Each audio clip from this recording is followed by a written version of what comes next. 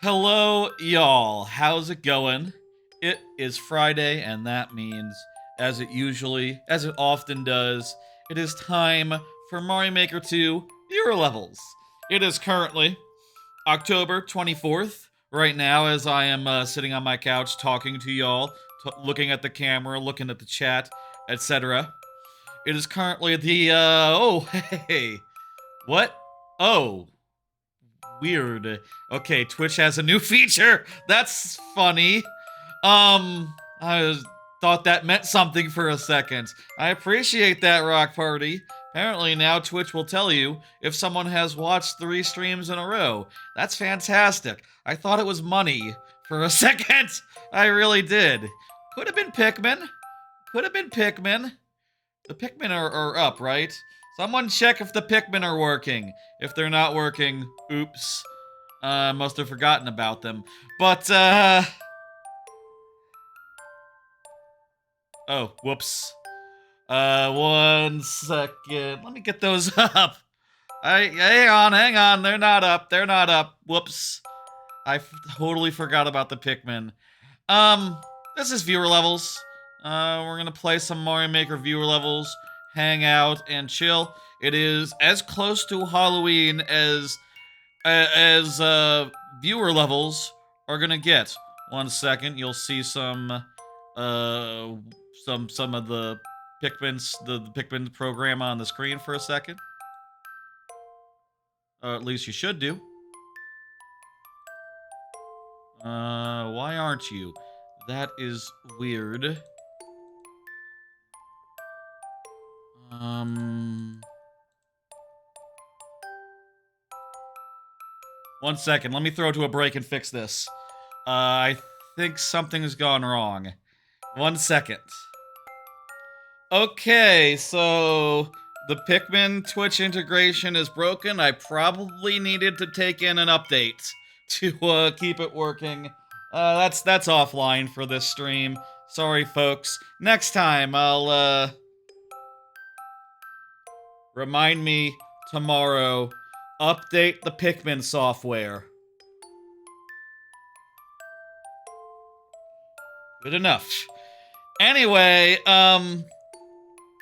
folks, so usually we would do this every Friday, but next Friday is Halloween, so, you know, there are gonna be people ringing my doorbell, and knocking at the door alternatively around the time we would typically do the stream. So, we're not doing a viewer level stream next week, making tonight the spookiest viewer levels get for this year, for this, season, for this October.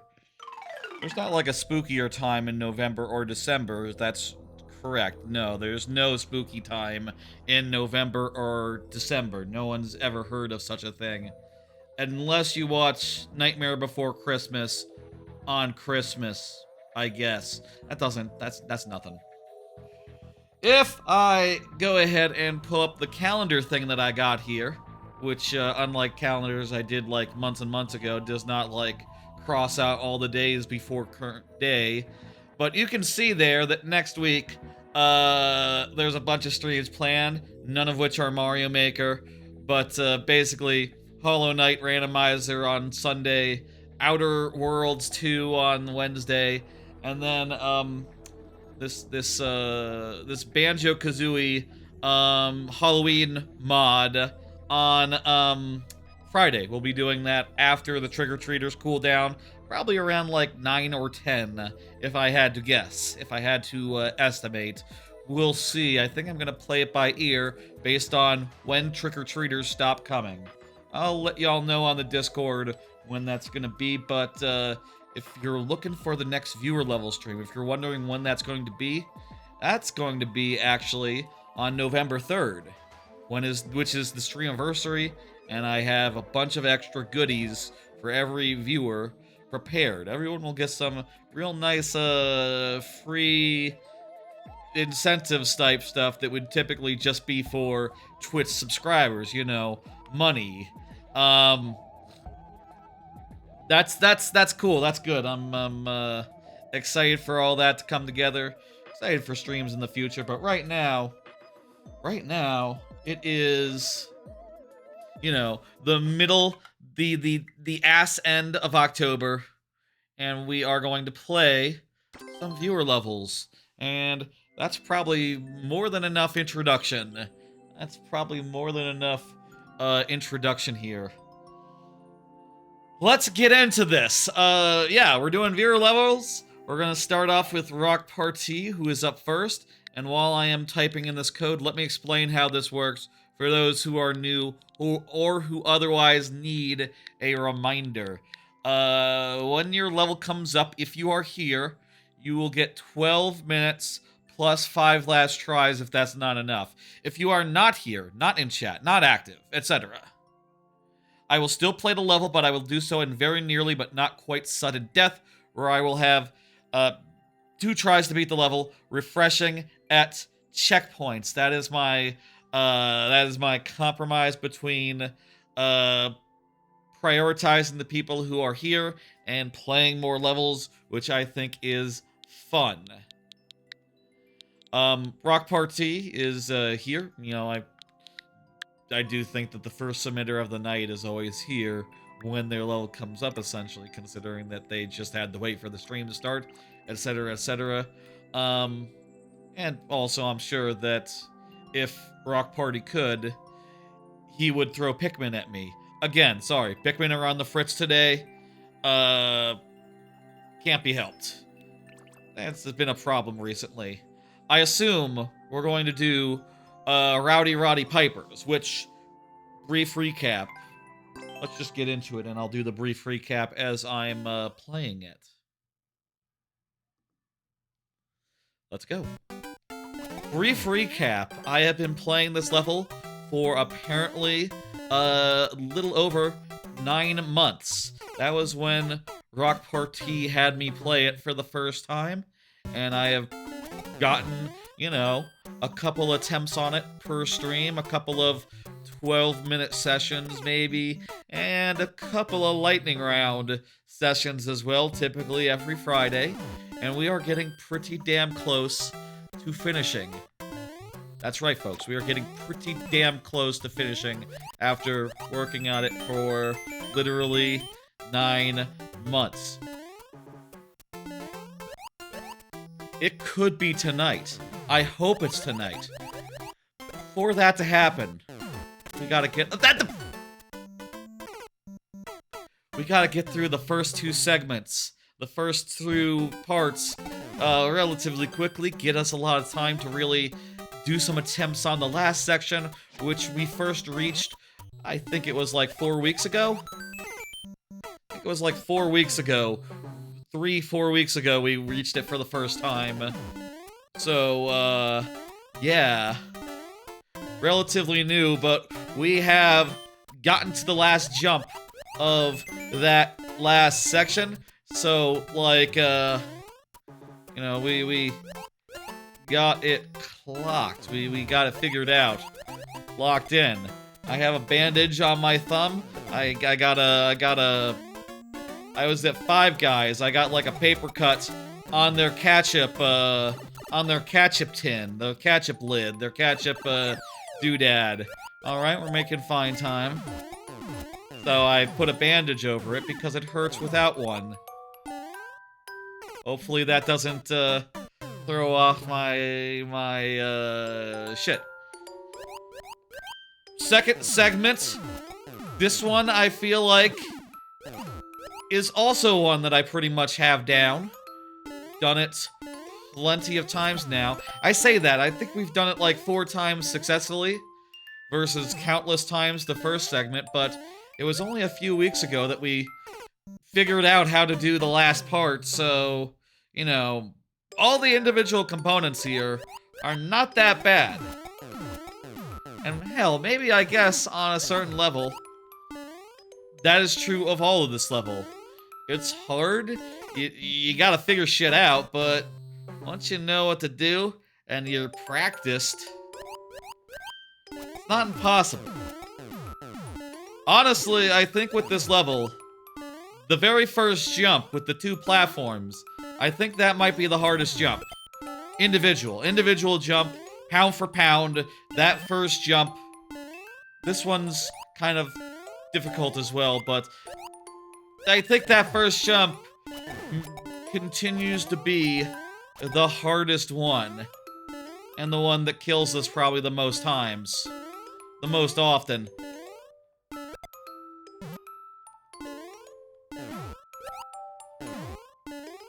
Alright, here we go. Remember a short jump. Then this, then left, then stay left. Then right, and now hold right, and we should be good. Yeah, we have 8 minutes to do... We have 8 minutes to do the final segment. That's as long as we've ever had. That's a good-ass time. Let's have this be it. Let's do it. Imagine it's this try. Imagine this is it. It could have been.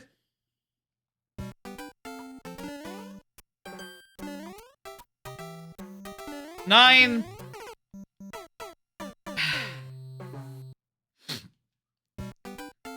9.5 or so months in the making.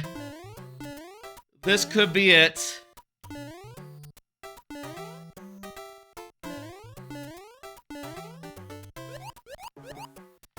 I'll say again, you know, I don't just play this level. I play other levels as well, which is why, you know, it's not like I've been trying this level for 9 months straight, you know, I obviously play everyone else's level, and there tends to be around 10 or so, between, you know, this level coming up, depending on how long, into the night Rock Party stays around. Maybe Rock Party submits, like, once.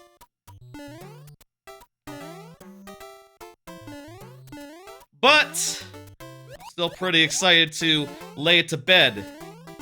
It'd be nice if we laid it to bed right here, right now. Come on. Shit. Okay. We lay it to bed right here, right now. Imagine. You know, imagine.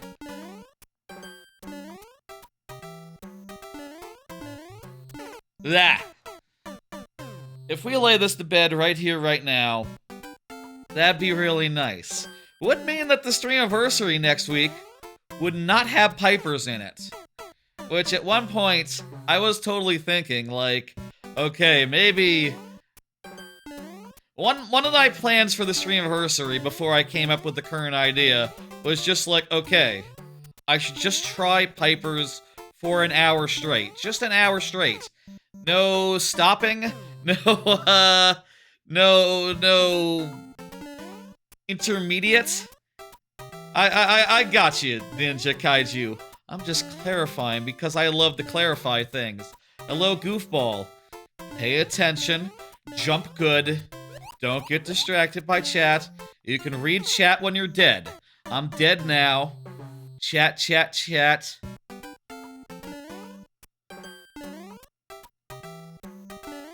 Let's dial in. The second to last jump is pretty hard too, I'll say. Also, like, low-key, I don't know if I need to do anything different there. Whew. I'll say I do have a lot to talk about tonight. Do have a lot that I want to touch on, want to talk about, etc. That said, I'm gonna let's focus in, let's pay attention to this level, and then we'll talk about the other such things after. There's been a lot going on this week. There's a lot that's about to happen in the future. There's a lot of games as of late. I am not wanting for topics. Last time, I bounced off every time. Granted, I think last time we got here with a minute left. We got here with just, like, the 5 last tries, essentially. Hey, Turkatron. Thank you for the level. We got here with 5 last tries. We got here at the end of the timer. Which, is rough. Is definitely rough. That said, week before, we at some point got past the spring and were sprung in the other direction. We just have to... Fuck. Do we need to jump higher from that? Maybe that's the thing. That time I landed on the blue plat pretty high up. I feel like that time, if I had full jumped from there, I would have made it over the spring and be able to land on it safely. Either land very early or jump after the spring lands. I don't think I can jump after the spring lands, because by that time the blue plat will be too far gone. I won't be able to clear it. That's a problem. It also might be activated. I mean, I think the spring is definitely activated by the on-off. So, like, the earlier we touch the on-off, the earlier the spring appears.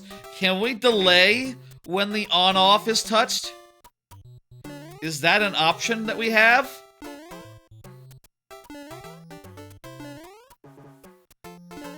Yeah, it's a very precise level, and also you have to figure out some things. Like, this last puzzle. I think we're onto something. Delay the on-off as late as possible. Delay it as late as possible.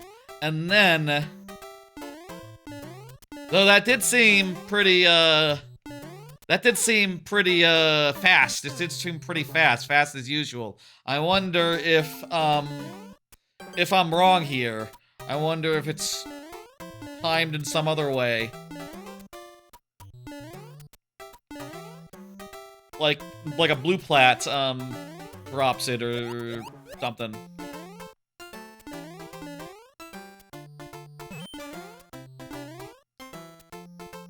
I think we're onto something. It's not a cannon.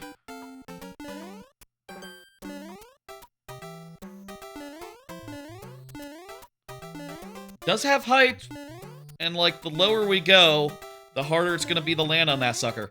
Fuck. I wouldn't say this requires perfect precision. I would say it requires like 90% precision. You know, it's not quite as unforgiving as I've seen.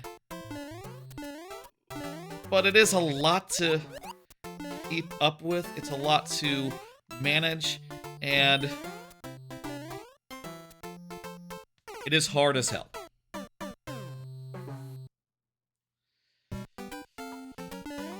Come on. We got 30 seconds left. That basically means at this point we got like six tries, including this one. Not very many.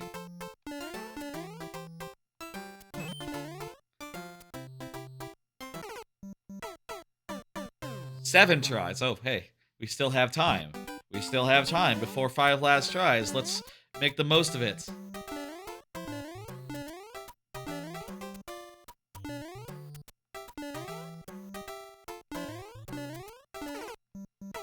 Ah!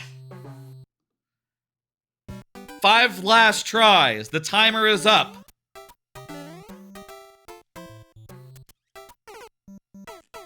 We wasted the first one.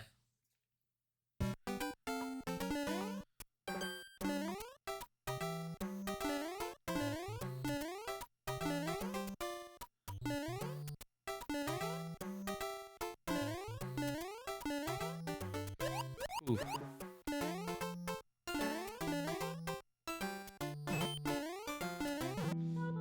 I forgot to do the trick there.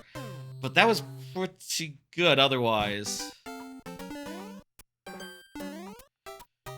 So dialed in, I forgot my plan.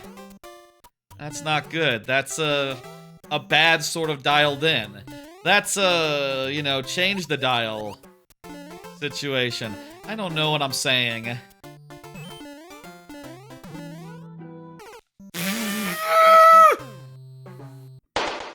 We can do this!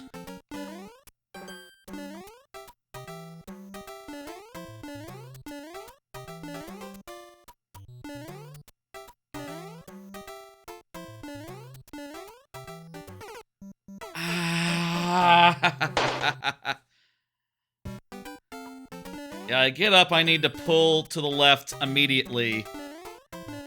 I need to jump to the right and pull to the left. Shit! That's gonna do it. I will say, right here, right now, Rock Party, you did do that 3... How did you activate that 3-stream streak thing? Because I do have a thought, which would be, I think it might be cool to offer people who with streaks 1 instant refresh. Would that be overpowered? I know that's a thing that typically is reserved for Twitch subscribers once a stream, but what if we had like a mini refresh? It's automatic? Okay, so you can't like save it for when your level comes up. One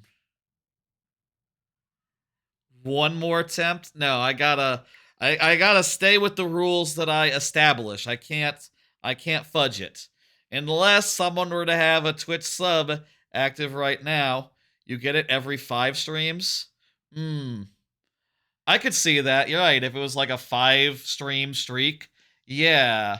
That also would encourage people. You put it in manually. I'm sorry. I don't understand. So do you put it in? Okay. Well, off stream, I will try to figure out how it works. That feature, and if it can be like if I can do any sort of incentive built around that, because that does seem like a pretty good thing to build incentives around. You can share your watch streak anytime. Okay. That's interesting.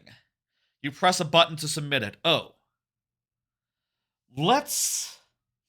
I'm gonna say, I think it would be cool if that got you a Express Pass style refresh. Not a full one, but like a mini one. Like 3 lives worth, let's say. Let's workshop that. Let's try that out here. Fair warning, everyone. In the future, after the streamiversary, let's say that's the thing.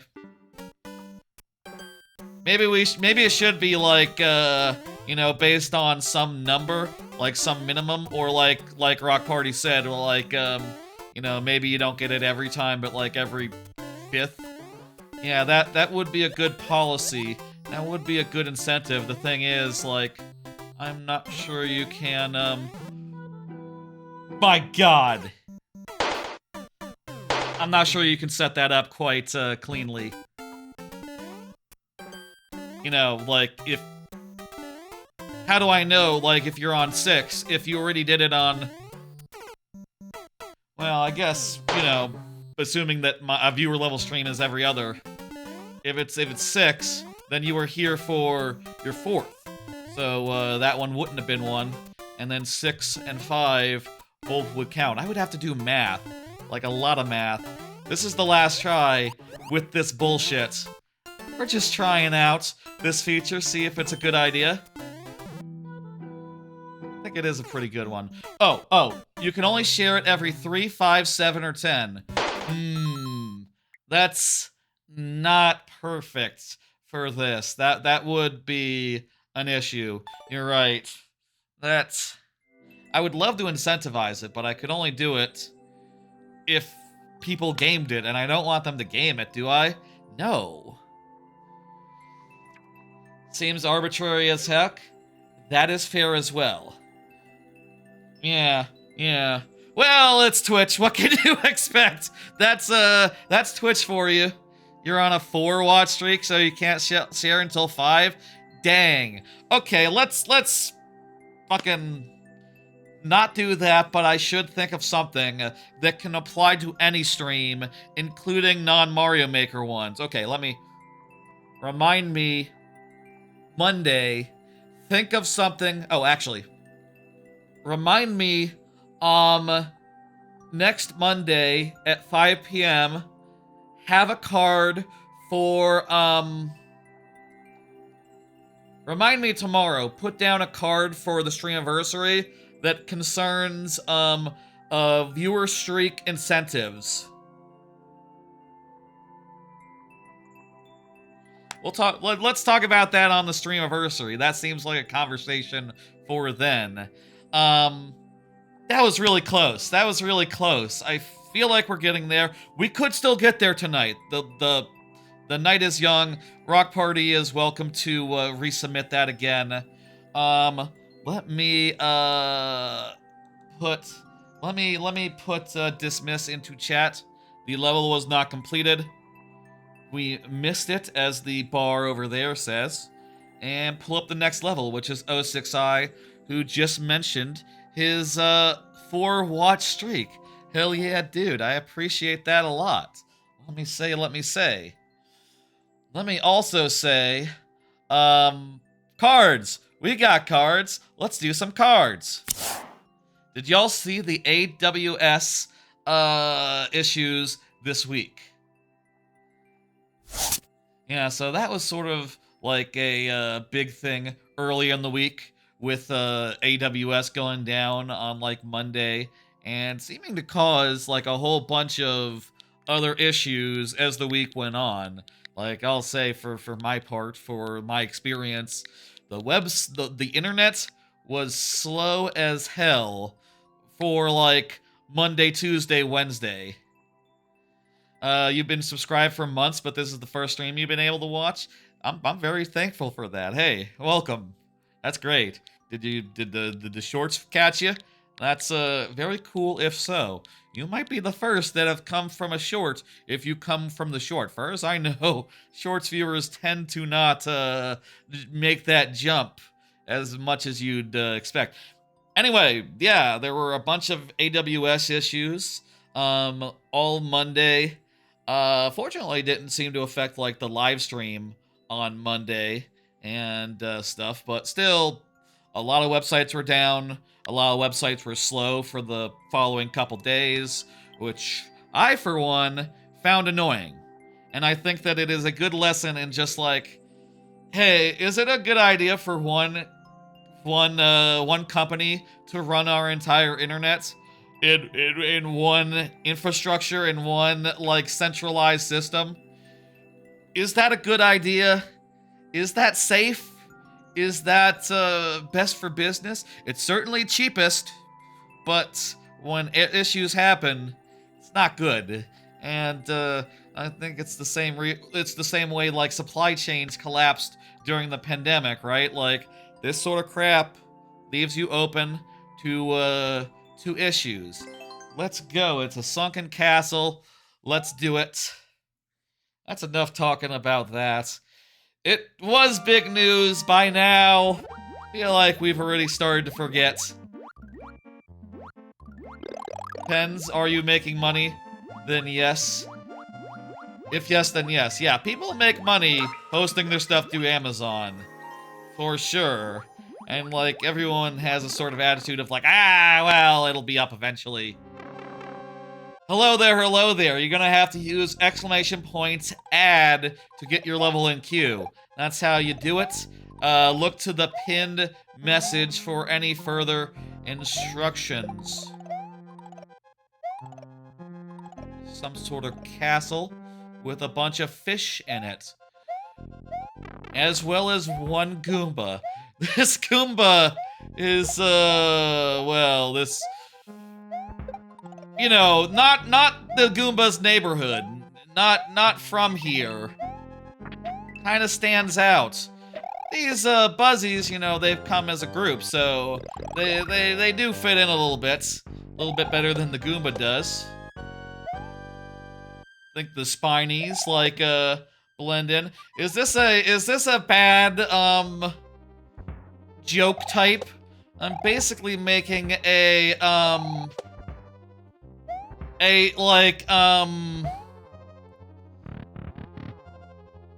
seems awfully fishy to me. That's the better way to go about that. And there's another Goomba, and hey, there's a Koopa as well. How about that?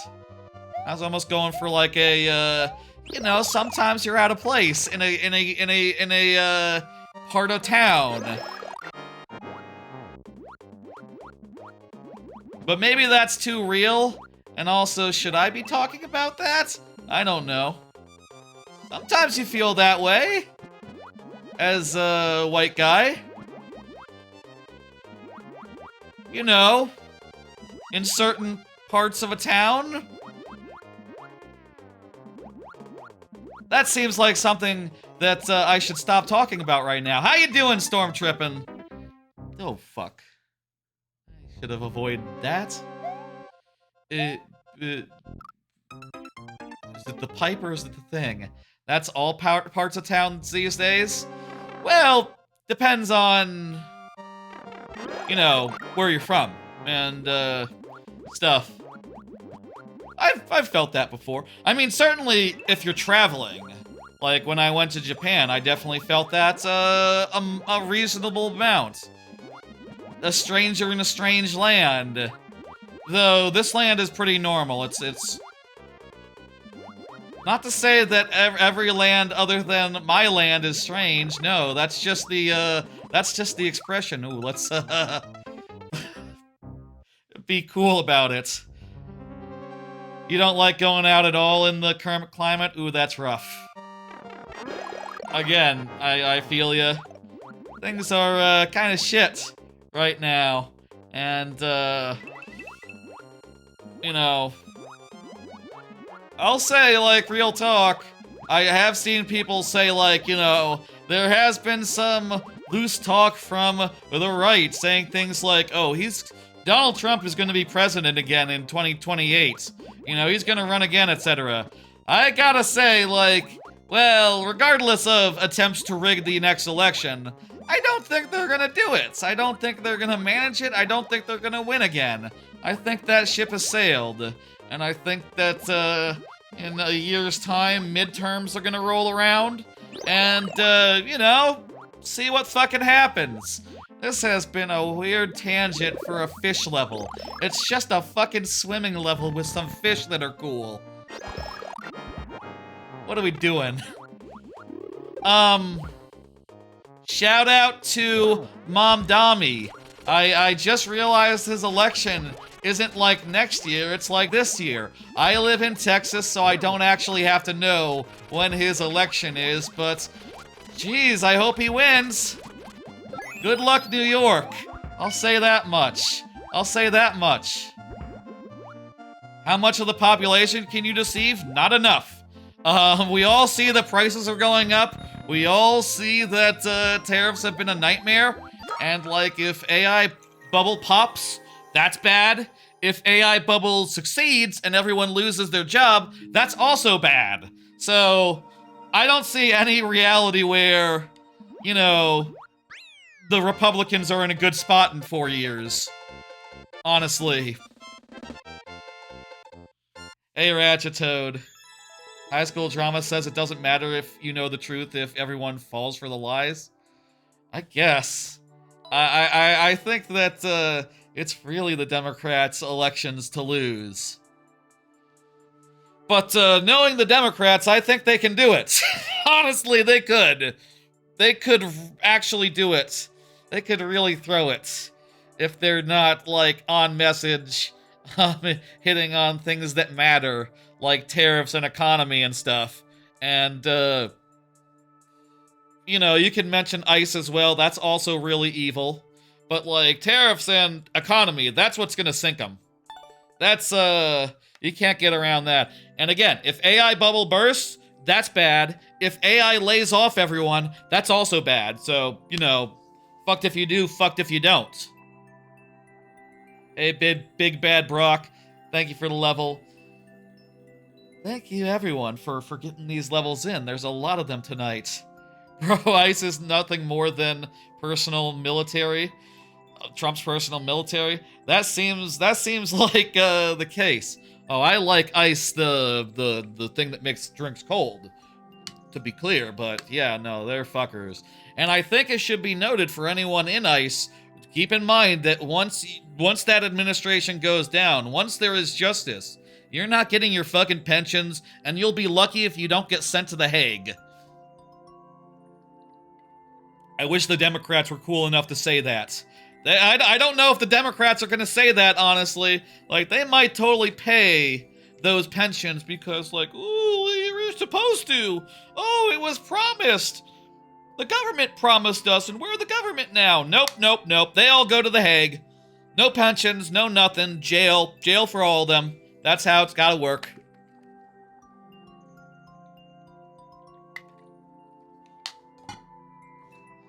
You gotta love the ice guys with Nazi insignias. That's just normal. That's just normal for police enforcement.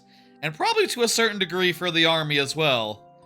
Jail is too nice for ice. That sounds like a slogan. That rhymes. That's something to put on a sign. Take note of that next time there's a no kings. Next time there's a no kings. Put that on a sign. That's pretty good. As a former police officer and medic in the army, that shit don't fly. Didn't know that, Turkatron. Gotcha. I hear you. Let's hit complete and do the next level. Freddy from the YouTube chat. I got a document of things that you want to do as far as the fictional villain Ursula. Hopefully it don't... What? You have a things you want to do to the fictional villain Ursula. Ah, okay. You mean like in Minecraft. You mean like in a Minecraft situation. Gotcha. Let's change the topic. Weren't we talking about AWS? Anyway, I got a bunch of other cards here. Freddy, go ahead and confirm. Let me put this in chat so Freddy can see. As you do. Whoopsie daisy. I didn't do it in the YouTube chat there. I will do it in the YouTube chat now. There you go. Freddy, on the YouTube side, please confirm. Meanwhile, I do have cards here. We don't have to talk about current events all day. We can talk about the health. How did AWS get to ice? I don't know, honestly.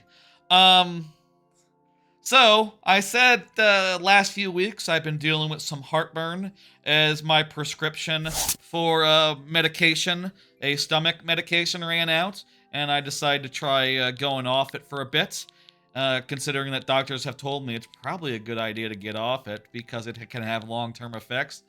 I basically just had chronic heartburn for the last 2 weeks as a result, and as of like Wednesday, I got back onto that medication, was able to get to a teledoc, and they were able to give me 30 days of it.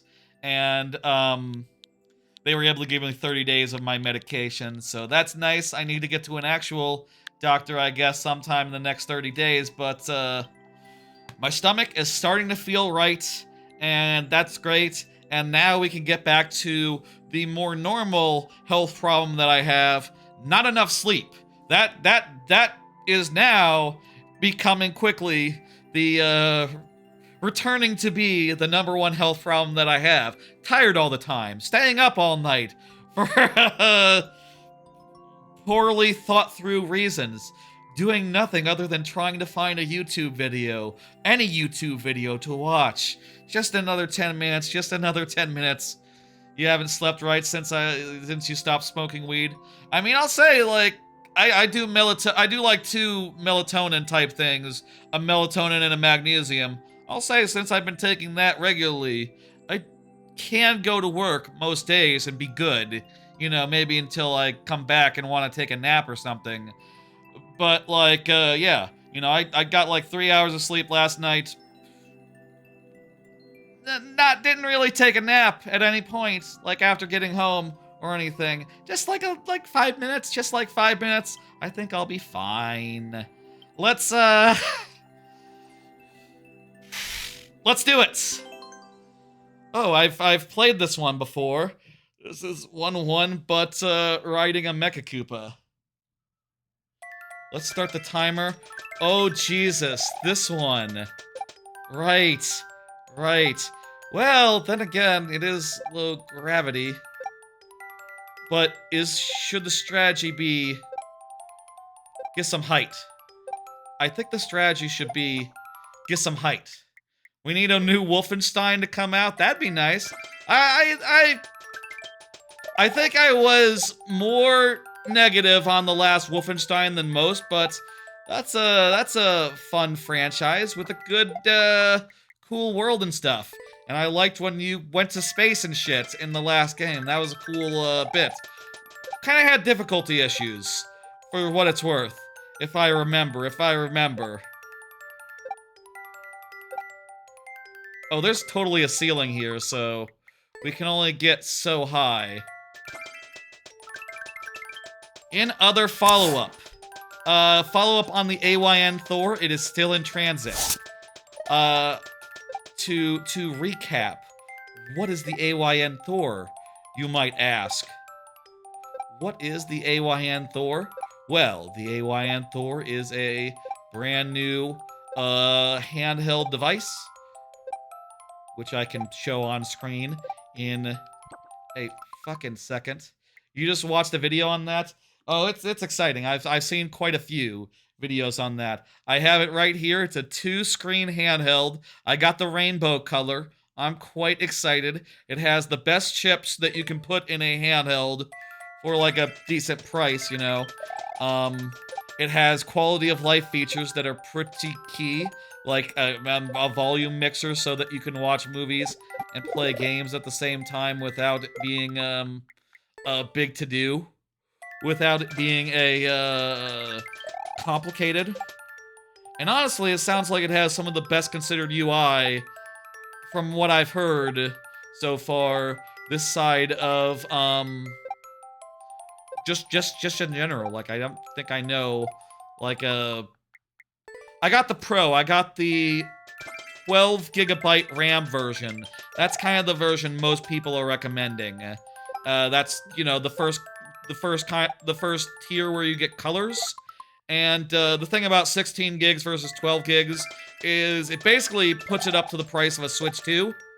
And also, which I just found to be like, oh, I don't think I can pay Switch 2 prices for a retro handheld. I don't think I can do that. That seems like a bridge too far. The other thing is that, for emulation's sake, 12 gigs is kind of enough. The only thing that might be a difference, or might be a exception to that, is some Winlator stuff, and some, like, PlayStation 3, potentially Xbox 360, if that ever becomes a thing. Like, basically theoretical emulators that aren't quite 100% yet could require 16 instead of 12. But, like, that is so hypothetical, it's not really a real concern.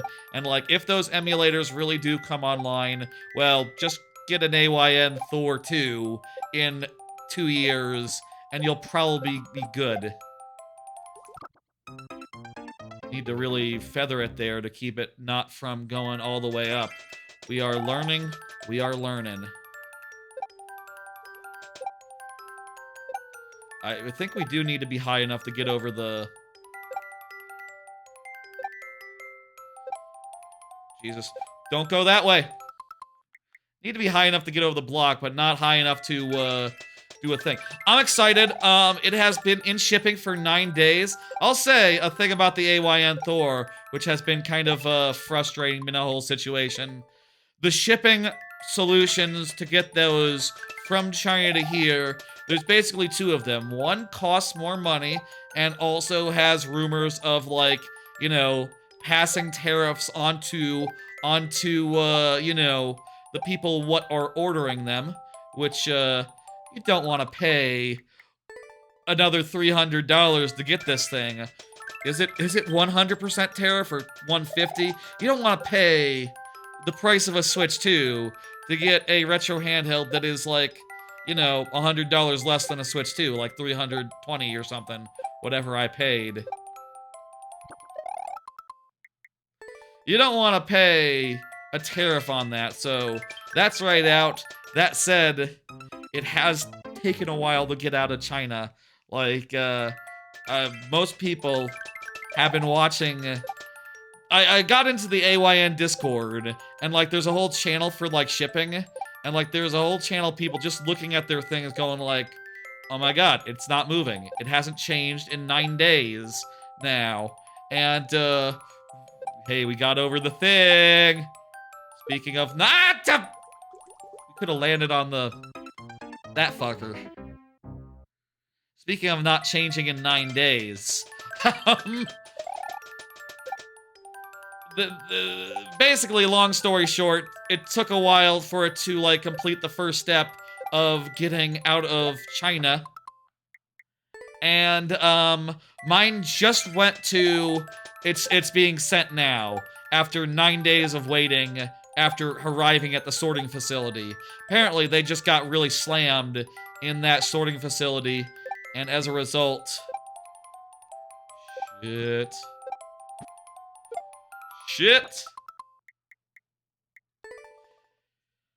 Feel like that just happens when they show up. Possible. I'll say it also did take like 2 to 3 weeks when I ordered a Retroid Pocket Flip 2.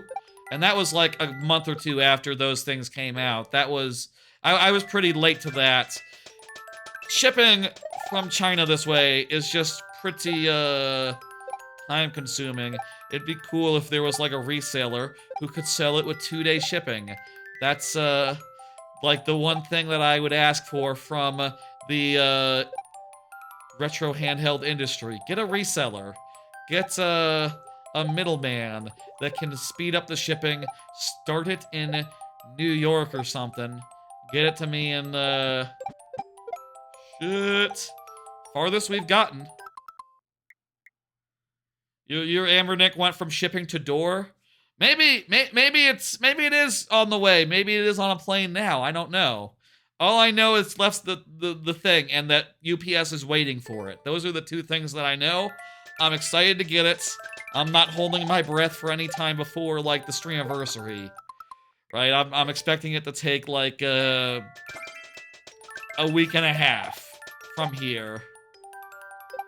But hey, if it arrives sooner, I'll definitely like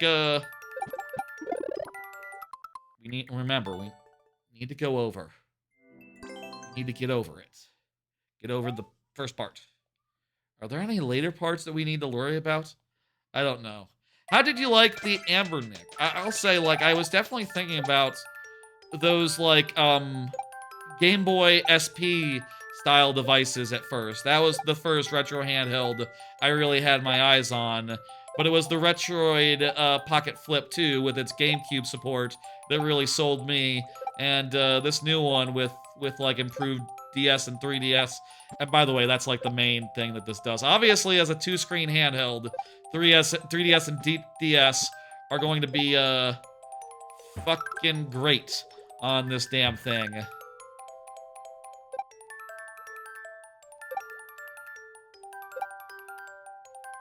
Oh god.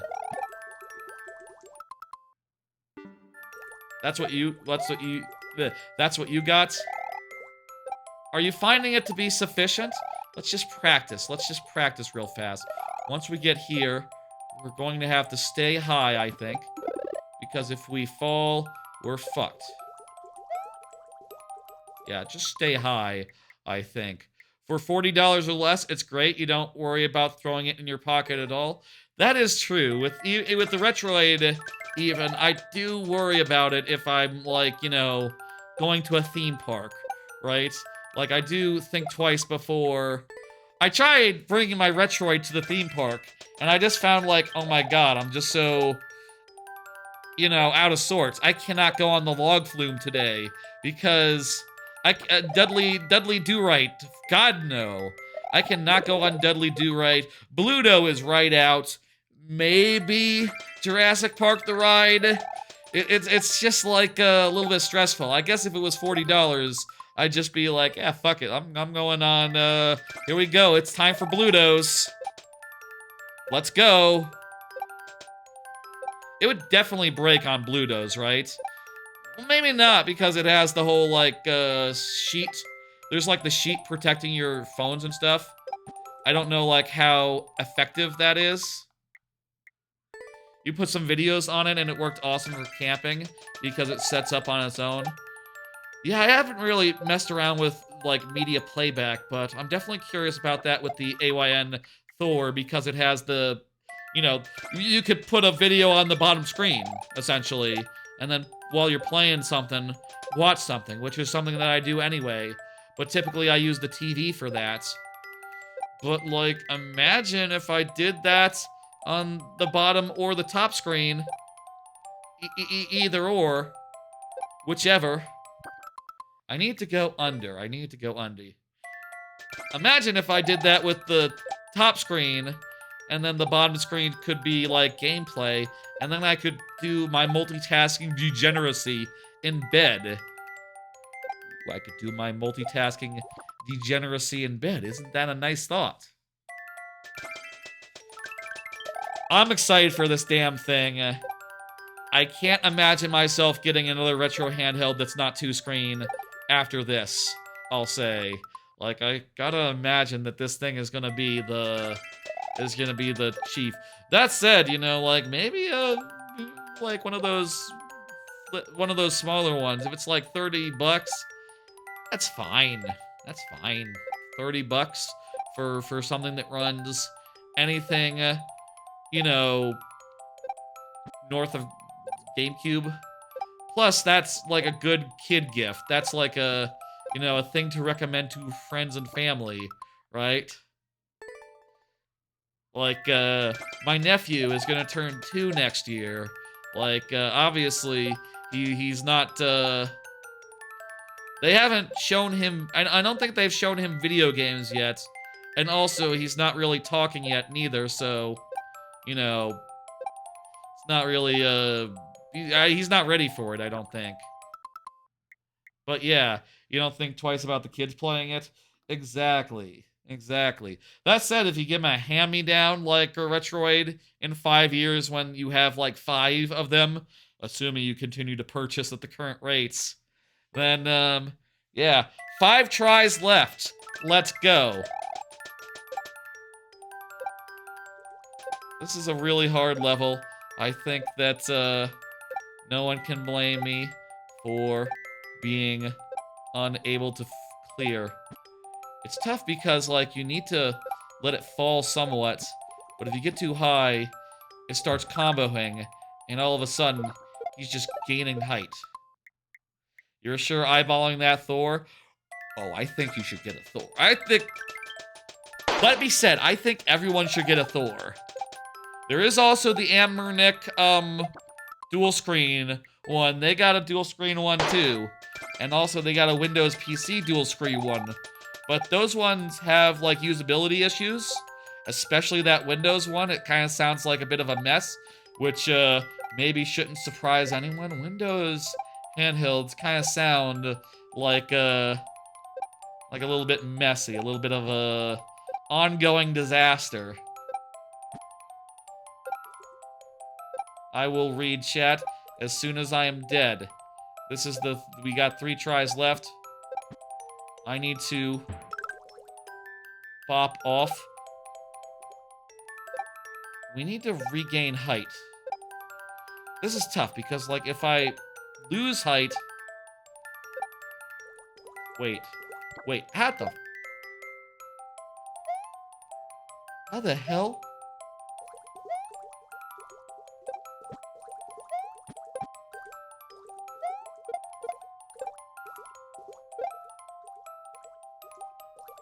I feel like I need to, like, thread the needle here and go through here. I feel like these blocks are too high. I feel like there's not enough height to, like, avoid gaining height. Or avoid, like, a crash out. In the monkey ball sense, not the zoomer sense. It is called a crash out. No, it's a fallout. A fallout in monkey ball. Okay, that's different. That's, monkey ball is, good.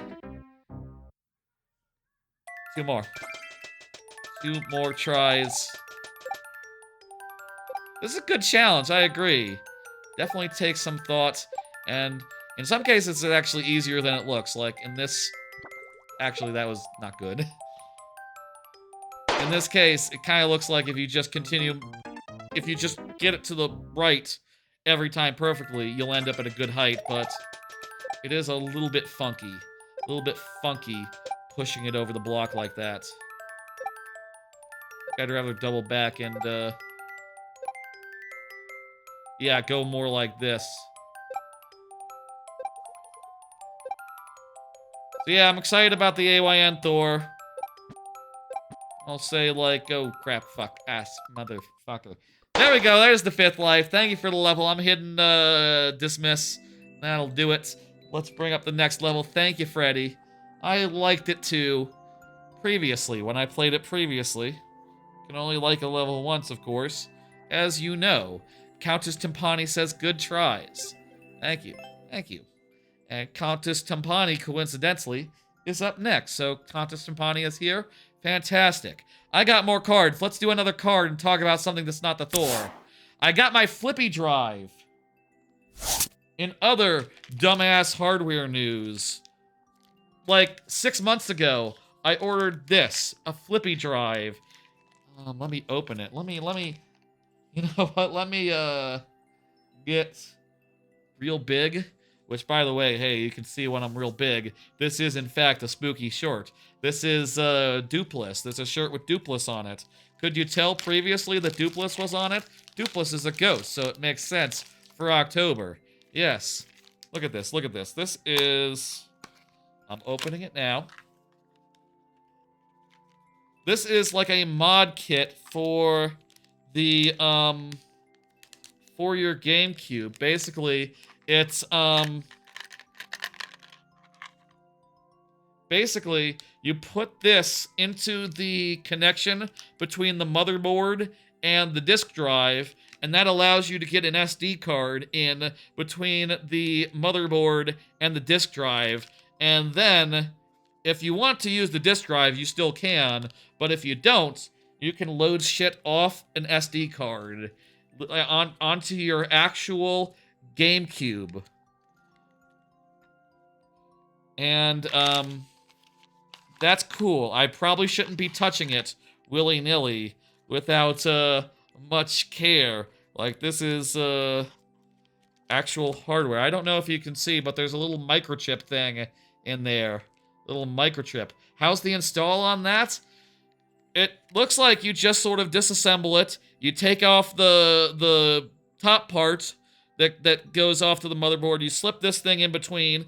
You mount this thing a little bit. Then you put in your card and it's good to go. You don't have to do that much complicated. You just have to like fold this thing in, get it in between a plug. Like put it, you sort of fold this, right? So one part connects on one side and the other part connects on the other side. And it sort of gets in between, if that makes sense. No soldering, no soldering. You bend this thing like this, I believe. And then you put this into the plug, and then you put the plug that goes to the thing in like this. So it sort of gets in between. That's how it works. I am excited to set that up. I don't know I have time this weekend, considering I'm already doing a Sunday stream. But, and also I am just a tiny bit concerned because the last time I tried to turn on my GameCube, it gave me some troubles. But, I am going to assume that this works. I'm going to assume that my GameCube works. And, I didn't just drop a piece somewhere onto my couch, did I? I'm going to assume that I don't lose any, pieces of it. Where the hell's the mount?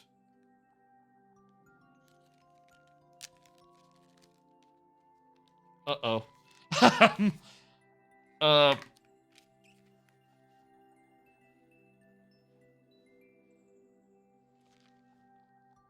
Duh. Uh-oh. Well, anyway, 1 second, folks. Let me throw to a break and look in my couch. I might have lost something. I might have dropped a piece. 1 second. Yeah, that's just the name of it, goofball. That's just the name of it. I don't know why they called it that. Oh, thank God. I stood up and it fell onto the floor. Beautiful. It was just hiding in my lap or something. I'm going to put it in the bag and I'm going to be very careful about all the pieces that go into that. It's a flippy drive, goofball. Flippy drive. I believe it's sort of a spin-off floppy drive. You might have to look into that, Stormtrip, and hell yeah. They just started shipping. I'm not sure like how long the wait is to get a new one, but I'm gonna give it a shot, assuming that my GameCube turns on. I'll check and see if it turns on before I disassemble it. I mean, I guess if it doesn't turn on, I might as well disassemble it and try to get it working again. So there's that. Let's punch in this level. I'll say, by the way, let's aim for 8 o'clock for the lightning round. Let's aim for 8 o'clock. That means about an hour from now. That seems like a perfectly good time. We got some meaty topics ahead. Some meaty things that I want to discuss. You know, right now we've been talking about follow-up and like things that I got in the mail. I hate autocorrect. It made it floppy, not flippy. Geez, gotcha. Nico, knee sadist. Oh boy. Hey, Meggy Kitty. How you doing? Let's start the timer. I remember this one. I believe this is one where we need to run through the screen, like X times, basically at full speed. And if we lose any time, I think we're done. Correct me if I'm wrong, but like we need to basically get through this screen, and we need to do it in good time. And then we go through a thing, and then every time we pass through the overworld and the subworld, a POW block goes off. So it's all about. I guess you could say like maybe there's a timing to this. Maybe you could go Nico knee. Have we talked about the new Halo thing? I don't have a card for that actually. That happened today, like a few hours ago. They just announced a Halo remake. I'll say I didn't play the previous Halo remake, so you know, it's not something I'm super interested in personally. And also I don't have Game Pass anymore, so even if it's good, like I don't know, man. I don't know I'm gonna like go be busting out like you know, all that money for it. But I have played like most of the previous Halos even before you know, after a certain point, after I started getting into them.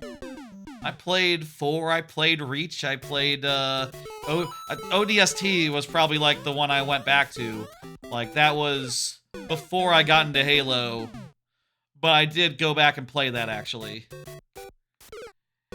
You're going to a show tomorrow and might need to bend it over? Wait, what? I wanted to say see how you twerk. You're trying and struggling. I was doing it right, but I don't know. I'll say, I suggest going back and watching the Baby Steps stream from a couple days ago. Or like a week ago at this point. There was some twerking in there, like in the first 10 minutes. At least from the main character of Baby Steps. I might have a YouTube short of that ready to go if I don't prioritize, like, you know, the more classical getting over it style, short stuff. The pop punk show. I'm not a big music person. I don't know bands or whatever. I might be the wrong person to do that for. I don't know Gwar. I feel like I don't know most bands. I've heard of Gwar. Is Gwar relatively new? Like last 10 years? Or are they like... I've heard of Gwar. The name has come up. I just don't know what it is exactly. Gwar is older than all of us, I'm sure. Oh, is it like from the 70s and shit? If it was in Brutal Legend, I would have known about it. feel like most of my band knowledge comes from the characters that guest starred in Brutal Legend. They've been around for 40 years or so. Oh, they're like death metal then. They're like heavy metal, hardcore, or something like that. I think I got a connotation of that's like that. Are they like glam? Are they like hair rock? They killed Trump and Elon on stage recently. They killed them. Oh, I misread that at first. Just said like Trump and Elon on stage. Like, oh, are they associated? Like, no, in the good way. They were rebellious against. Okay, perfect. Like Midwest emo. That's interesting. How about another card? I got some more cards. Let me tell you one thing that I've been thinking about recently. They have a habit of murdering people on stage. Oh, that's cool. Let me tell you. Have you heard the big news? That's right. Homemade in the Shade is fucking back. This is the big news this week. Bluebells, I say this week. Actually, I think technically it started rolling out in like August, but I saw it in my HEB this week, and I said, holy shit! It's Homemade in the Shade, one of my favorite ice cream flavors ever that has been gone for like 5-10 years. Basically, it's like a vanilla, like a homemade vanilla with thick rivets of like chocolatey fudge. Like almost like a chocolate syrup, but more fudgy, more like solid, more like viscous, and more chocolatey than just mere chocolate syrup. It's a goddamn good flavor, and I've been very happy to have it back. I saw it in the store, and I saw it said for a limited time, and I said, oh god, oh shit, oh hey! And I'm gonna just die just to be safe because I'm not sure timer tight, etc. I said, oh geez, oh my, oh wow. And I bought three gallons of it right there, then and there, because I need to have some. I need to like be good. Ice cream is lame. Gerald can eat your panani for free. Panani? I don't know what a panani is. Is that like a euphemism? Can it be used as a euphemism? I think it's some sort of food. It's some sort of food. I think it might be a use, and in this context, I think it might be a euphemism. That said, you do like to feed, people do like to feed the people they love. I'd give Bernie Sanders some pasta, I don't know. Who do I love, as far as like a public figure goes? Well, there are a lot of parasocial people that I love, you know, like I love y'all. That's reverse parasocial. In some cases, it's just social, considering I know some folk from like various discords and all. I love Dan, and I love Dan Reichert in a parasocial way. I would feed him spaghetti. You were also a rural Oregon school. I'm a suburban Texas school. But I finished it, and also college, so that's different. You went to high school around 2004, you'd know. I went to high school around 2000 and, it was between 2005 and 2008, so, yeah, I guess maybe I wouldn't know. 2008, 2009? Maybe, somewhere around there, a few years after that. I was never very cognizant to what people were listening to, in general. Even when I got an iPod, I was just sort of putting my own stuff on it.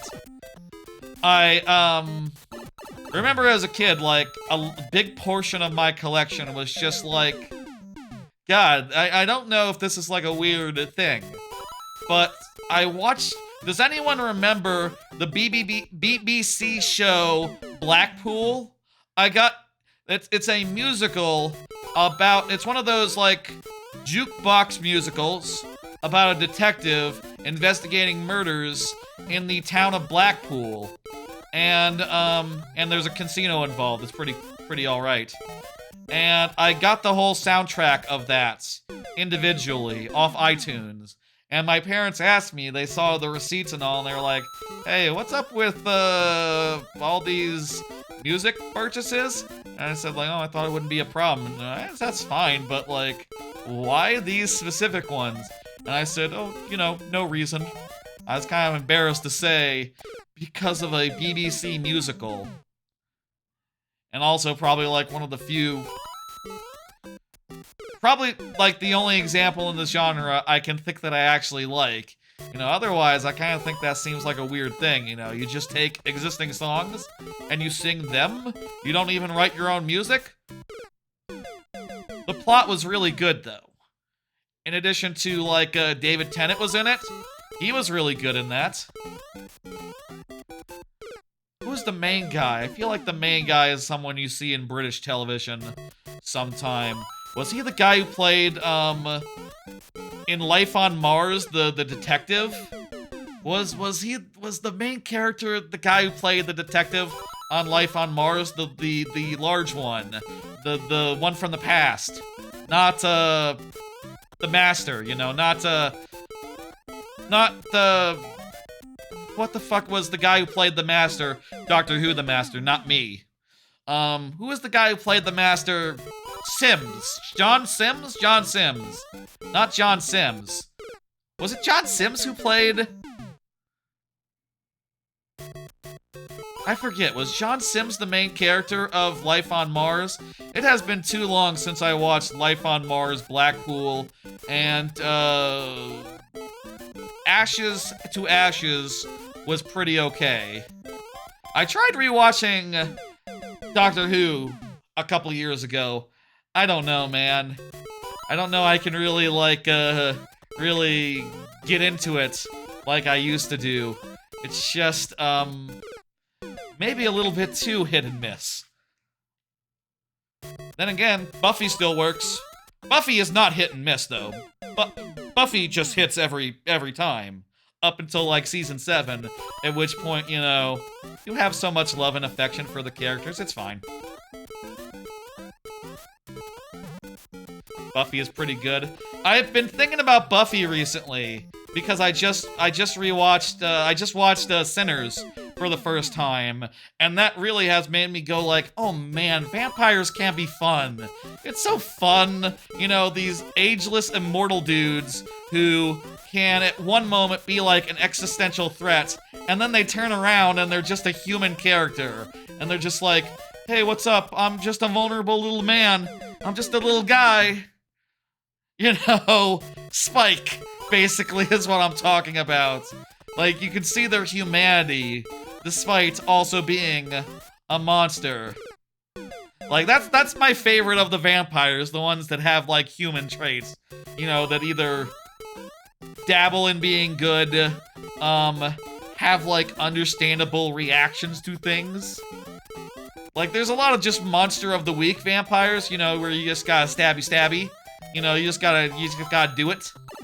But I love how many, like, vampires they have where there's more to them than that. There's kind of a lot in Buffy that are like that. You're excited for Mitch Minotti of Giant Bomb fame, Giant Bomb co-owner Mike Minotti. You're excited for Mike to watch Twilight. He's watching Twilight? I haven't heard about this. Timer's up. Let me go ahead and bring up the tries.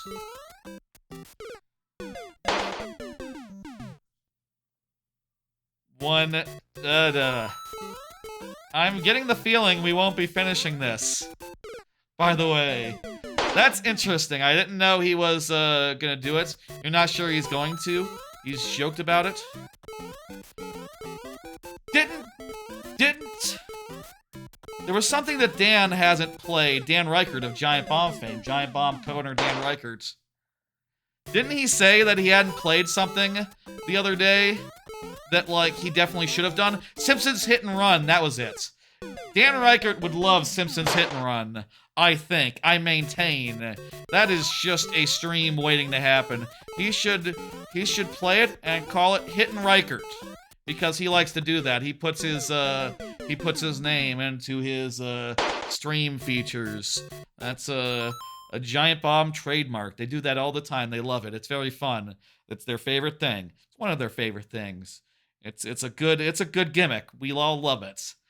People in the parasocial space there. We are all in one parasocial space or another. Thank you, Countess Timpani, for the level. We've run out of tries. Good tries indeed. Yeah, that's a Dan game. That's a Dan-ass Dan game. And also the Simpsons connection. It'd be fun to just think about Simpsons for a while as he, did the crap. Let me go ahead and hit dismiss and bring up the next level, which is by Luis. Luis. I need to make sure, by the way, that when Luis submits, I'm on top of it and I don't miss Luis because he's been having issues with the level bot. Looks like I haven't missed him. Good. Luis, though, is fine and the level bot works great. You would like to heck out that Futurama, to check out that Futurama mod? I'm curious about that, but the thing is, with that mod, I don't think it's gameplay. I don't think it's, like, plot. I think it's just a town to drive around in. Personally speaking, I'm not even sure that's much of a stream. Also, I don't think I have the PC version. I have the GameCube version. Or, I don't know, like, how you set that up, etc., etc. I'm curious about all that stuff, too, but bereft of a game, I don't know what I would do there. Oofa sofa. Is that your catchphrase? That's not bad. Oofa sofa. Like oofa doofa. I liked it when the McElroys said oofa doofa like 10 years ago. That was a good catchphrase. There's some good catchphrase out there. Let's see what the next card says. I forget. What candy have y'all gotten for Halloween? That's right. I totally was going to, in some way, segue from ice cream, which I saw while I was at the HEB, to the Halloween candy that I got for Halloween. Comma, let me clarify. Oh, God, it's heavy. Let me clarify. Let me be clear here. I am talking about Halloween candy that you give out, not Halloween candy that you run around and retrieve. I am too old to retrieve Halloween candy. I have a nephew who will probably be out there, but, whatever. Let me get big and show you what I got in my big old candy thing, which is probably way too much. First off, I got like a variety pack that looked interesting. I saw these Jolly Roger lollipops, and I said, that'd be a pretty good starting point.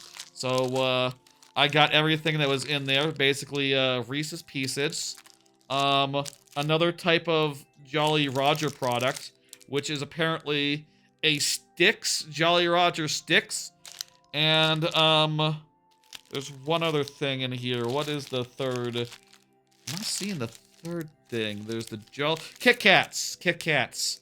Honestly, I'm not a big fan of Reese's Pieces and Kit Kats. So if I could have gotten the lollipops without the lollipops without getting Reese's Pieces and Kit Kats, I would have done. But yeah, I do get trick-or-treaters at this apartment because I have a front door that goes out to a playground. And people trick-or-treat here.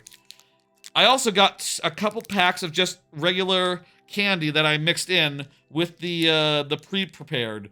First off, I got some Airheads because I thought that would be a fun thing. I'm realizing now that there might be a bit of an overlap between the Airheads and the Jolly Roger Sticks. Like, now that I look at it, I think that Sticks is like an off-brand Airheads variant. So, oops. But that's fine. I got some peppermint patties because peppermint patties are fucking fantastic. And also, I'll tell you a little secret. Within this thing, within this bowl of candy, I have buried $5 worth of Lindor white chocolate dealies. $5 of Lindor chocolates, the white chocolate ones, the good stuff, essentially. You know, the chocolates that you would eat if you were eating chocolates and were willing to pay a little bit more for them. And I think that's fun. I think that's a fun gimmick to do, to like hide some just in case, you know. I did find last year that the people who tend to get those are the ones that are just like taking whole handfuls, but like also I'm not gonna get enough to really empty the bowl, I don't think. It'll probably just be trick-or-treaters for like an hour or two. I'll be lucky if I run out, honestly, so probably it's fine if people take some big bowls. M&M's is one of your favorites. As far as favorites, I would say that maybe Skittles. Skittles for me was always above M&M's, but I didn't go with any of those this time. Jolly Ranchers were I loved those as a kid. Haven't had them in ages, but I can still just picture it in my mind's eye, in my tongue's eye, what that tastes like. Those things were goddamn good. Ring Pops, like those like little hard candy shits that you like that you sucked on. Those things were damn good. Linder has some very smooth chocolate. Oh, yeah. And I'll say white chocolate is my favorite. I love white chocolate. And Linder's white chocolate is like the gold standard as far as that goes. I think that, you know those, what's the triangle? What's that brand called with the triangle and the mountain? You know, it's sort of triangular shaped. That brand, it's like Troubadour or something. Toblerone, that's it. Troubadour. Toblerone has some good white chocolates, though I feel like there's some weird flavor in theirs. I'm not sure 100% I can get behind it, but it is like a mix of a cookies and cream and a Linder quality chocolate, with maybe some extra weird stuff thrown in on top of that makes it not, you know, not my favorite thing ever, but pretty good. Luis, did Luis say anything? I think Luis did say... Actually, it's been a minute since Luis said anything. I should have hit next. So that Luis can know. What are we doing here? What should we play? We can do a music level if we just want to get through no matter what.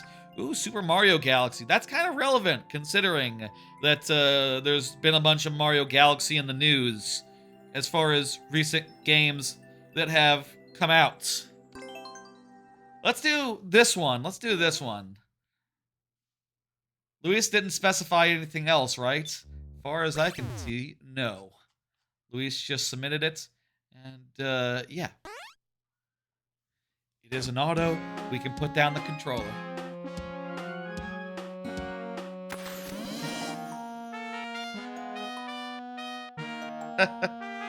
That's a fun way to like slow down the music, Luis. That's pretty damn cool.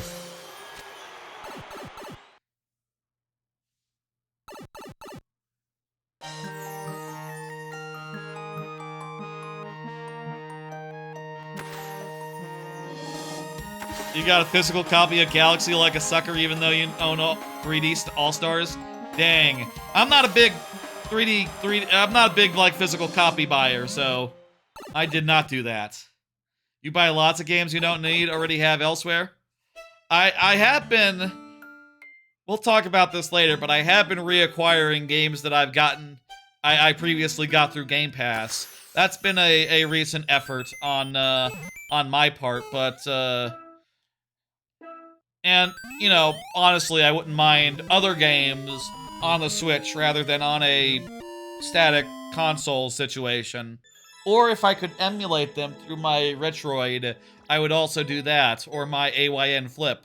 Either way, Retroid or like Switch 2, preferable to any sort of like, you know, lockdown experience on a TV.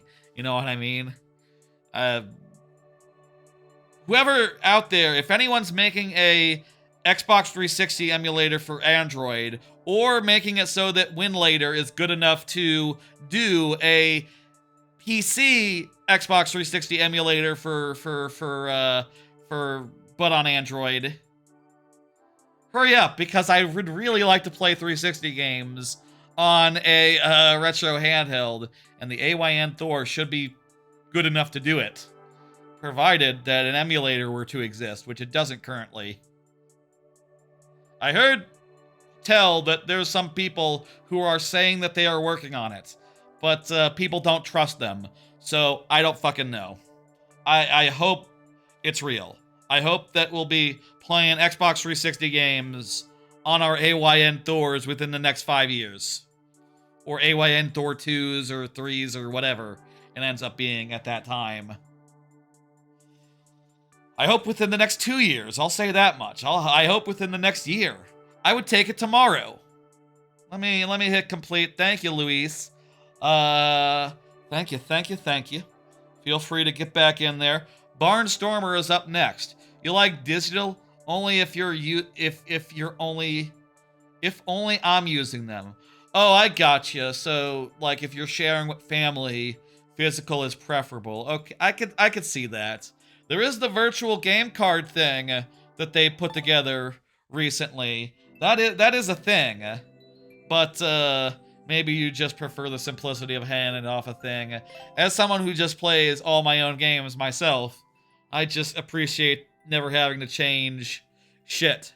And I'll say, like, you know, people sometimes worry, like, oh, what happens if the Switch Marketplace closes down? What happens if you just can't access them through the Switch? It's like, okay, well, I'll tell you what happens then. I have an AYN Thor coming. I will get my games off the Switch magically using the power of dumping it myself, which I will definitely do. I won't get it from somewhere else. No, of course not. Perish the thought. But I will get my games that I definitely bought and everyone remembers and agrees that I bought. I will get them off my Switch, and I will get them onto my AYN Thor, and I will have them forever, and no one can stop me. And fuck off if you think that's going to be a problem. No fucking way. No court in the land would convict me. You know, I'll say that much. And to that effect, I should say, basically don't worry about it. You know, if you're paying for something, usually that's enough. You know, most companies will admit, like, oh, yeah, you paid for it. It's yours. That's true. That's true. Do what? Who cares? I don't care. I already got my money. You got me there. It's yours. Go, whatever, dude. Just, make sure you don't skip the paying me part. If you aren't distributing it, it's usually okay. Right, it's a backup. You gotta, it's a backup. You definitely one that you did yourself. I definitely did acquire all the games I backed up. Oh, yes. Oh, yes, definitely. I don't know how people justify that with arcade games, but fortunately, I am not interested in arcade games. Maybe you can buy the boards and then back those up. And then, oh no, they got lost in a fire or something. Oh no. That would be a damn shame, but fortunately you have backups, so it's all good. You grew up during NES, so changing out physical cartridges isn't anything that vexes. Well, it doesn't vex me either. I was also alive during the SNES era. You know, that was my first console. The N64 was out at the time, but, you know, it was my first console, but I still cannot get enough of the convenience. Since, like, the Xbox One era, really. I've been all in on that since the even, like, late stage 360 was approaching that, and then, like, after that, ooh, I'm gone. I'm out. Let's do it. Do we want to do a card? Feels like... I'm pretty sure that wasn't a card. That was just a... Was that just a bunch of tangents? What the fuck was we even talking about there? The next topic is Luigi's Mansion, so I guess that was just a big old fucking tangent, huh? Fun. Let's set the timer. Also, yeah, Luigi's Mansion is on NSO. That makes a lot of sense. It is the spooky season. It's cool that you can play that whole series now on, cool that you can play that whole series on, this is pretty damn intuitive. It's just kind of working out as if by magic. Wow. Well, almost if by magic. Next time will be magic. That's a good game to come out. Look at this level. It all comes together as if by...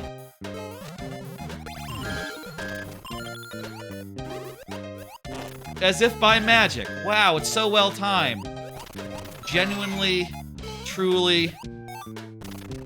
it's almost like it's playing itself, except it's me that's playing it, and... oh! You gotta kill a Boom Boom. I saw him coming. I saw him coming. I froze like a deer in the headlights. Is there a Mario deer? I don't think there is. What is the name of the Pokemon that's a deer? What's like the most famous video game deer? I don't know where I'm going with this tangent. Deerlom! Like a Deerlom in the headlights! Is Deerlom in Pokemon, XXXA? ZA? Wasn't Deerlom? Deerling. Deerlom. Who the fuck is Deerlom? Like a Deerlom in the headlights. Chat was incorrect. Chat made a mistake. That was not me. I just didn't remember Deerlom. Part of me was just thinking like, oh, Deerlom in the headlights. That's kind of funny. That could be the stream title. It's not even the fucking name of the Pokemon. And also, Pokemon is not like a big, huge topic of the stream anyway. Why would it be a Deerlom in the headlights? That's just, that's nothing. That's not anything. We'll have some better title later on. There's some topics that I'm gonna get pretty spicy about. I know you say that. I say that after getting moderately spicy about ice and stuff. But, there's some spicier topics coming. This is another really well put together. What the hell is this? Oh! Hit the shell into the thing. For a second, I was expecting like a P block. This is another pretty cool, relatively intuitive chunk of level. I think. Anyway, yeah, I think Luigi's Mansion is a great game. I played it, the last time I played it was like a year and a half ago. No, it was like 2 years ago. It was the Halloween streams. It was the Halloween streams of 2 years ago, October. Which was good, but like, I'm kind of fixed good as far as that goes for another couple years. I think. I don't know.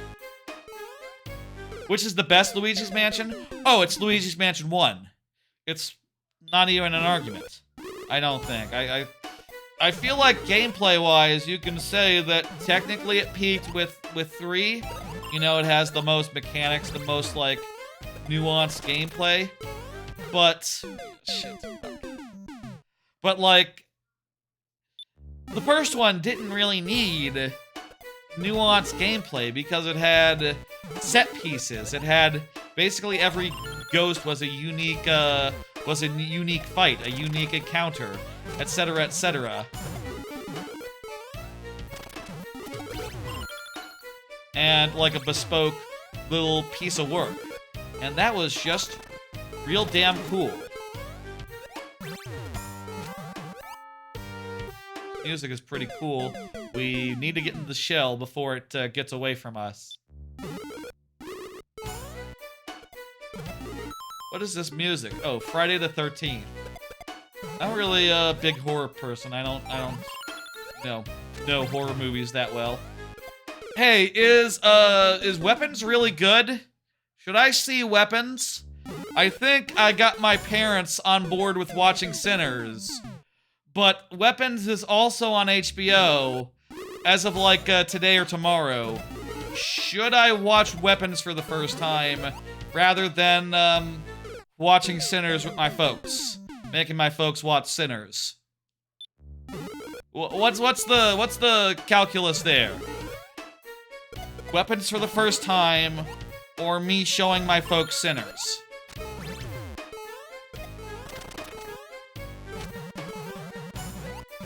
Hey, Robbie. Any takes? Any takes? Going once? I think if Weapons is really hoary, I'm not sure my ma will honestly be down for it.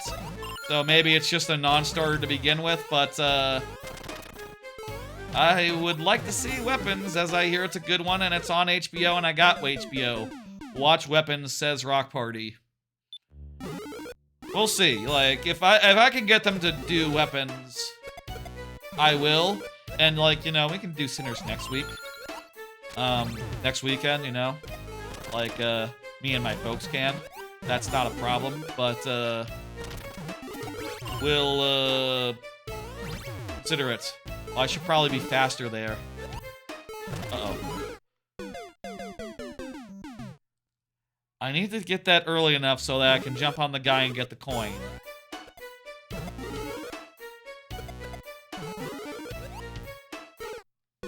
Yeah. In one other piece of video game news, which, again, I didn't make a card for the Halo. There's a lot of sex. I've seen it. I've seen Sinners. They're fine with sex scenes. We've watched Sopranos and stuff together. It's fine. Don't worry about it. And Game of Thrones. And other shows as well that are, have the naughty bits. Did y'all watch the Kirby's Air Rider 2 Direct 2? Personally, I didn't. I did not watch it.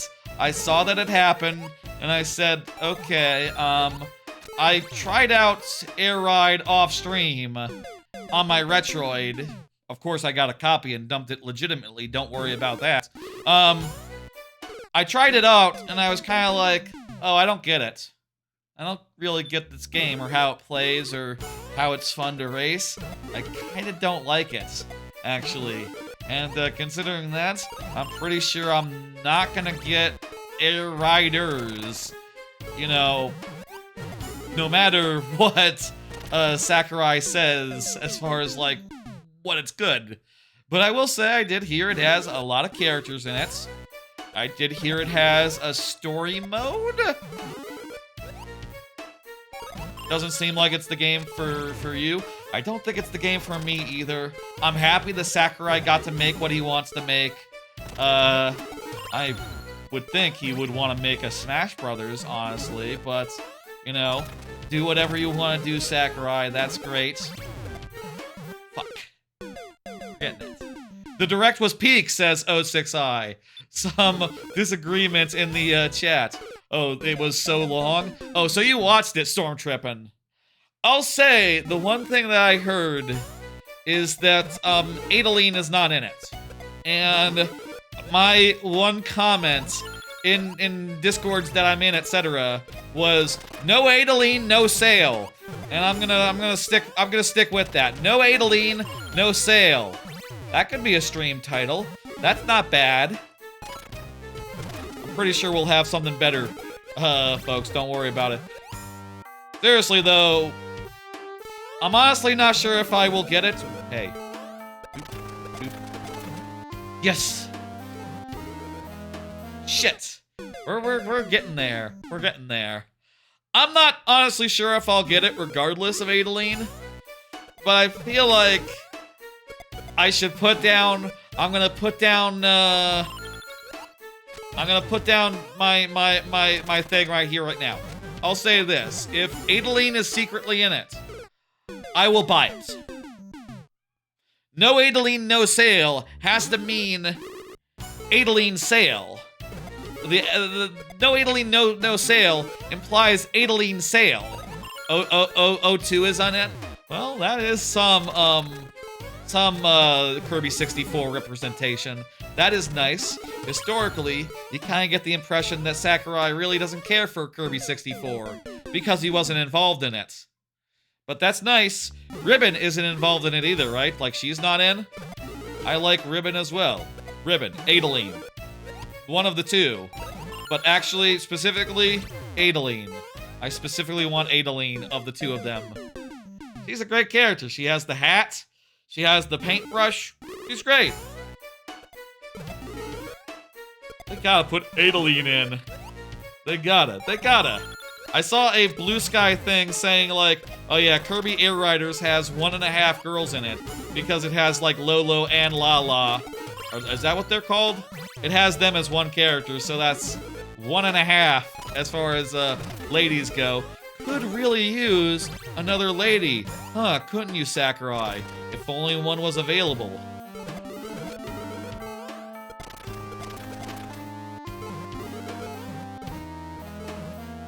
Dang it. Yeah, Kirby is a boy. Kirby is a dude. Kirby is he, him. Yes, that's correct. You kind of just thought it was they, them situation. You know, it might be in Japanese, actually. But as far as, like, the English localization goes, I think he's always been he, him, as far as English localization. Maybe if you asked, like, Japan, you know, the thing about Japan is they don't actually have pronouns, strictly speaking.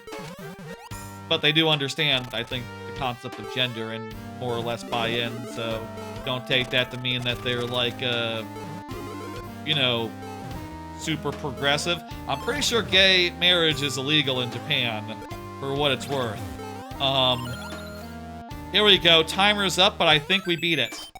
So long as we don't get scared of the... I thought we had to, like, juke him and, like, wait for him to go away, but you totally go under there. Ha! We got 5 last tries, folks. This is enough. This is enough time. We can do it. We got it all clocked. We got it all figured out. The hardest part is over. I'll say I might try the demo. I might try the live fire test that they are doing of Kirby Air Riders. And if I like the new game in a demo form, I'll you know, strongly consider buying it. But I think that is not the most likely thing in the world. Here we go. Ah! I fell through.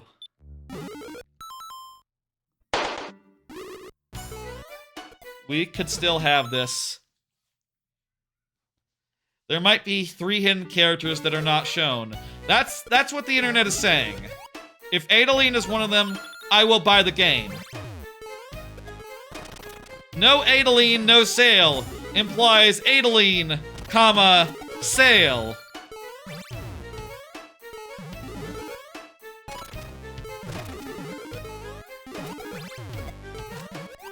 Man, I got this down at this point. I'm nobody's business here.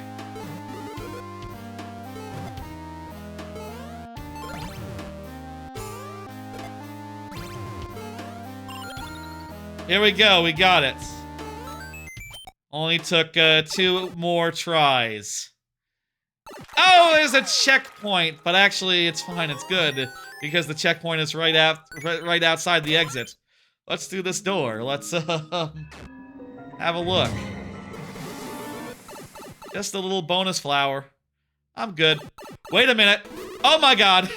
This is not a bonus. Well, it is, but it's not free.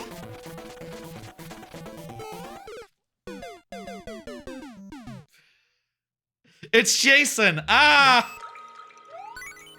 Okay.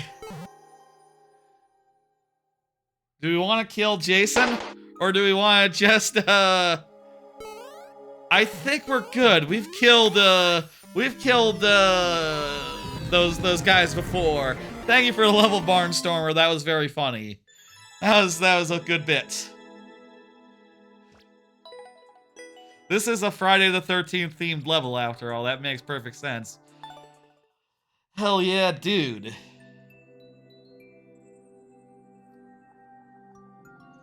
Let me hit complete,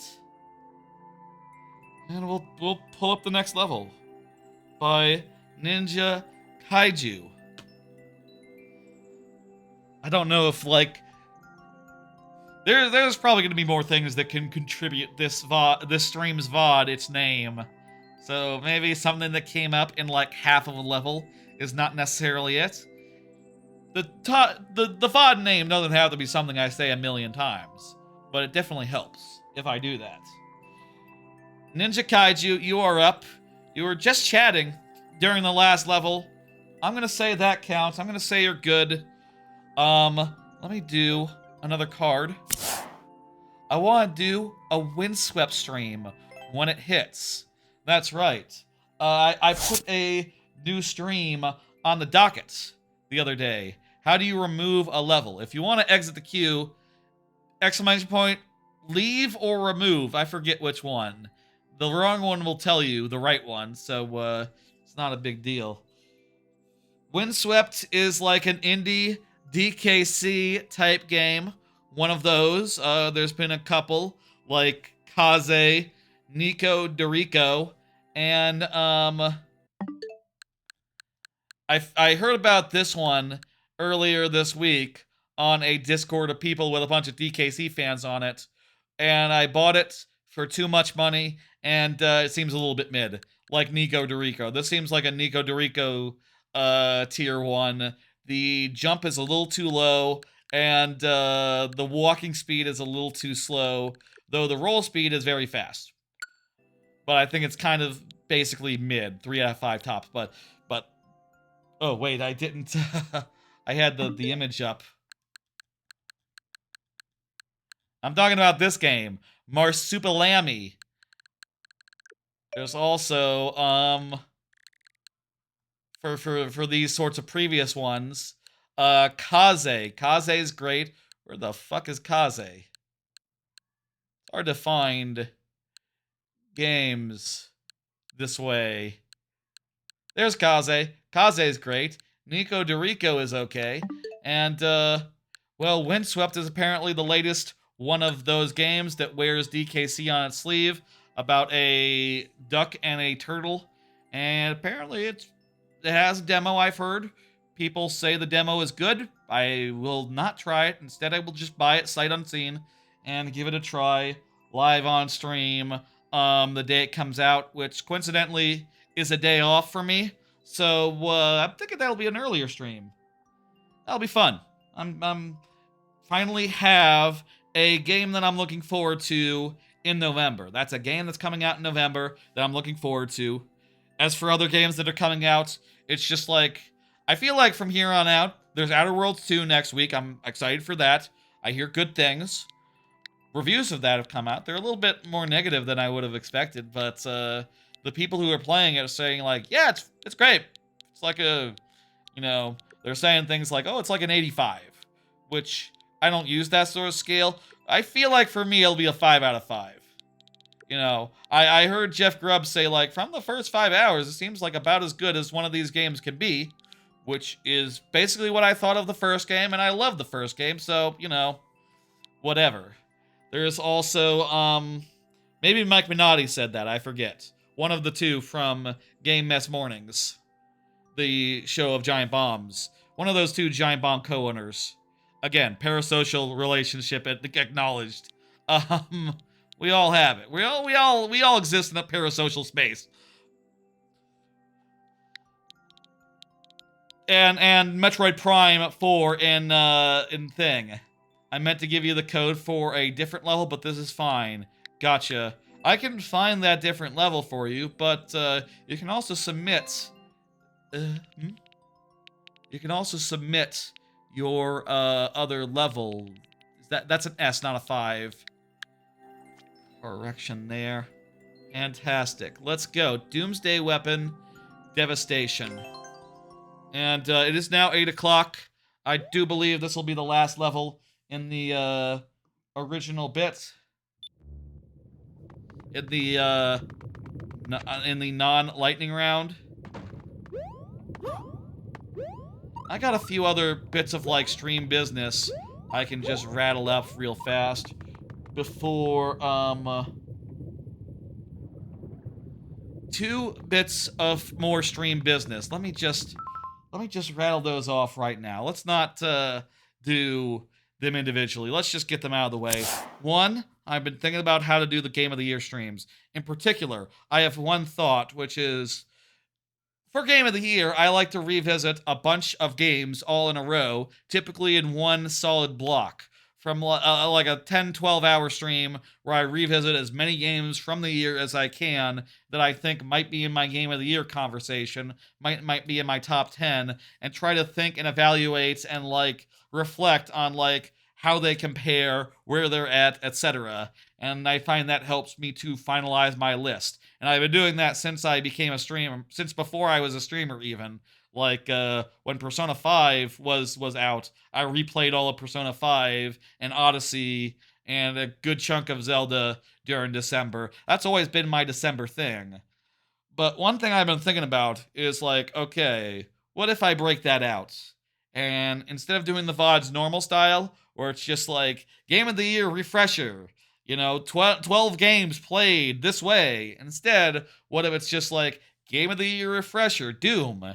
Game of the Year refresher, blueprints. You know what I mean? Just like the stream, one solid stream, maybe 2 solid streams. The VODs, here's Donkey Kong, here's Silksong, separate it out. And that would also probably get their length down to probably the shortest VODs I have on the channel. Like, there might be 20-minute ones, there might be hour-long ones. Would that be better? Would people be more likely to watch them? I do think that is probably a problem with, VODs on YouTube, kind of a tricky thing, Like, they don't do numbers, you know what I mean? Like, obviously, they're like 10 hours long, some of them. Like, yeah, it's hard to justify that amount of time span to something that's not live. Not like it's edited, even, Like, yeah, that's really fair. But this is interesting. It's like we set up an alarm, and we're, this is like a Metal Gear situation. We've, What?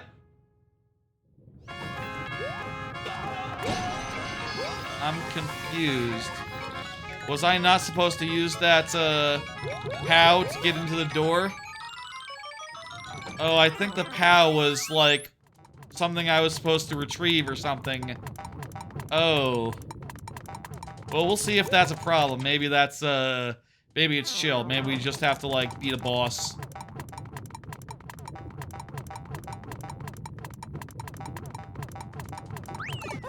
Well, there's a checkpoint, so definitely you would be able to do it. That is a thought I have for the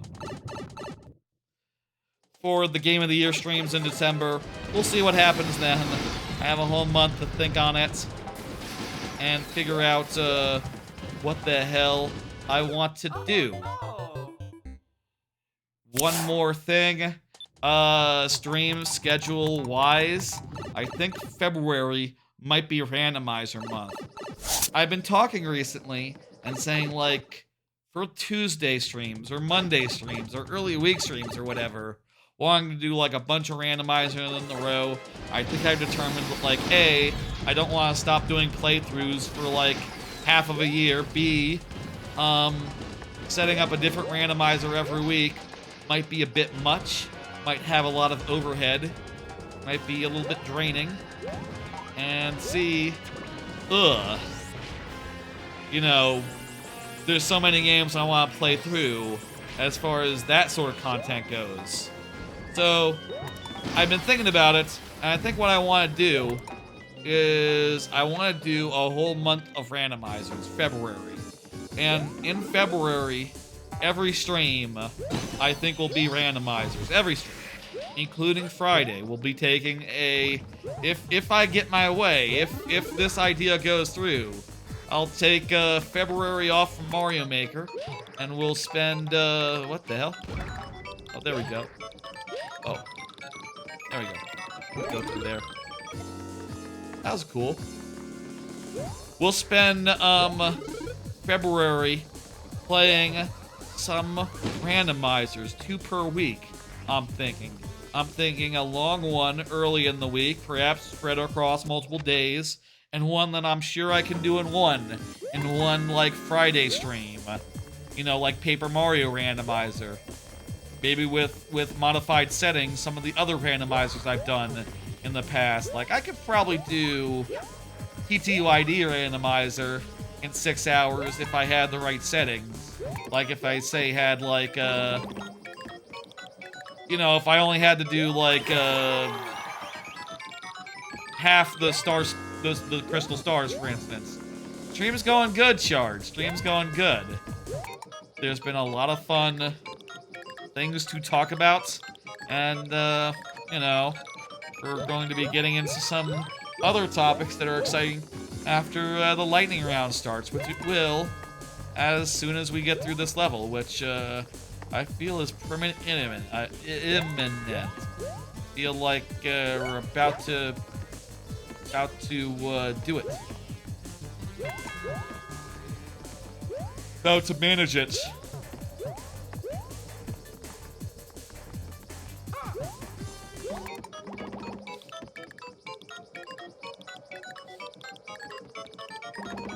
Some weird routing here, but not too difficult, you know, easy enough to manage, easy enough to do. Let's go. Anyway, those are the main plans that I have for, like, things beyond the present, which I feel like I've discussed the next week of streams more than enough, just like in the last few weeks as I've been planning it out. You know, Silk, this is deja vu. Real deja vu here. Huh.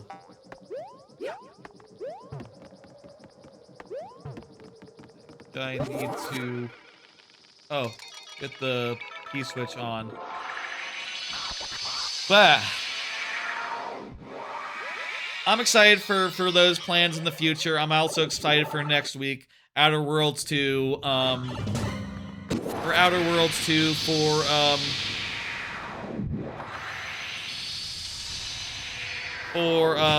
Hollow Knight's randomizer, and for, you know, the Halloween stream on Halloween.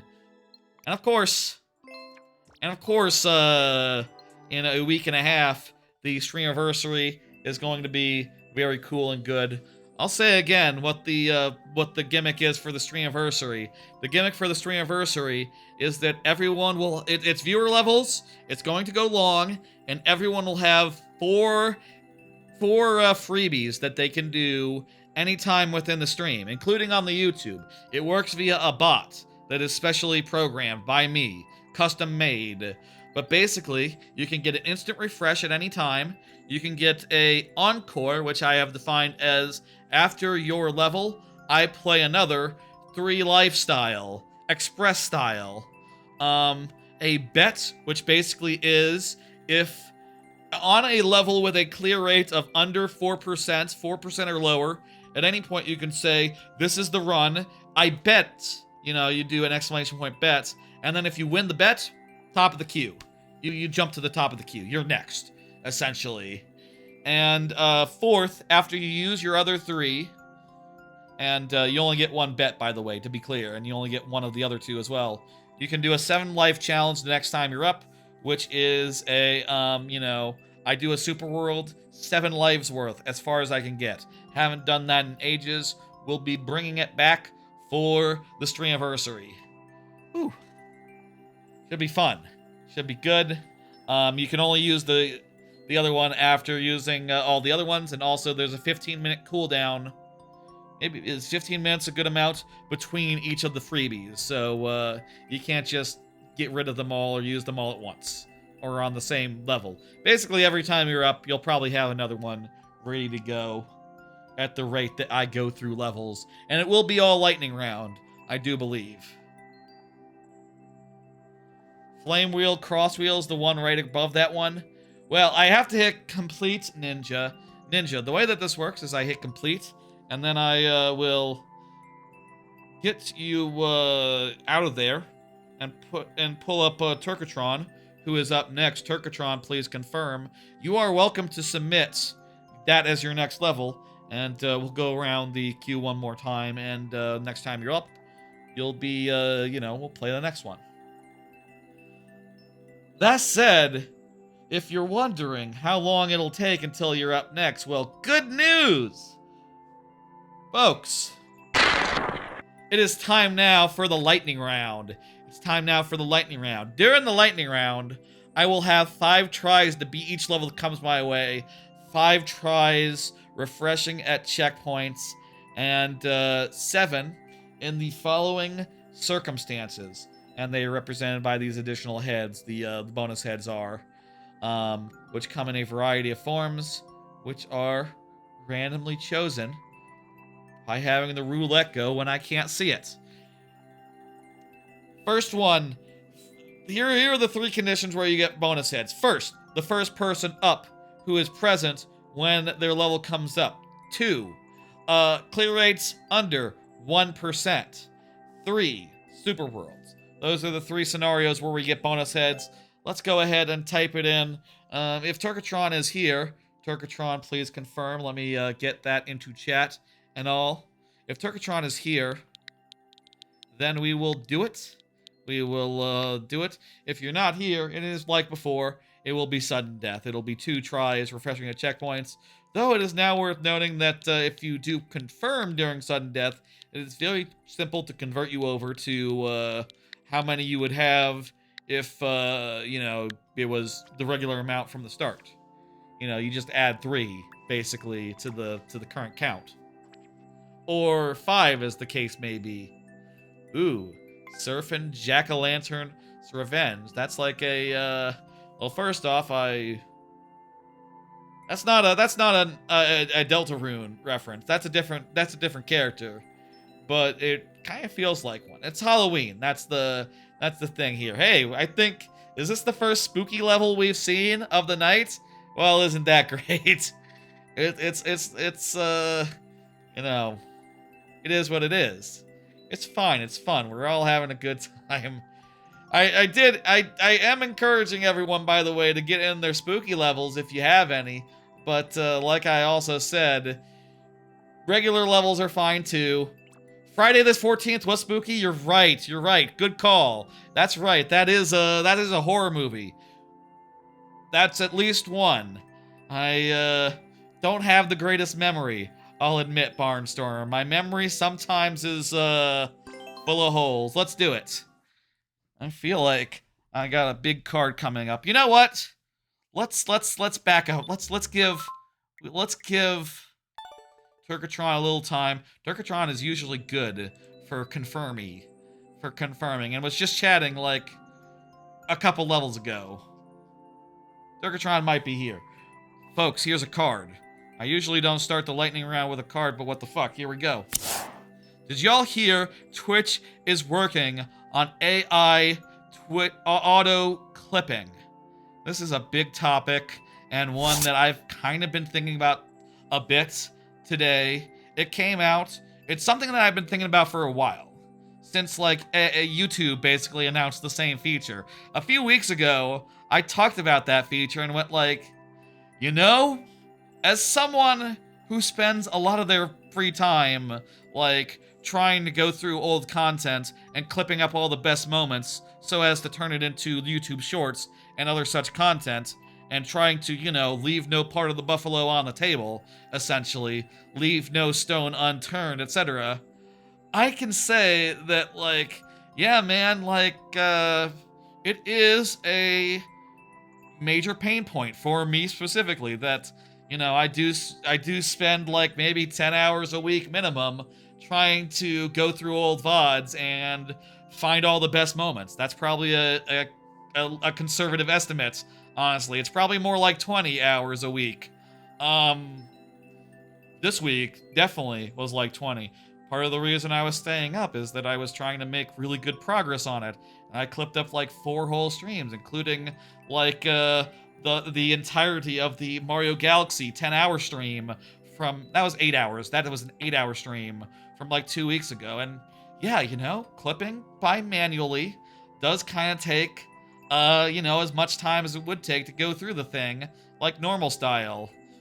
Maybe a little less if you're like going through it at 2 times speed. If you're like just like looking for the good bits by hitting the forward button. But it's still a real time consuming thing. I can appreciate the like use case of it. And I'll say like, if any case of AI slop could avoid the typical pitfalls of AI slop, it's like, yeah, it's not that hard to recognize a clippable moment, right? Like, look for, there's a couple tells, right, for a clippable moment. Probably like the biggest tell. I was thinking about this the other day, like what the biggest tell is of a clippable moment. And it's gotta be like laughter. It's gotta be like the streamer laughing. Pretty simple. Streamer starts laughing their ass off, there you go. You know where to clip. And you just have to figure out, like, where's the start of the moment, where's the start of the conversation, and work that way accordingly. But I'll say, like, from my experience, like, I do like having control of that. I do want to get it right. And, like, sometimes when, like, a user or a viewer clips up something, I like to clip it up myself. I like to clip it up myself and get, like, the right amount of context. I might also need, like, a clip of context. I might need to do another clip. So, here is my take on the Twitch clip AI auto clipping thing. Here's my take on it. Okay, ready? And I posted about this on Blue Sky, by the way, if you want to go, like, retweet a tweet that I think was pretty good. It's on Blue Sky right now. Go check it out. But here is a list I made on my phone here. Let me pull it up. Here it is. Another tell is that goddamn bench trap attacking you. That's a good tell as well. There's some obvious tells. A funny death is one of them. A laughter is another. If you could figure out those 2 things, like, you could do it. But here's my take. Okay. Here are things that the Twitch clip system needs before auto clipping. 1. Basic bugs. There is a bug in Twitch clips right now where on highlights and uploads, the game does not get set correctly on the clip. The clip will just be no game sets. No game set on the clip. Just nothing. Just null. Additionally, right now, there is an issue where the start and end times of Twitch clips are foggy. You'll set it, you'll put it like between words or something, and then you'll hit publish, and then you'll check it, and like, oh, a little extra got thrown in. Or worse, a little extra got cut off, and your punchline is missing the last 2 words. And you're just like, what the fuck? That's fucked up. That is borderline unusable. One should be able to set the category of a clip. That would help in cases of streams that had multiple games in it. It would be a good idea if that could be like automatically generated based off the chapters in the VOD, which is a feature that already exists. You could check that, by the way, Twitch, if you're wondering. Clips should be up to 3 minutes like YouTube. One of the main use cases right now for Twitch clips is conversion into YouTube Shorts. YouTube Shorts can go up to 3 minutes. If you have a moment that's like 2 minutes long, you have to stitch together them like in an external app, and it's kind of really awkward to like take 2 clips that might overlap and go like a surgeon cutting out the excess and like stitching them together. Go like, you think anyone will notice? You think there'll be like a little stutter? You think like the audio will sound weird? No, because I tried my hardest to avoid that.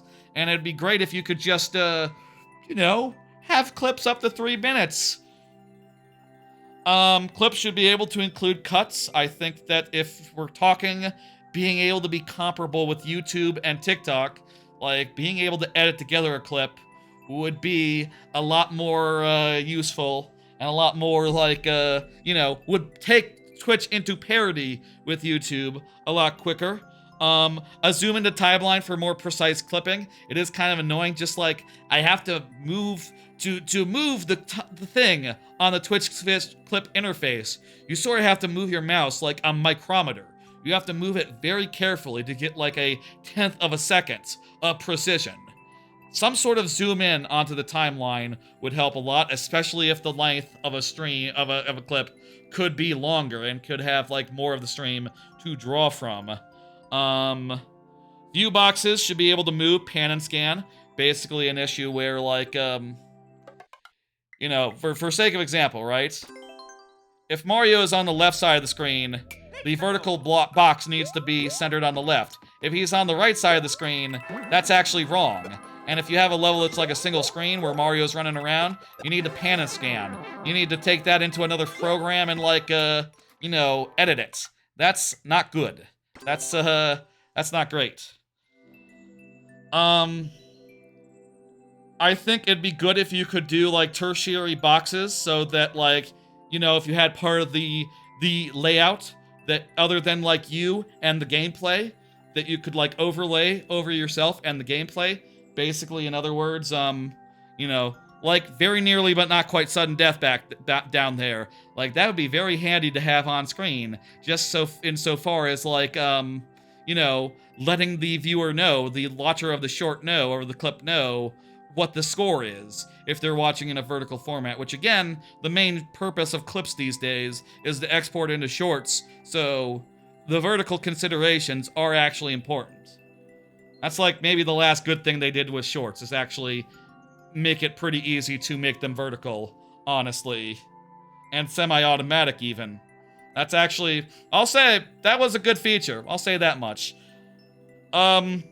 If you could make them into circles or more complex shapes, that'd be nice. So if you could like cut out like a circular, like the health in Mario, the health in Mario Galaxy is a circle. You could cut that out and have that be anywhere on the screen. That'd be really handy. That'd be really good. And even if you solve all these issues, you still have the following problems with YouTube clips or Twitch clips. 1, there's no discovery. 2, the best performing clip does worse than the worst performing YouTube short. I think my best performing clip on Twitch is like 40 views or something. If a YouTube short gets 40 views, I say to myself, oh god, YouTube fucked me today. They showed it to 0 people. God damn it. That's with the average rate of a like every 100 views, or, sometimes more if the clip is really good, it's like, that might not be even enough to get a like with a randomized sample, just based on how many people randomly remember to like things. I say that it fucked me in cases like that, or whatever, That's the difference between what's a success on Twitch versus, like, utter failure on YouTube. It's a general failure in general. Like, people don't use the clip system. They don't watch clips of the people that they do, unless they're posted elsewhere, unless they go viral elsewhere. And also, the clip shoutout feature is, like, the only place where it actually is used on site. And maybe, like, the most critical point here, the most critical point is, no matter how many you make, manually or with AI, no one will watch them unless they're shared internally, which is a fundamental problem, and I don't think there's any fixing it. I don't think that, like, having access to just, like, an AI-generated 100 clips is necessarily going to give people discovery. I can say, as someone who spends a bunch of time clipping things up on Twitch, it does not work. It is not a discovery engine. The best you can hope for is you can turn it into some YouTube shorts, which will be mildly amusing. That's the best you can hope for, and like I've established, it is not fit for cause. It is basically, to me, just a way to get raw material for editing down. Though sometimes you can just directly import. Sometimes it's fine, but to be clear, and I said this in the blue sky thing, like, you might hear that and go like, well, an edited clip that's like 2 minutes long, that's not going to be very good. I'll say, for what it's worth, my most popular clip, shorts, of like the last couple of months was me reacting to the end of Donkey Kong Bonanza, which did need like 4 clips to be made to make it up. You know, I had the part before the fight where I looked at a thing happening and I said, oh, hang on. Is that that guy? And then you need the part like after the fight where it is revealed, and the cutscene is more than 2 minutes, is like more than a minute long. So yeah, you saw that short in the feed. It did quite well. It's one of the top ones. I, would like to stress that these are not like bad features to ask for.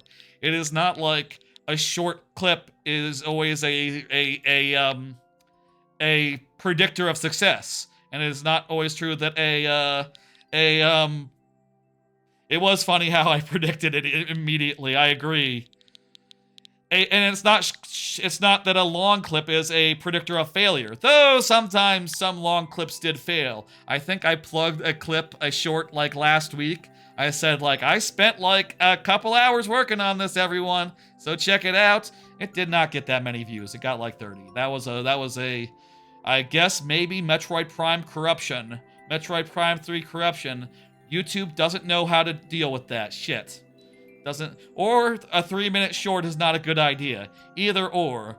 Or randomizers. People don't know what randomizers are. Oh shit,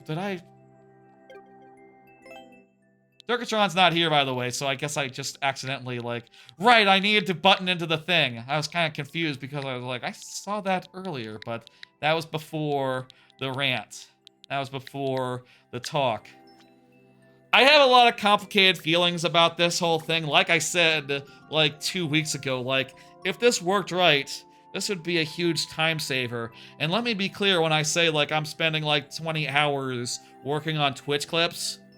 I am not up to date. I have, a 2 terabyte hard SSD in my computer with, 2 years worth of streams that I have not clipped up.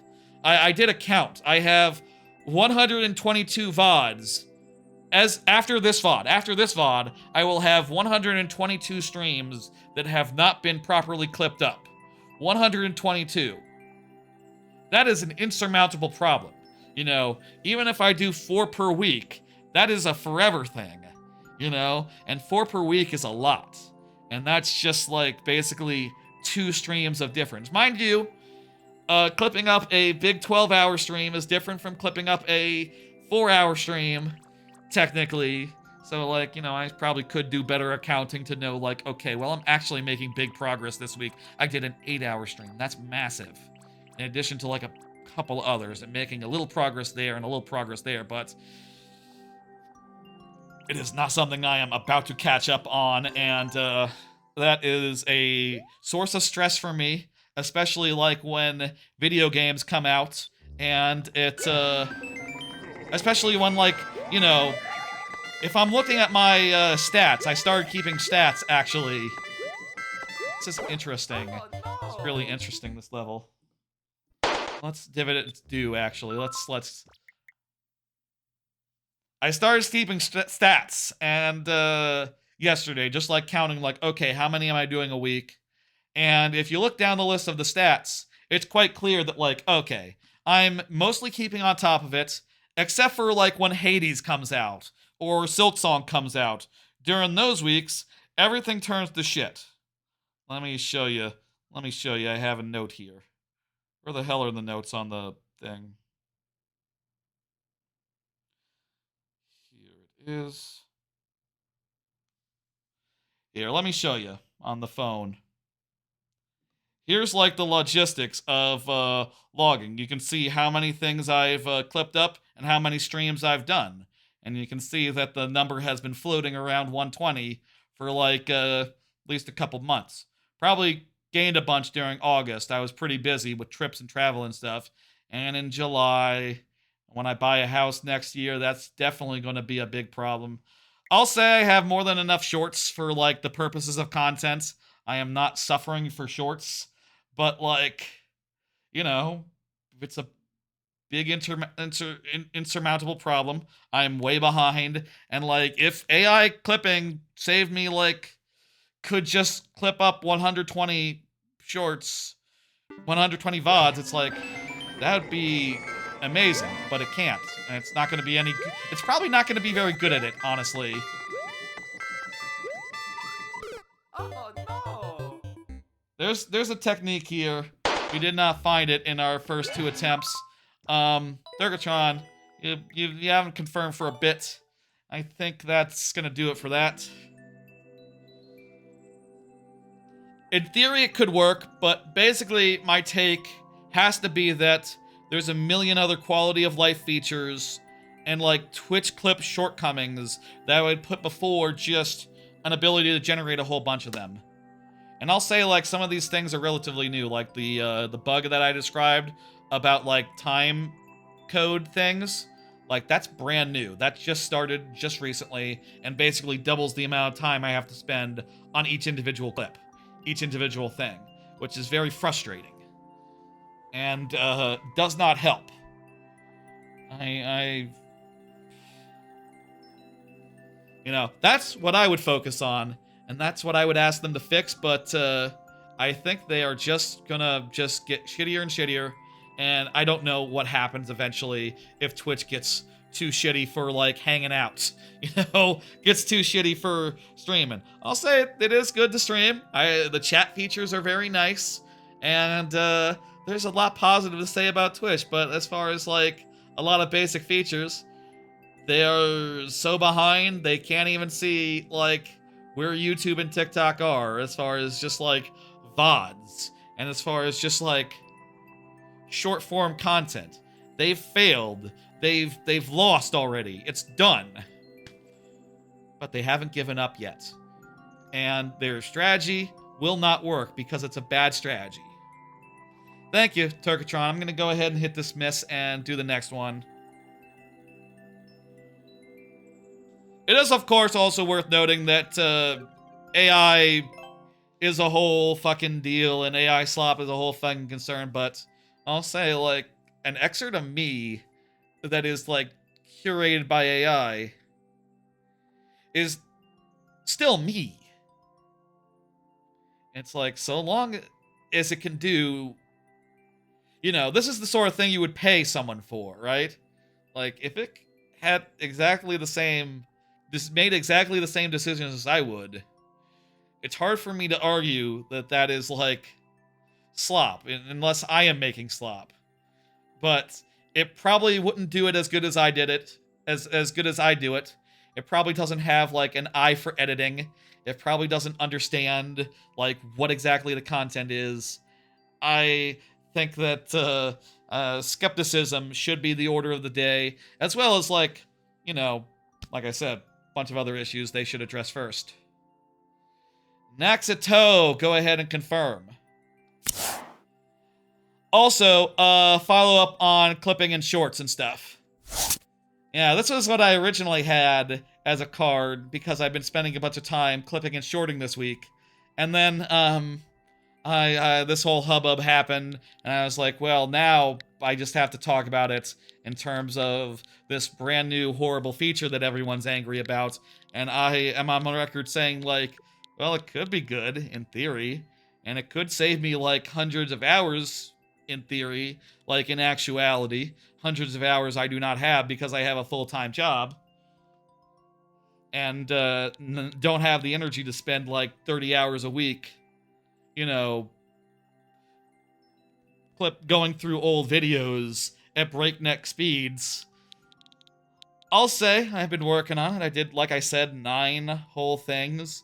And, like, if there's any big thing that I figured out how to do this week, it's that I figured out how to, like, do formatting more automatically of things like the lightning round and sudden death. And I made some templates in the video editing software that I made. So now I can just have a slice of the center, you know, Mario in the middle, whatever. And then I can also just, like, shift the view thing off to the very right where the heads are, where the sudden death is. And I have some presets set up that cut a box right around all the text and stuff, all the context you need, and put it like at the top of the screen, right below me. And that should be very handy whenever there is a clip that has the context needed of the lightning round, of X tries left, of okay, it's sudden death, let's go. That sort of thing is going to be very handy in the future, considering it is a primary gimmick of the channel. And also, it means that whenever I do have to do that, I'm not manually going like, okay, here's, I'm just gonna make the heads real nice and big. I'm going to go into the thing, do a crop it down to here, crop it down to there. It's like, no, it's already done. It's already there. I don't gotta do nothing. It's done. And I think that's going to be a big improvement in like throughput. But I also say that you know, like I said, Twitch is having some issues. What was that said? It says don't touch the keys. Don't touch the keys. Okay. Let's oh god. We don't have much time here. Let me just let's pause and wait for an accident. I'll finish my thought. What the fuck was my thought? Thinking for a second. Twitch has made it harder to just like put up a thing, put the end at the end, and have that be that, You'll end up with your punchline cut off, you'll end up with more than you expected. Now the meta seems to be you overclip, and then you go into edit, and then you can do the precise edits to like trim it down to the time you actually want, which basically doubles the processing time, doubles the time that each clip takes, and as a result, I am, I did another card. This is the card. Oh, wait, I'm not gonna count that one. This is still the card. I've been talking about this card the whole time, Rock Party. It has to do with the, Twitch clipping. Shit. Fuck. And then I died. Oh, well. Thank you, Naxatow. If you confirm, I'll have, like, another 5 tries, as per how this works, but, you have to say something first. The way that it works... thinking for a second. I lost my train of thought again. With how it's getting harder to clip, I am doing a process, change to my, I am doing a process change to my process. Let me hit dismiss. Let me get the next person up and punch them in. It is Rock Party, who just said do another card, coward. So is here, is present, etc. Yeah, that was anticlimactic, huh? That's how sudden death is. If you're not here to confirm your level, it can be fast. I mean, it was going to be fast either way, but I did want to make those tries count. And, yeah. I'll say, with it being harder to do clips, my new strategy for clips is less shotgun. Previously, my plan for doing clips was to, like, just go through the Twitch stream and do everything that could be a clip. Everything that, like, if there were, like, 500 people here, right? Someone would have clipped it, even if it was, like, marginal. I think probably, I don't have the exact stats, but I feel like clipping that's done by a community just by osmosis, that's more of a thing if you have, like, 500 viewers, right? It's probably, like, 1% of people will do that. Probably, like, 0.5. And not all the time even, so you need like 500, 1,000 before that just comes passively, right? And my thought was just like, originally, I'll just do everything that someone might have done, given a thought. And my new approach, given the increased effort that it takes, is that I will only do a clip if it's like worthy of going to a YouTube short or nearly worthy. And as a result, it's like, the clipping's going faster so far with this slightly new methodology. I am getting some good shit. Like, yesterday, I clipped up a Mario Maker stream from, like, the dawn of me starting to do shorts, which is funny. It's always funny rewatching these old streams and going like, oh yeah, that's where I was at a year ago. It's funny watching this and hear me go like, yeah, so I'm gonna start doing YouTube shorts next week. That's almost ready to go. I'm figuring that out. How many are you? You're 2 away, Big Bad Brock. You can also check the list by doing !Q. But anyway, the new thing I'm doing is if it's something marginal, if it's like funny, but like not short funny, I'm just skipping right over it. I'm leaving it on the cutting room floor, and that feels pretty powerful. The reality is, I will have enough shorts to cover like 2 whole years, even if I don't clip anything. I mean, they probably won't all be the best, mind you, but I do have enough, like literally enough shorts to last 2 years if I wanted to. So, like, I can really be more selective, and even being more selective, I probably do end up with, like, 5 to 10 shorts per stream, for, like, Mario Maker stream, and even damn good ones in pretty much every single, stream, so, you know, that's good. It is a thing that I am doing as I'm, like, going through the streams. I see something marginal, and the new thing that I do is I yell, no Clippy, no Clippy, keep going, keep going, keep going. And keep going. I'm skipping past it. No Clippy. And that feels good to yell alone in your apartment while no one's listening other than yourself. I like to amuse myself sometimes by saying things. Maybe this is something that a lot of streamers do. Amuse themselves by saying things. I like to do it even when off stream. Let me assure you. Let me assure you. Rock Party is here. This is a hard level. We will definitely have the bonus heads. How do I check the queue? !Q. Like the word queue. Or list. I think either will do it, Ninja. Anyway, shorts continue to go up at a short a day. I have considered, like, moving it back to 2 a day, just because I have so many. And that would open me up to just, you know, submitting the code. The queue is not closed. Go ahead, get it in there. See, queue is open. It says over there. I am definitely considering moving back to 2 a day. Maybe 2 a day on the weekdays and just doing nothing on the weekends. I kind of don't like posting a short on the weekends. It feels weird because, like, the weekends are so free and I don't want to have to think about how content is doing on a Saturday. That, seems like a distraction. On a workday, I don't mind it that much. On a workday, I don't mind having that thought go into my head of like, how's the content doing? That's a nice break. On a weekend, ooh, I don't know. But that's where the short form content is up. One thing I have been considering, should I be posting the shorts to Blue Sky or something? Should I be cross-posting them more places than just one Discord channel? Maybe that would help. You know, I am basically at the mercy of YouTube's algorithm.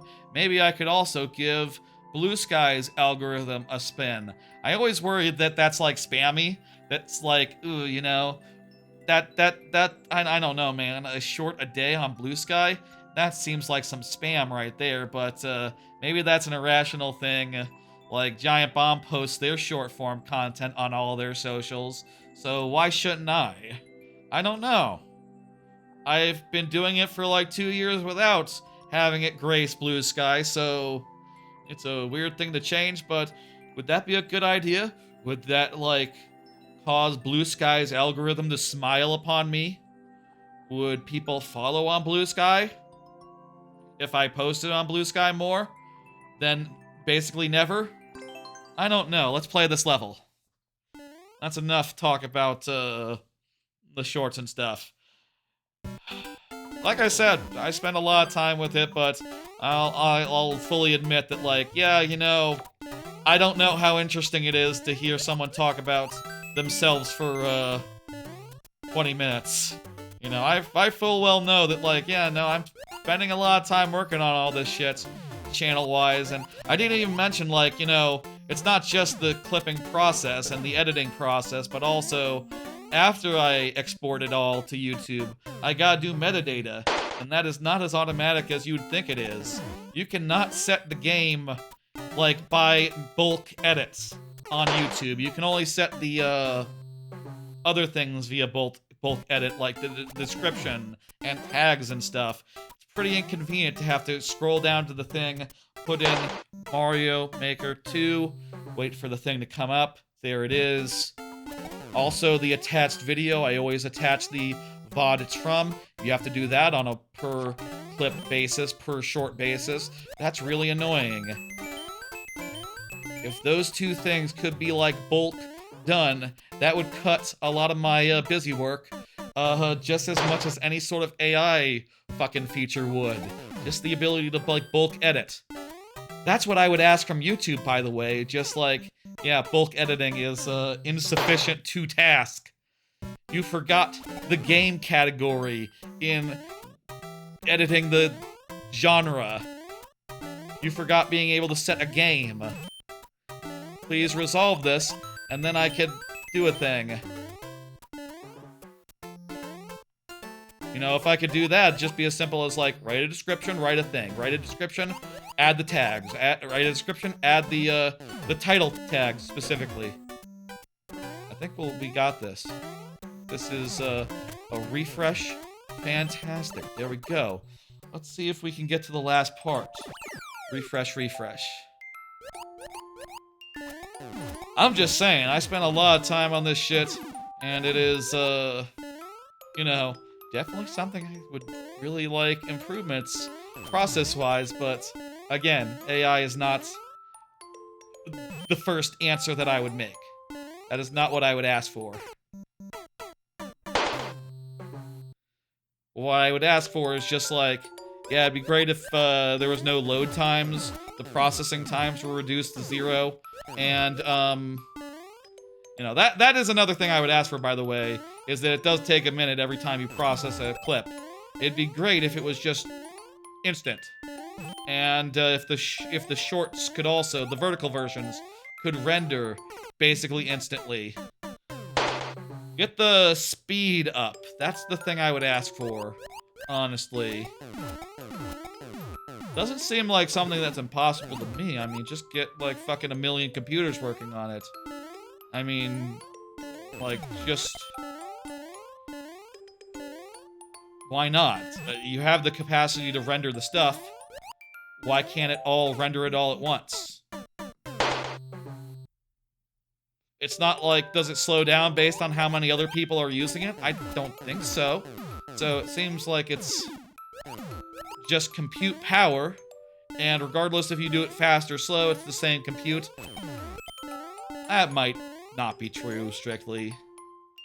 But I feel like if you had 2 computers work on something, you could get it done twice as fast, which would mean that those 2 computers would free up twice as fast, so that they would be available for another person twice as fast, and that basically everything could just go twice as fast if they were better optimized, if they were, like, splitting the work more evenly. Or, like, across more machines or something. I'm not sure if that's technically possible. Maybe there's, like, a very obvious reason that, like, oh no, these machines don't actually work that well together. I think Twitch... I get the impression that Twitch is very much a company that has a real problem insofar as there's no interest in maintenance. You know what I mean? Like, and to be clear, like, this is a pretty fucking common problem. This is a pretty fucking common problem with tech companies, which is that new features get all the attention, and maintenance, basic maintenance, keeping the lights on, is no one cares. Right? We're getting to the next half. This is... hey! This is the first time we've gotten to the 3rd segment during the lightning round. Let's go! How about that? This is the first time we've made it to this section during the lightning round. That's practically a win into itself. Man, am I going to have spent, like, the majority of my first clear on this level, talking about myself? That doesn't short out well. That doesn't clip well. here we are, in this level for the umpteenth time, having gotten to this part for the first time during the lightning round, when limited tries are in play. As a result, we only have 7 tries, of which we've already burnt 1, but this could be it, right here. Remember the gimmick. We want to wait. We want to... Ah! Ah! That's it! The gimmick being, wait to hit the switch so that the spring is slower, so I can get around the spring. We cleared it! That took 10 months, by the way. Did I mention that took 10 months? We've been working at this level for 10 months. Oh, God. We did it! Yeah! Tonight was the night! It's finally happened. Rowdy Roddy Pipers is in the rear view. I can't believe I spent the first half of that final clear talking about myself. That's not great clip-wise, but whatever, man. Oh, that wow. Well, I was thinking about titles such as like you know, parasocial situations, parasocial realities, whatever, or like no clippy, or there was that whole crap about whatever, but the one where we beat Pipers, Goodbye Pipers, or something like that is just very tempting, or something that recognizes this monumental day, this monumental victory, this fucking shit. Oh my god. Wow.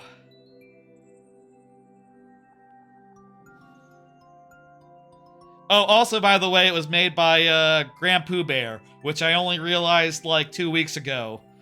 I believe he is still going to send GrandPooBear's code, which means we'll probably play one of these other levels, which we have dipped in on before, but not beat any.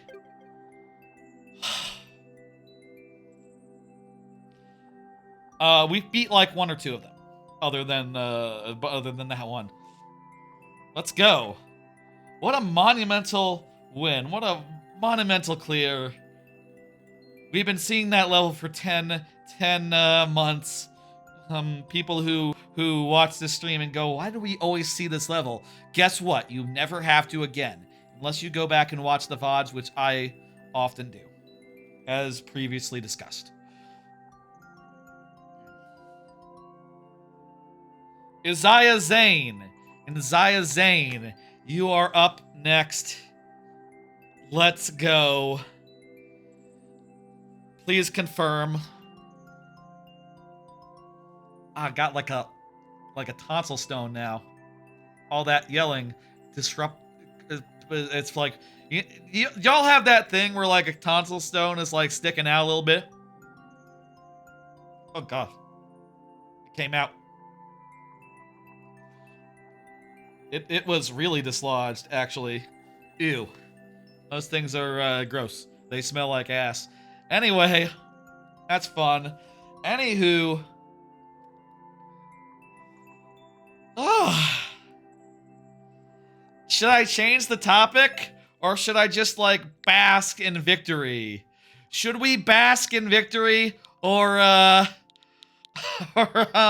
you know, get to business and talking about the next thing. Thank you for the level, Rock Party.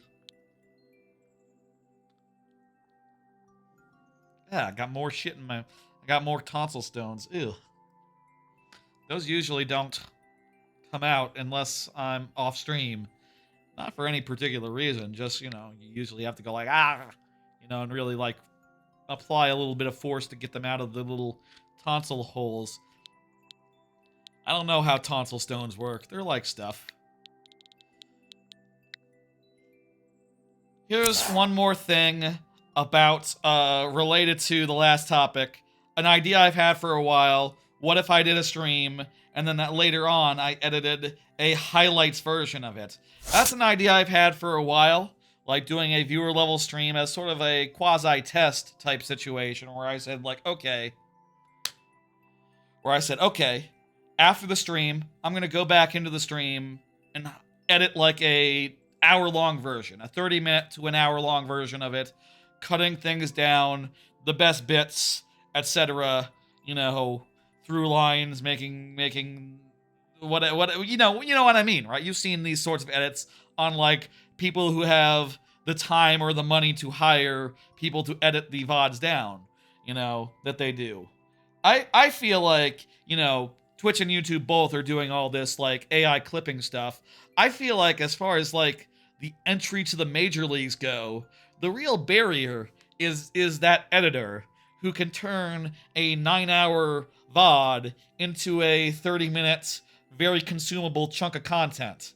You know what I mean? And I'd be curious to see and to like really work out like, okay, what would that be like if I was doing that? And also like, how much would I acknowledge like, okay, is that for the edit? I think that's for the edit. You know, I would probably say shit like that in that one-off stream if I did a one-off stream, which I might do. How would you do a viewer level stream that way? Easy. I edit it down. I take out all the parts where I talk about myself and cut down some of the random asides. Basically, it's not hard to find like the chaff, you know? Like when I'm clipping up, there are very obvious segments where I know there's no memorable moments, right? Like, oh, I'm talking about Breaking Bad for an hour for like 10 minutes here. Yeah, all of that is not a Twitch clip. Like, that's another hint, by the way, for the Twitch clip thing, which is that AI thing, which is that, yeah, if it's just like talking about TV for an hour, that's not clippable. That's just a basic hint there. It's kind of obvious, isn't it? Featuring every level will take 2 hours. You probably would have to cut some levels. I feel like that would be a thing that we would discuss during that stream, right? Like, does this level not make the cut? I don't think this level makes the edit, but it's still very nice. And then you could have one traditional level just in there, and, you know, probably during that traditional level, I'd say, like, you know, it is worth noting that there have been a lot of nice traditional levels, which have been not entirely eventful enough that or like funny enough or like, you know, death-defying enough to really make the edit. Or you know, I was just talking about Conker's Bad Fur Day or some shit. But, you know, worth noting that they're still here, and check out the full length. You know, it'd probably say something like that. I think you could definitely do a viewer levels trimmed down. It would be hard. It would be work. You do have to figure out, like, what's the narrative? What's the essentials to keep? You know, do you need how much setup before you cut to the try that gets away? Or do you cut to, like, a really funny death?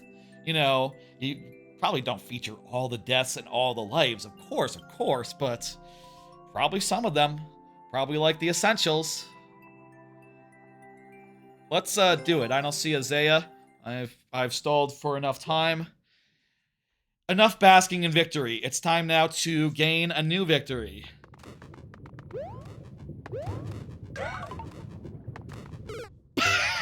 I can.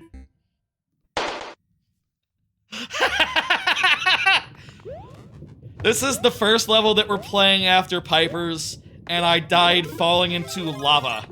It wasn't even a jump. It was as normal a jump as you could ask for. Very good. Very good.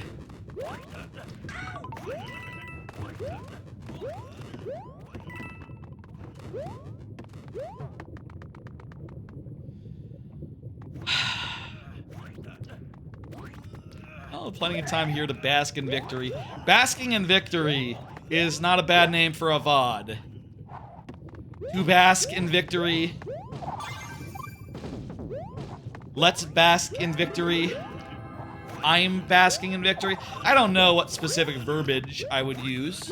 And I would probably still put something like Rip Pipers in it, just to be more specific, but, you know, Rip Pipers, what the fuck, right?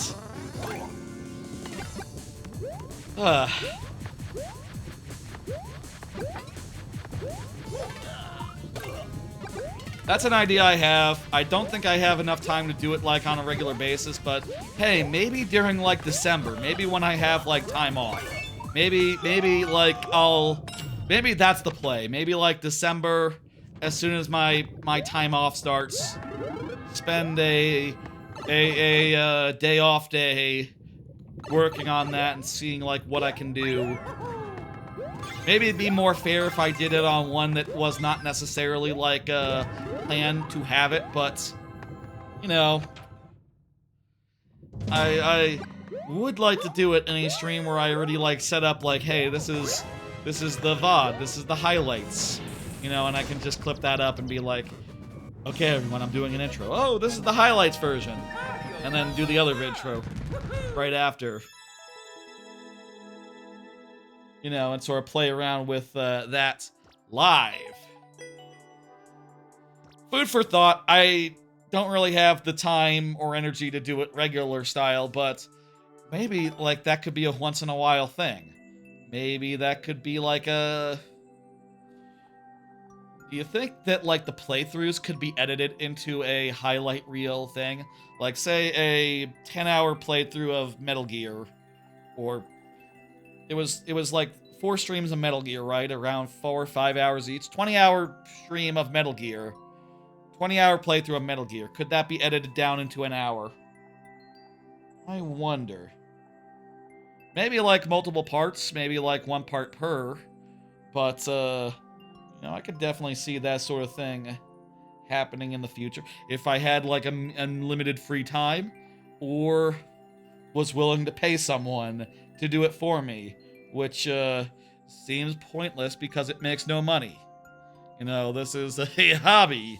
I'm not monetized on YouTube yet, and won't be until, where are we at with that? Around 10 more. Around 10 more subscribers on YouTube. Subscribe on YouTube. Everyone subscribe on YouTube. It's a good idea. Just need 10 more. Shout out to the YouTube.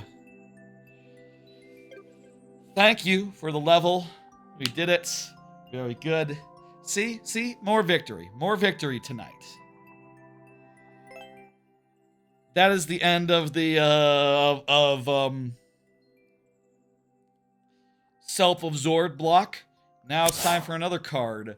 Follow up on getting X Game Pass games. I've talked about before that since I left Game Pass... Oh, wait, I forgot to fucking... 1 second. Here we go. Move the next person. It's Big Bad Brock, who has been here. Was just commented on the second to last level. I'm sure right now Big Bad Brock is rushing to go like, I'm here. I know you're here. You're good. You're on it.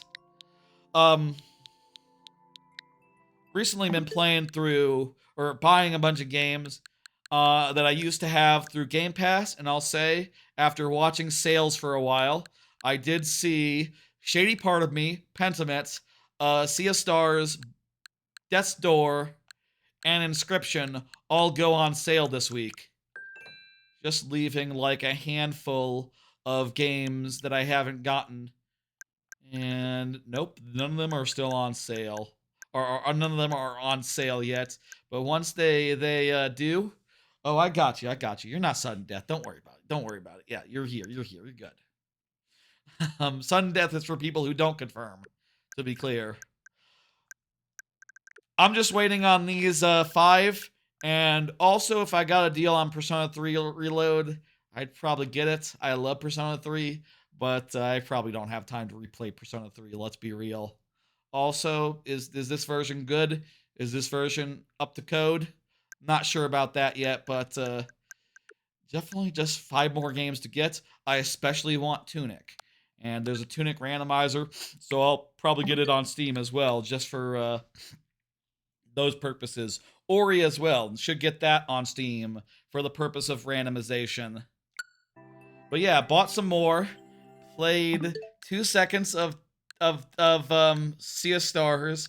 Played like a little bit of Death's Door and a smidgen of Encryption. I played like a couple rounds of Encryption. fun to have a whole bunch of games to play that are all very good, and now I own them in a portable fashion rather than renting them through Game Pass in perpetuity. No more Game Pass. It's probably the best decision I've made in a bit. Although, I'll say there are downsides to not having Game Pass, which we'll talk about next. Or soonish. I think it's soonish. One of the approaching cards. Your level is from DKC Returns. Oh, I love DKC Returns. Treacherous Track. Yeah, this is one of the K levels, yeah? This is one of the K levels where you ride on the thing and you have to like hit switches to make the thing not fall. Pretty exact there. Could be faster. Did you try like with wings? Was it unmanageable with wings? Maybe some of these parts will be especially hard if wings were involved, but I always think with levels like this, wings would be make it a smidge bit more exciting, thrilling, etc. Yes, it was way too fast. Gotcha. That's fair. I will say, you know, I mentioned Kaze. Yeah, the background is nice in this theme. You're right. Waterfalls and all. I'll say Kaze, Indie DKC, which I mentioned it earlier. Let me say, I love Kaze. I think Kaze is the best Indie DKC that there's been so far. Oh, damn it. Oh, damn it all. Oh, balls. I'll say Kaze is the best indie DKC that there's been so far. I got nothing else to say about Kaze. It's great. It has some platform levels that are like this, but they're really fast. Like, the platform moves at such a high speed, it's actually pretty fun. And I actually really like those levels that move super fast. Not to say that this level's not, and this remake is not fun, but man, like if you ever play Kaze, you'll be shocked like how fast the platform moves. And if you're anything like me, you'll like it. You'll think it's great.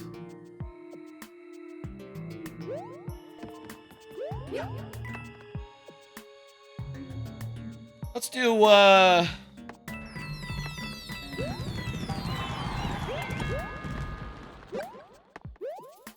let's do another card. I got more games that I've been playing that I would like to talk about.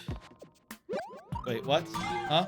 Oh, huh. It's hard to see that because of the screen. It scrolls too high up. In that case, you might have considered putting the platforms a little higher, even if it's not realistic, just so it's easier to see and know like, oh, I gotta hit thing. Another game I've been playing has been a bit of Keeper. I mentioned this on the Monday stream. This is Double Fine's new game. Talked about it last week as well, that I was interested in checking it out and playing it, etc., etc. And let me say, I have now tried it out. I'm sorry, I gotta say, I don't like Keeper much at all. I think it's a really beautiful game with a lot of wonderful atmosphere and quirky, charming little dudes. Basically, it's a game where you play as a lighthouse and you run around, and that's it. The world is beautiful, and this pace was so other not-so-good YouTubers could get through it. Gotcha. There's people worse than me at Mario Maker doing it. I guess that makes sense. I mean, I cleared Pipers. I'm pretty damn good. Basking in victory. We're basking victory here. We're pretty damn good at the video game. You're right. We are great, aren't we? No! Platform died. We are pretty good, huh? Can we save this? I don't like that. Though I think did we refresh lives at the checkpoints? I think we didn't, so refresh and then we lost one. There we go. Some flying enemies like Mecha Koopa would make it less empty. It is a remake. It is a remake, so enemies are probably positioned where they would be in Mario or in Donkey Kong country Returns, right? It wasn't Tropical Freeze. It was Return specifically. That makes sense, I'll say. I'll say it makes sense. I'm not saying it doesn't make sense. Oh god. So yeah, Keeper is a game where you walk around and it's a big nothing burger. You're sort of like a funny little lighthouse with a bird, and you sort of wobble around and you look at stuff. And it's like sort of the worst puzzle game you've ever seen. Like, the puzzle seems to be, you look at a thing in the environment from a certain angle, and it becomes solid, and you can walk on it. It's like, great, more walking. That's just what the doctor ordered. Shit, ass. I really didn't like Keeper. I just want to say, you know, last week I said, oh, I'm going to buy it. And it's Double Fine, so it can't be bad. It's like, yeah, no, they just forgot to do good gameplay this time. They forgot to put gameplay in it, and I found it very boring. Very, very, very boring.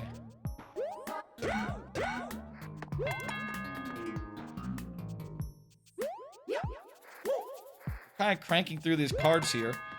I don't think I have that many more, actually, considering that, you know, I just got a handful of games I've been playing, of which I've already discussed like half of them. That's not true. I kind of breezed past like all the ones that were on Game Pass. You know, Inscription and all that. I could talk about those, I guess. But, what if instead I talked about... I forget which game is next. Is this the most... No, hang on. Next game is... Baby Steps. Speaking of games where you walk through beautiful environments, it's Baby Steps, which is also a game just about walking, but it's a Bennett Foddy, so the gimmick is every step is really hard. You know, you sort of have to, like, position your foot with every step on every thing. You know, and at first, it's kind of just hard to walk 10 feet forward, right? It's kind of just hard to walk in a straight line. But within, like, a couple hours, you're walking up goddamn mountains, you know? You're basically hiking. You're basically, like, going across planks of wood that are 1 foot across. One foot width across. And it's treacherous and fun, and also... and very rewarding. And also, it's very unclear where you should go next. And, it's easy to get turned around, backtracking unintentionally, getting lost entirely. And, yeah. I ended up wandering from where I left off in the, first stream that I did. I found a really high tower and tried to climb it for a while until giving up. A guy came down the tower and said, like, you shouldn't... There's nothing up there, dude. You don't have to climb up it. But I tried anyway. So that might help if people know which one that is. That's the one. I did some more exploration, fell back to the very first part of the game, climbed back, realized that the tower was before where I got in the original stream, so it turns out I had backtracked without knowing it, and now I have no idea how to get back to where I was at the end of the stream, which is fun. I think it's a great game, but man, it is just, I could really use a map or some more direction. I am just super duper lost. It is very satisfying to walk up a mountain, though, and in that game, and the exploration is lovely.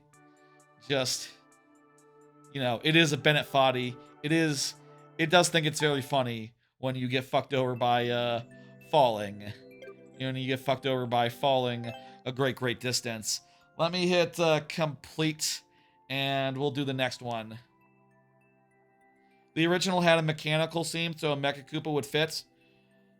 Well, I that's probably true, yeah, that makes sense. But what I mean is that if there was no Emmy there, or if they didn't fly in that same way that a Mecha Koopa flies, it doesn't really make sense, does it? As like a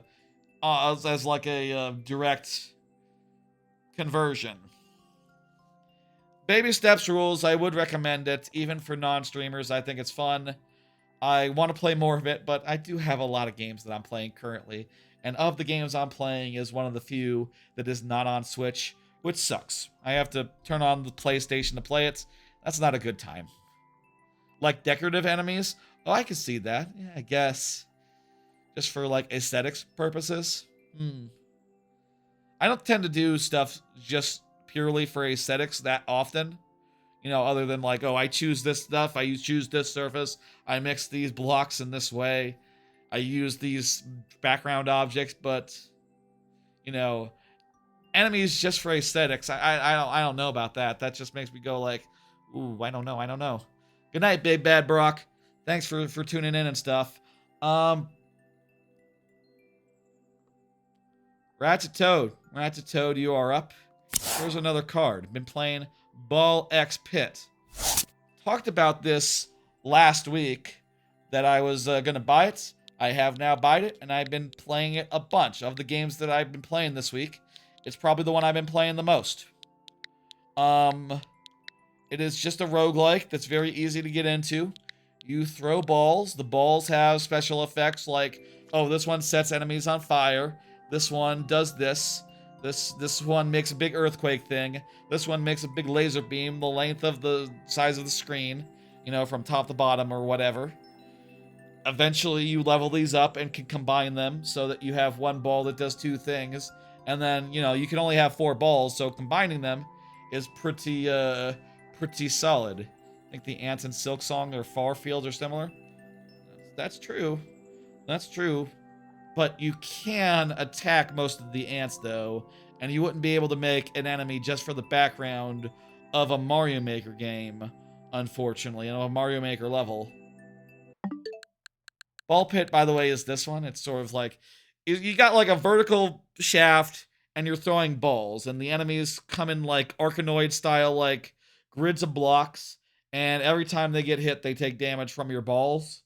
And what you want to do is you want to throw your balls in and have them ricochet around in the cavities made by within the ball pit, within the row of Arkanoid style enemies, which is just slowly scrolling down at you, slowly coming down, sort of like, it's like, I heard comparisons to Arkanoid, and it's not quite like Arkanoid. You're not like bouncing balls back. You are literally throwing them after they reach the bottom of the screen, or you catch them. Catching them is faster, so you'll get like a higher DPS if you do catch your balls, but it's more about like bouncing of the balls in an Arkanoid fashion, less about like, you know, being a paddle.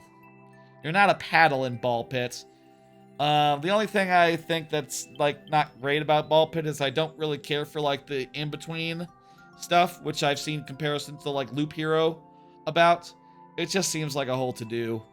The whole like go back to your base and build buildings and farm farms and upgrade all your crap, and it's like, oh jeez. I don't need this right now. I really don't. It's also awkward, just like, oh, you know, do you want to do that before you start another one? Do you want to do that before you quit? Or do you want to, like, end without your farming done? I'm pretty sure the way that it works is it doesn't save until you start up a new one, until you end the old one, so you actually can't, do it before you quit. Might not be a problem if you're playing on the Xbox with Smart Resume, or if you're just playing Ball Pit right now, so, you know, regular Switch style. Tired. What time is it? How long have we been going? Around 3 hours. Not bad. That's about a normal time for a stream. I talked about enough so far. I'll say, let's get through the games I've been playing. And then I will take it to last call, and then we will close the stream. Or close the queue. That'll be the plan. By the way, if you're wondering, like, what moments would not go into a highlight? Right now, me just talking about, like, the logistics of when the queue will close, that's a pretty good bet. That's a pretty good bet right there. probably could, no offense or nothing, I probably could just trim out this level. The time I spend like vamping and saying things. Oh, what the fuck? I was standing on a thing. That should be fine. Vamping and buying time for people to get their levels in, that's easy to cut. There are obvious choices, I think. Obvious options. I should sleep tonight. What if instead I watched every anime that came out, and also if the people that I like are doing live streams, also watch like you know, a couple hours of that in a parasocial fashion. I appreciate, by the way, anyone doing the parasocial hustle with me. I appreciate y'all, you know, it's you know, I don't know, even like after 4 years of streaming, if I'm used to being someone who might have the opposite end of a parasocial situation, you know? Like, I haven't really thought about that. I'm just some dude. I'm not like a big fella or nothing. Well, you know, other than I'm a big fella.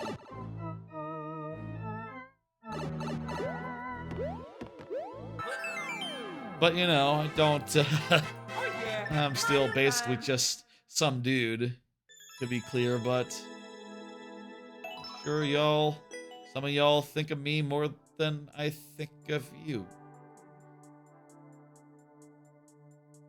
Think that's true? Probably. I don't know.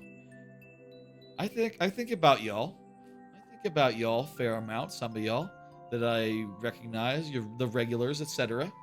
I think of y'all somewhat. And maybe y'all also think of me somewhat, specifically when a stream is going. And, you know, that's fine. How unbalanced does it have to be parasocial? I don't know. I think 06I is up next. 06I was just talking about the Ants of Silk Song.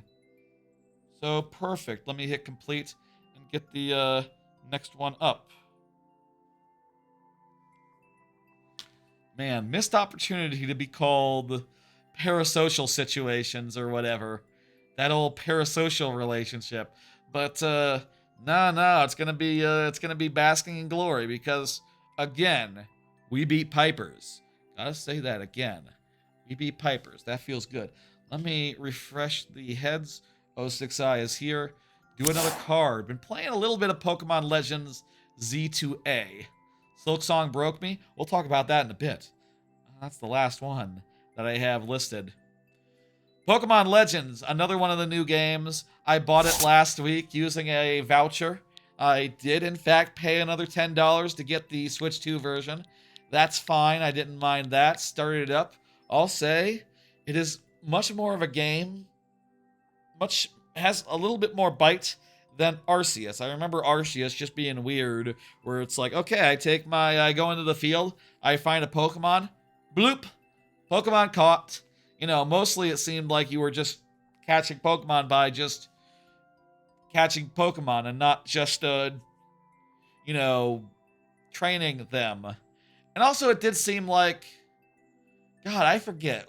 Is the way it is in Arceus that you need to catch like 20 Pokemon for some reason? You have to like grind up Pokemon captures. I don't know about that. I like to grind Pokemon defeats, you know. I like to defeat Pokemon.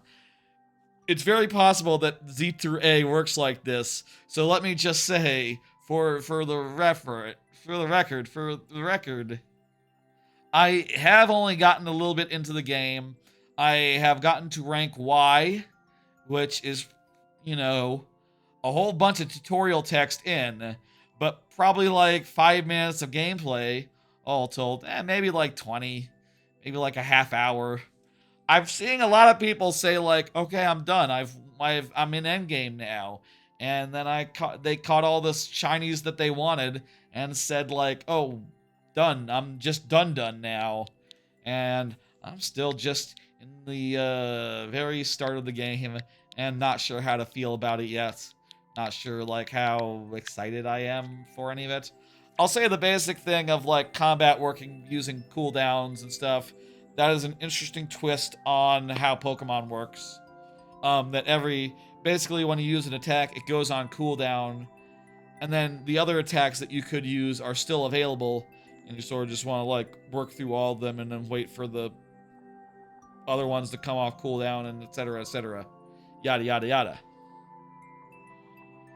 That's an interesting thing. I have not gotten super far, and I don't really feel that much of a call pulling me forward. The thing so far, okay, people who have been playing Z to Y, Z to A, tell me this. Okay. Feel like ZA has good ideas, but you're not sure they put the right amount of effort into making the game. Here's my problem so far. Here's my problem. My thoughts. I wonder how samey the city is. It seems to me everywhere I've seen in the city basically looks the same, and that's really weird for a game set entirely in a city, that it's just sort of like monotonous. You know, I like in Pokemon adventuring through the fire zone and the grass zone and the ocean zone, and maybe there's a limit to how much ocean zone you should do, comma, Ruby Sapphire. But you know, I like adventuring through all these zones and getting the Pokemon that are there. You aren't getting good graphics in Pokemon? That's true, yeah. There's like... It probably shouldn't be the case considering how much money these games make and all that, but... You know, you understand, right? Let's do this. Wait, the clear rate was below 1%? That's the one thing that's probably my biggest concern with it, is just like, where is this going? Oh, jeez. Where is this going? Oh god, the laser keeps dropping every time. Lava drops, the laser goes with it. Because it's, fuck. Oh, no. Based on a... Wow. That's a cool thing. It's based on a dry shell standing... A bullet bill standing on a dry bone shell, which is, of course, on top of the water. Got disoriented and tired there. I don't know what to make of it yet. I think it could be cool. I just don't really... Nothing that excites me too terribly has happened yet where I am at the game. And that is leading to a little bit of burnout. I don't know. I do like the other games. I did actually, you know, really enjoy... The thing about me is that last generation of Pokemon, where there were two at once, the purple and red, scarlet and violet, I liked that generation more than I liked Arceus. I did. I thought that, it was really good fun. Oh, jeez. Deerlom and headlights again. Deerlom and headlights again. I thought it was really fun to explore around and basically have Fury Rain and be able to get like one of like 200 Pokemon, all of which occupy the same free zone. I feel like in those recent games you have more ability to create the custom team of your dreams than ever before. You know, the team that is just whatever you want it to be. You don't have to be that. Which is hard. You don't have to have the stuff. Oh, you know what? You're right. This is a cool... I didn't even notice the cool tech here. At the start, 1,000 Mecha Koopas are all being piled into one place so that the laser can just like non-stop go. Wow, that's neat. Obviously, you can't do that like all the time. It takes time to set up. And also, I know. Also, you can't have more than one of those, probably. Or else you'd run out of room. It'd be cool if someone designed around that, though. Laser barrage situation. Oh. Oh. Was that the last one? I didn't pop my balloon. Did I mean to? I must have done. I must have, Thank you, 06i. I appreciate it. I think I got like one card left, so, Freddy. Freddy, you're next. Go ahead and confirm. We'll be looking to close her up pretty soon here. Meanwhile, here's the next card, which is that I am still playing Silksong. Since I canceled Game Pass, like I said, Silksong was on Game Pass. I reacquired it on the Switch, and I've been, like, redoing it. I think right now, where I left it at last time, I have basically everything I need to get into Act 3 again. I've done all the quests and all that, and done all the fleas, and I think I just have to do one donation. And other than that, I think I'm good. I will say, this second playthrough, I have done one of the optional fights. Apparently the other optional fight is lost forever if you, get all the songs back, so that's fun. I already fucking missed it. But yeah, poking around every corner of the game, getting all the bosses beat again. Some of them are pretty hard. I beat Grohl. I managed to beat Grohl. I beat a bunch of them. I need a key to beat a certain secret boss in a certain part of the map.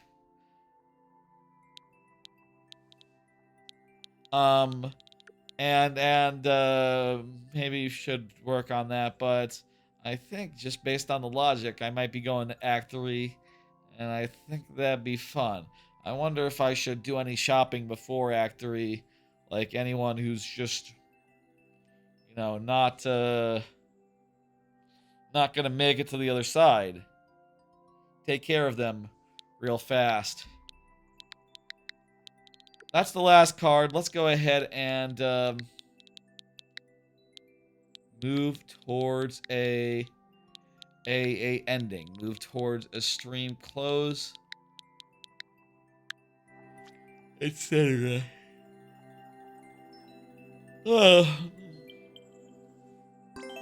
POW 1-1 remake. Freddy's not here, so sudden death it is. Use a Mega 1 and a frame reel, but not 50 of them. That makes sense. What's with the POW?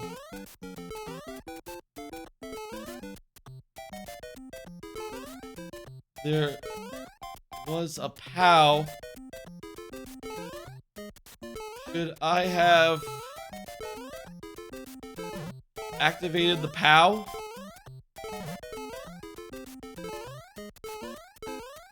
Oh, I think I know. Oh my god.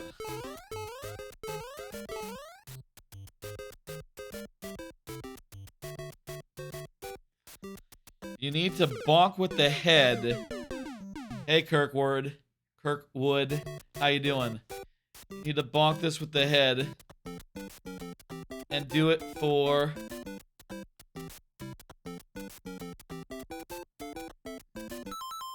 Oh, wait, it does respawn.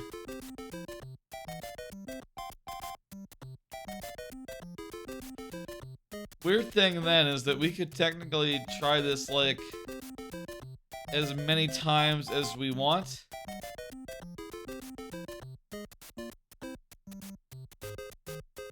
Ugh. I'm just getting tired here. I'm flagging a little bit. I'm flagging, folks. The glory has faded somewhat from my eyes, and now I feel the draw of sleep. And probably more likely a live stream or two. I'll probably watch a live stream before bed. How How the hell do you even, like, bounce it over the pipe?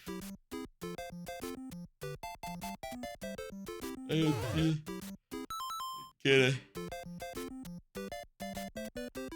Well, also, if you hit it, it's done, so that's how you can lose if you hit it. Oh,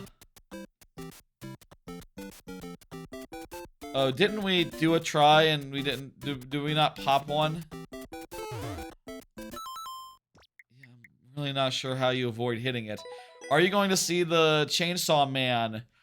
Oh yeah, that is one of the cards that's coming up, by the way, is Chainsaw Man. Yeah, I'm planning on doing it. Yeah, I don't know how exactly you get it over this pipe. I'm at a loss here. Maybe you jump up before it lands, and then it lands on you, and it pops up. How do you get it over the second pipe, though? It doesn't make sense. Unless it goes through the pipe, and you get it on the other end. No. I can't go through the pipe. That's not how it works. You go over it. How would you get past this? Even better, how this? What about this? This is easy. This is marginal. I think you could bounce it between real low there. Difficult. The stairs at the end. Oh. I might go right to sleep. Maybe tonight, just big night of sleeping. When is the Kobayashi Dragon movie coming out? I didn't know there was a Kobayashi Dragon Maid movie. When is that? Kobayashi's Dragon Maid. When is that coming out in the US? It's out in Japan? Oh, okay. When something's out in Japan, 9 times out of 10, that means it's like, oh, it'll be out in America in like a year. Which means that you really don't need to think about it. And also, there's no telling if, when it comes out, anyone will tell you. I really wish, like, AniList or something would have a feature just like, notify me when movies are out in my area, specifically. Like, I don't care when they're out in Japan. Like, oh, there's a new movie this month. Yeah, I'm not in Japan, so I can't watch it. Tell me when it's out in America or shut up, is how I feel about movies on AniList. And they have chosen shut up, unfortunately. You had an idea at one time to make a Mario 35 theme levels where every time you went through 1-1, enemies from other levels start piling up. Huh, that's fun. Like having 3 different variants in like I say 3 different variants. You could only fit 2, right? One in the overworld, one in the subworld. But you could do some stuff with like the on-offs. So the first time you go through, these guys spawn, the on-offs cause other guys to spawn. That's always a fun gimmick. I'm really flagging here. Thank you, Freddy. I'm hitting dismiss. And yeah, who's up next? It's Timpani. Countess Timpani is up next. But Countess Timpani, go ahead and confirm anytime now, and I will do a thing. But more importantly, right now, I say more importantly, of course, the level that we're playing is important next, and the viewers are definitely important. But right now, folks, it is time for last call for levels. Last call for levels. This is your chance to submit any last levels you have for me so I can play them when they come out and come up and have a good time. And get them in is the thing I will say. That is the time for what now is. Also, what time for now is, I'm going to play some of my own levels. And, you know, we'll sort of think about it. What the hell can I do? What the hell should the theme be?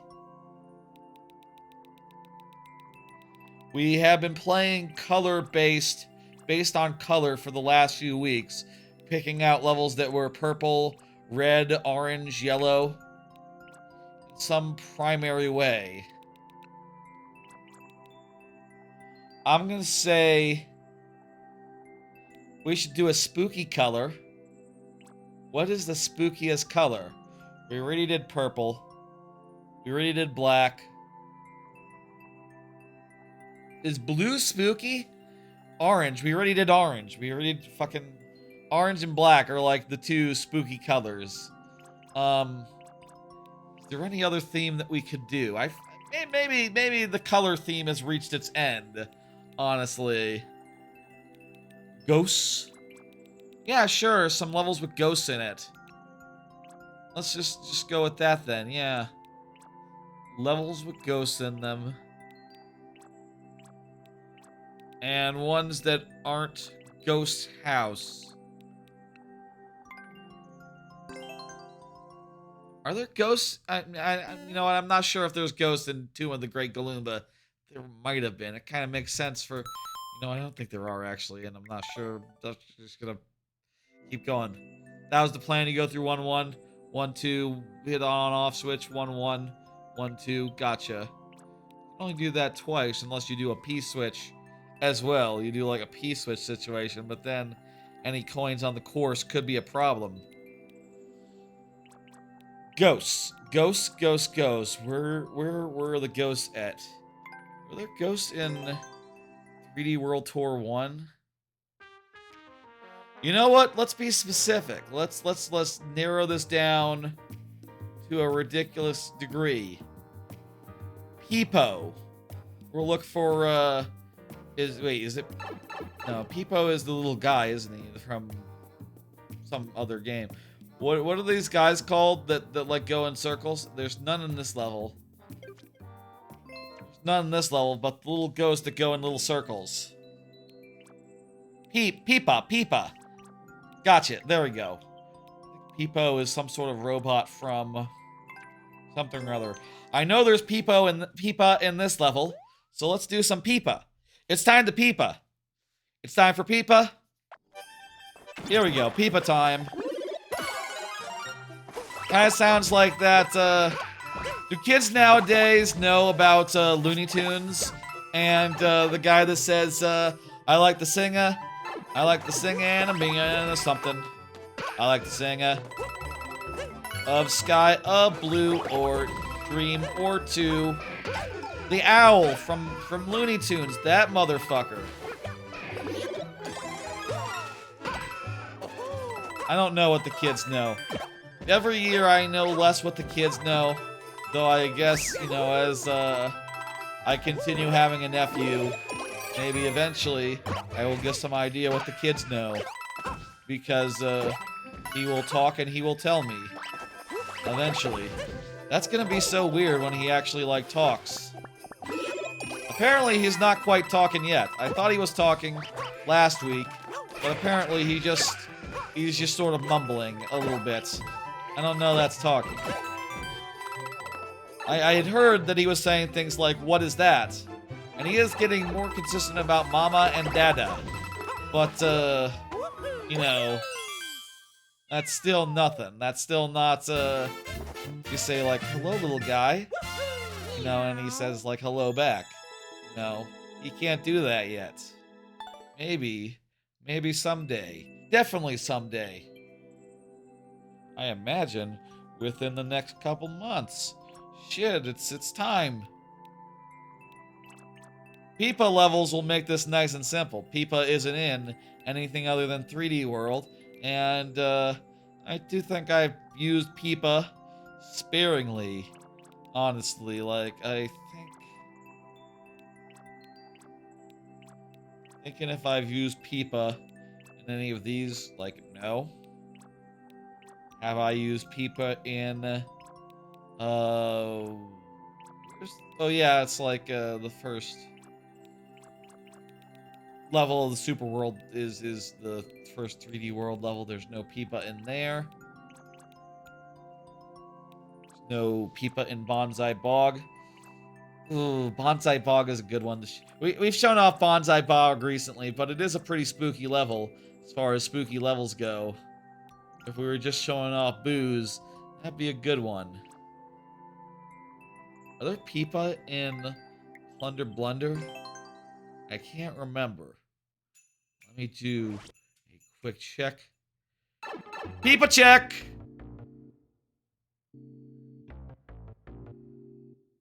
Okay, I think you clean a Peepa. No Peepa. No Peepa in this level. No Peepa. And I think that just leaves the one level that I definitely remember there being Peepa in. Coastal Cup 3, Snorkel Speedway. You know, the last one was a downhill level, which I love making, and I found that the Peepa were pretty good for, you know, getting in the way, I guess. I don't know. In this level, it's not entirely dissimilar in that it's a level about swimming, so you go in different directions, and you hammer ghosts. Big ghosts, yes, but also the Peepas, too. I swear to you, there are Peepa here. Also, I put in these boosties so that you could go fast and that the level was not slow. That was my strategy for speeding up. There's the Peepa! See? Peepa. Peepa. I often find with, like, swimming levels, I like to speed them up. I like them to go faster. And if they go faster, I feel better about them. Look, here's a whole mess of Peepa.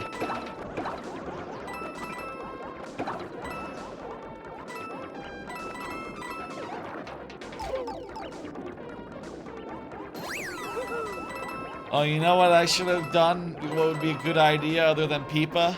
I could have also done the hardest levels that I've done on account of the, you know, made on account of the hard-ass victory that we just won. But that's fine. There's some nonsense here to sort of make it look more like one contiguous space. But actually, I'm doing some nonsense to make it so that, actually multiple different rooms in some cases where it looks like one connected space. Specifically with that block where you start at the left side of the screen and run to the right. It starts you at the very far left, but in the previous room, it looks like you can see that room from the other side, which is just a little illusion to make it so that the space seems bigger. I thought was fun to do. Just a little illusion. Little illusions are fun like that, and I think can create a big feeling space. I don't know. Is that all the Peepa? We might be Peepa'd out. Let me think. Coastal Cup or Arsenal Antics does not have any Peepa. Coastal Cup 5, no Peepa there either.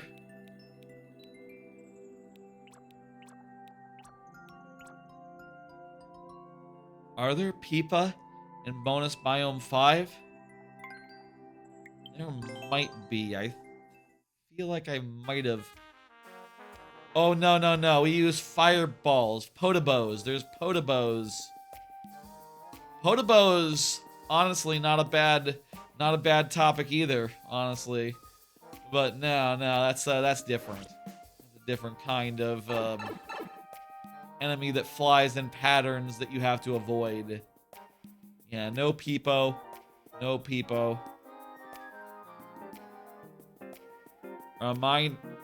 Remind me next Friday at, wait, there's the Streamiversary, never mind.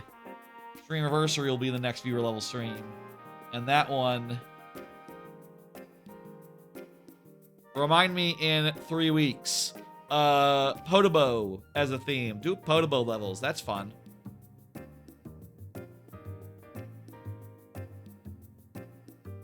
It put in theme, that's fun. God damn it.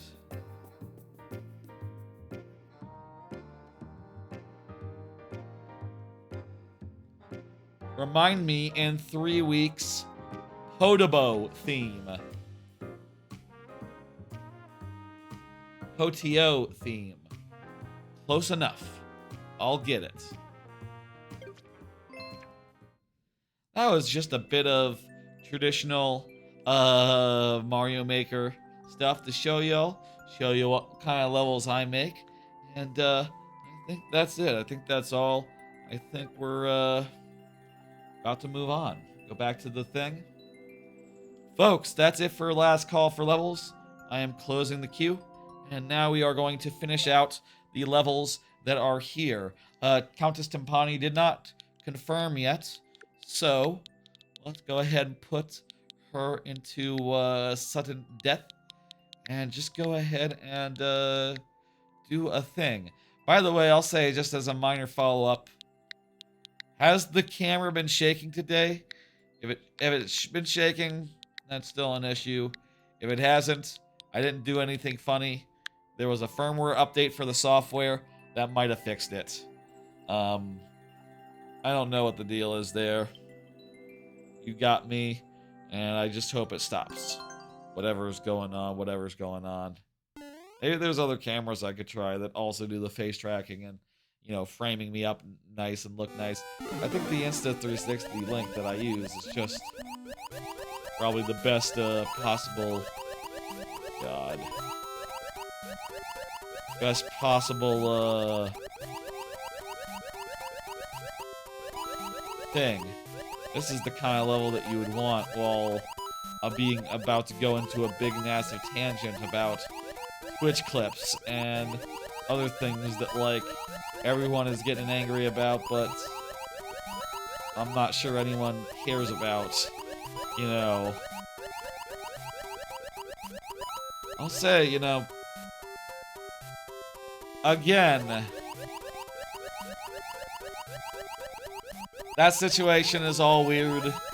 I do agree that it is a bad move for Twitch and not what they need right now.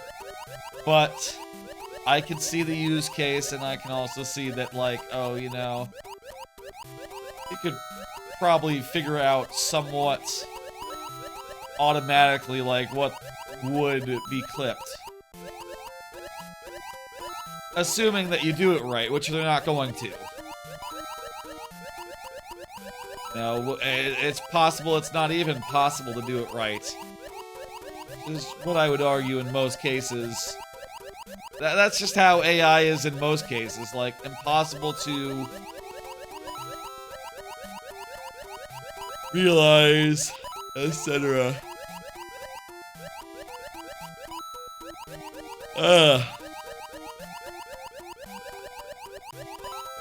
Starting the flag. I'll say the way that lightning round works, sudden death works, etc. If I die via timeout, that's it. I mean, I guess, fuck me. I can see that I've collected a little under half the coins, and I can also see that the timer is a little bit over halfway done. I'm flagging here. My brain not working as good. Too much glory. It is, I believe, all the coins. Could be there's like a 50 coin at the end. But, like, I don't know we have time now for the rest of them, for all of them.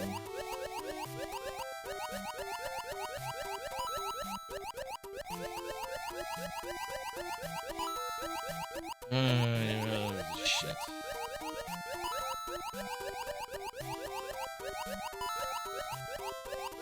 Like I said, didn't get much sleep.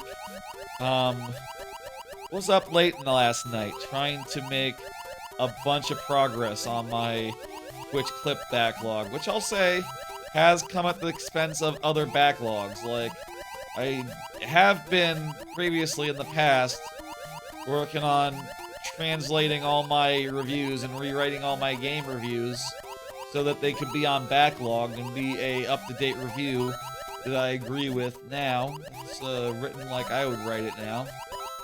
But I'm like, I started that like 3 years ago. Never got back to it. And my backlog is still in like 2019, 2020 maybe. Like, I'm 5 years shy. I went through all of I went through, like, all the other decades of my life over the course of, like, a month. Not sure, like, oh, I have to put a score on God of War. Gives me such pause, gives me such, trepidation. I say trepidation, it's more just I don't have the time or energy. I'm spending it all with, other stuff. I'm taking out the thing. It is like a lullaby, isn't it? But honestly, I just need a break from the headphones for a second. Oof. There's like really loud thunder outside, which makes me think that,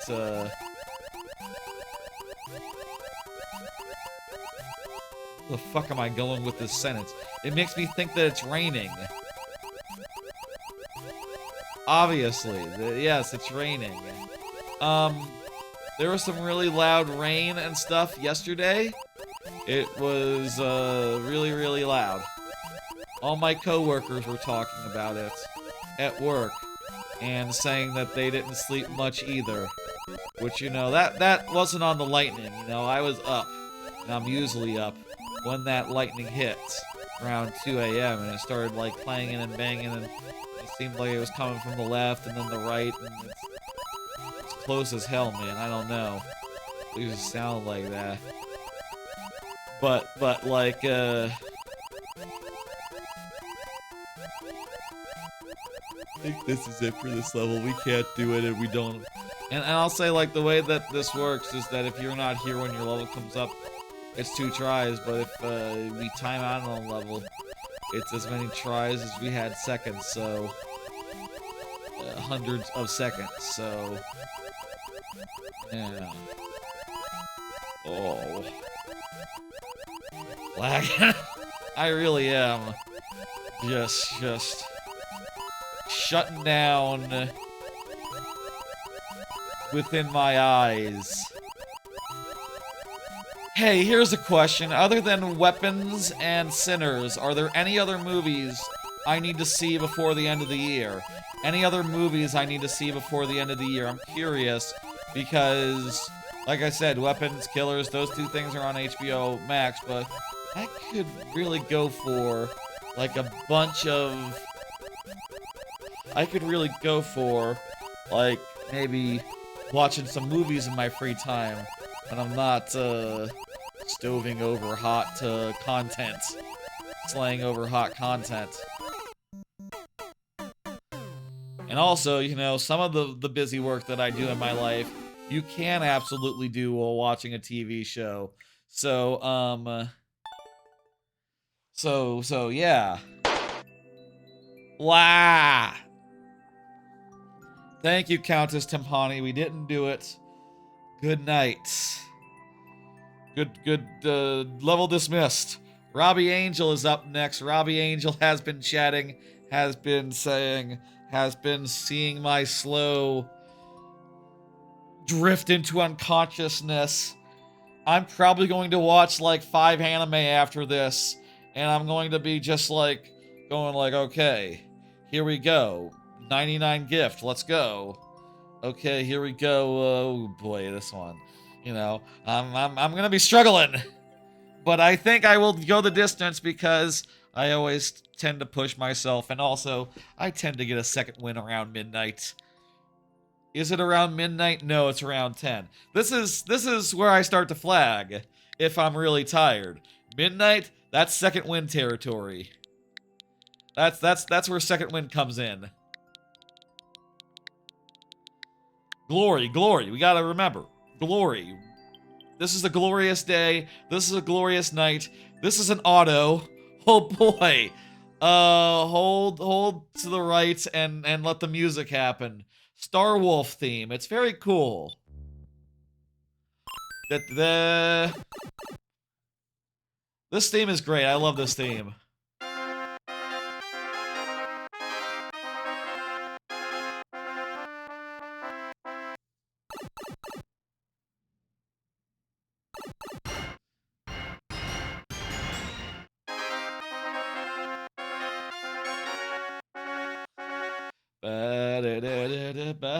It goes like that.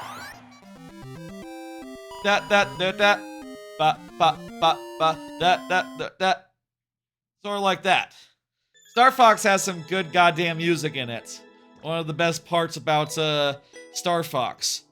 I was just Rexo says don't run. Let's try that. Let's just stand. That is one of the best parts of Star Fox, I think, the music. The other day or earlier today I was thinking like, what are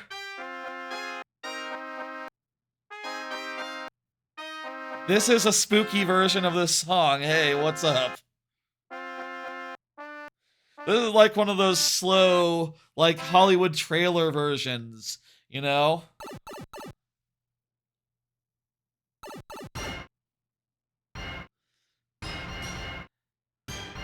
Anyway, I was thinking about like Mount Rushmore game franchises with music. What are the best 4 franchises as far as music goes? I think you can't not put Persona on the mountain. I think Persona is a lock for music. I think Undertale / Deltarune is on the mountain. Do you think Donkey Kong Country is on the mountain? The first 3 games, and 64 and Tropical Freeze, I think definitely would make the mountain. I'm not so sure about, hell, 64 even. Like, I'm not sure if 64 Returns or Bonanza or King of Swing or DK Barrel Bongo Beat, Donkey Konga, Jungle Beat. I'm not sure if those games quite are mountain worthy, so that's the thing that like holds me back as far as Donkey Kong goes. Real quick. And anyone have any notes, any like particular series that would go on that mountain?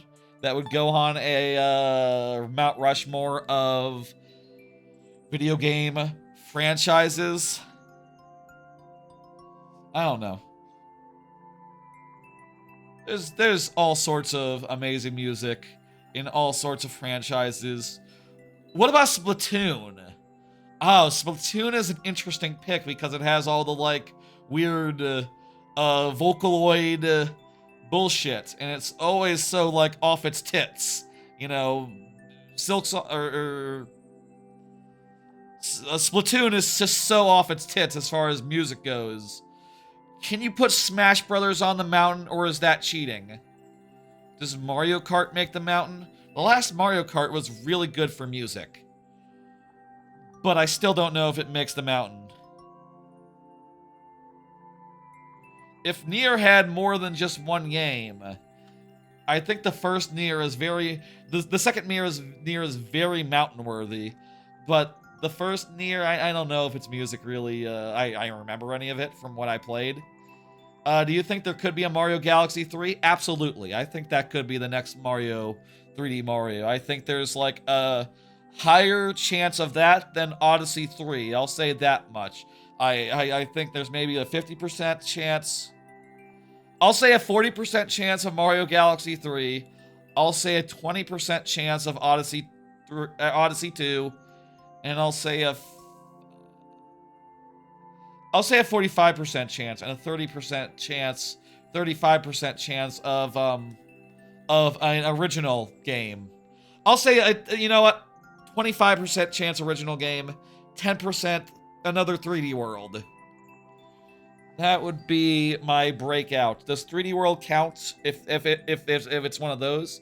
You want to see space graphics with Switch 2?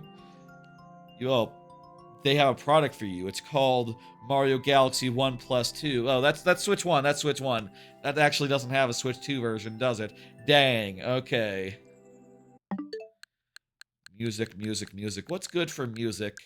Music. Do I see anything that really jumps out at me franchise-wise? I feel like without any other that's like really better, I feel like you put Donkey Kong on there for the thing. Metroid is a good one. Ooh, one thought that I had, like while driving earlier, is that Castlevania might be a good one for the mountain. Castlevania. I feel like every time Castlevania does a remix of one of its coolest themes, it's like the most badass, good as hell thing in the world. It just rules every time they do a different take on it. The only thing I would say is that, well, the individual soundtracks for each Castlevania game kind of blends together. Like, I'd be curious if someone could do a quiz. By the way, Ninja hasn't chatted for a level or two, but Ninja has been chatting relatively recently on the YouTube side, so I think Ninja Kaiju is present. Different from the famous Ninja, by the way, let me say. When I've been talking to Ninja this whole time, I was shortening a name that starts with Ninja in it. You understand that like, you know, oftentimes when I'm talking to someone, it's not like it's the most famous one. Sometime Ninja is still here, fantastic. I'm gonna lock that in. I'm gonna say that's my mountain. I'm gonna say Persona. Toby Fox. I'm gonna say Castlevania. And Splatoon. That's my mountain. Lock it in. Sorry, Donkey Kong. You're pretty damn close, actually. No, I gotta do Donkey Kong over Castlevania. Ah, it's really close. Should I do Donkey Kong over Splatoon? That's a hard. You can only fit 4 heads on a mountain. That's a really hard determination. Let's check out this thing. And I think I have like 2 cards left, so I should probably pop them like after this level and after the level after that. So yeah. Going around 4 hours. Shit. Just about normal time. Fire Wheel Crossfire Armageddon. Let's go. Let's do it.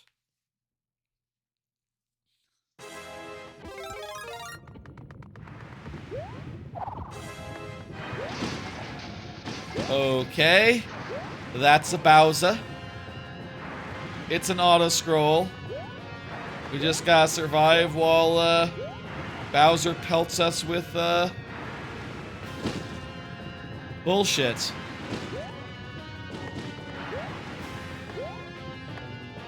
No big deal. Wah! I was about to say, I've seen like 10 times worse meteor-based levels where there's like 100 meteors at all times, but this is more dangerous than most. Yes, I can confirm. Oh no! I can't confirm that, actually. There's man laughing.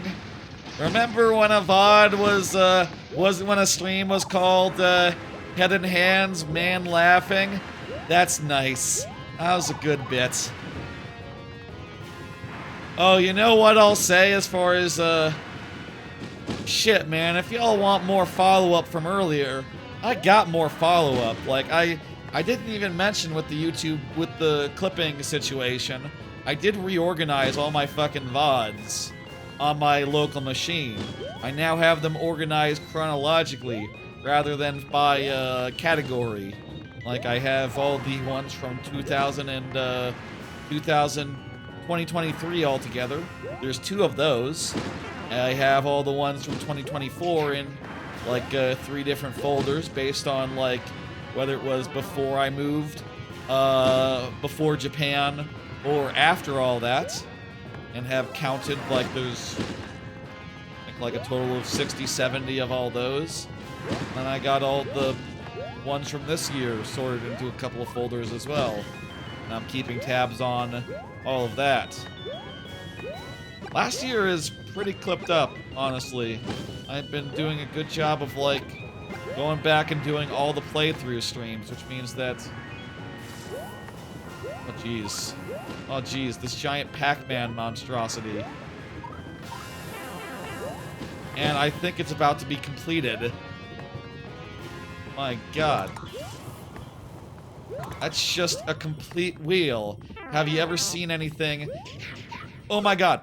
Fucking hell. So beautiful. So beautiful. That is just... Wow. It's a complete wheel. Again,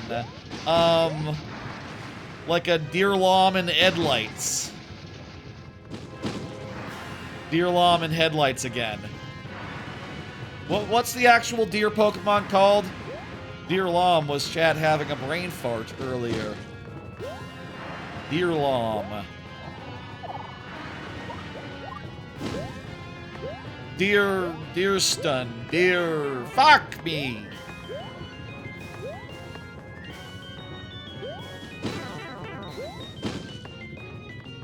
Bah. Uses so much entities. Oh, that makes sense. That's probably why there's not, it's just Bowser as far as, other stuff goes, you know? And also, you have to have it be auto-scroll, because otherwise, it wouldn't, all set up quite so perfectly, I'm sure. Like, you probably can't have all these things starting at the start of the thing and have them be, relevant for that long, you know? You'd either outrace them or they'd get ahead of you. This is the only way that this works. An auto-scroller. But it is beautiful. Ooh.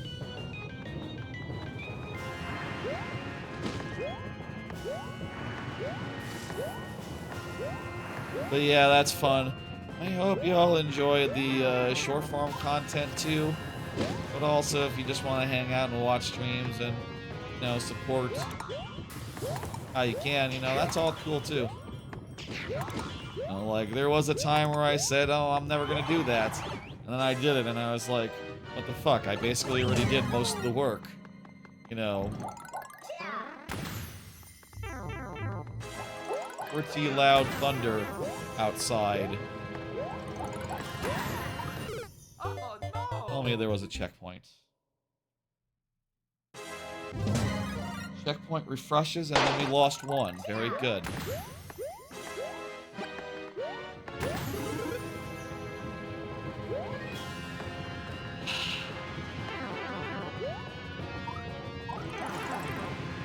A lot of clerical work. I feel like in my life, just like as an aside, I feel like I've gotten very good at just, and ended up having to do, oh wow, look at that, it's going right through an ice ball. It's like a fire saw. A saw made of fire, like a saw blade. I think I've already had a thumbnail with a fireball circle in it. But, tell you what, that is a tempting, tempting thing. I guess I could put the victory. I did just have a thumbnail with Bub Pipers like 2 streams ago. But, now I regret my words and deeds.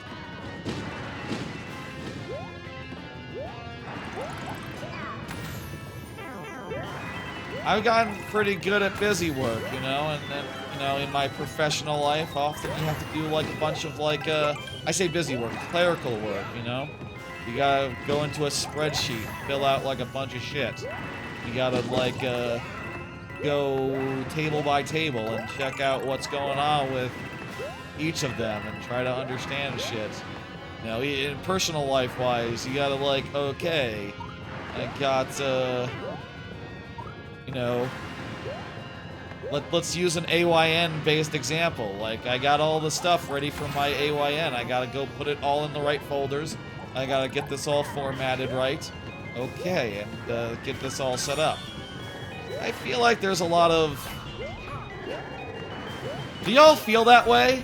Do y'all feel like there's a lot of, like, clerical type stuff in life? Do y'all feel like you are often just like, you know, changing names of files one at a time, editing metadata en masse, getting it done like that? That's something I feel like is just turned out to be a pretty big part of my, like,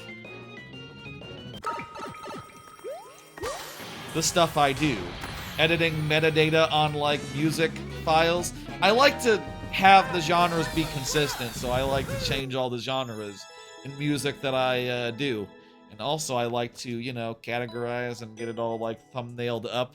I like to have thumbnails for all my, album art. Album art is the word for that. For all the music. But I'll say I haven't, like, really done the work there in a while either. The, like, anime music that I have is, like, sorely uncategorized. I just have it in, like, seasonal buckets. An album for each season, basically. Which is, not ideal. It'd be better if the My Hero Academia music was with My Hero Academia. That was a great level. Yeah, that was good. That was good. The saws are really impressive. Let me hit complete and get it taken care of. Rock Party is up next. Go ahead and confirm. Rock Party.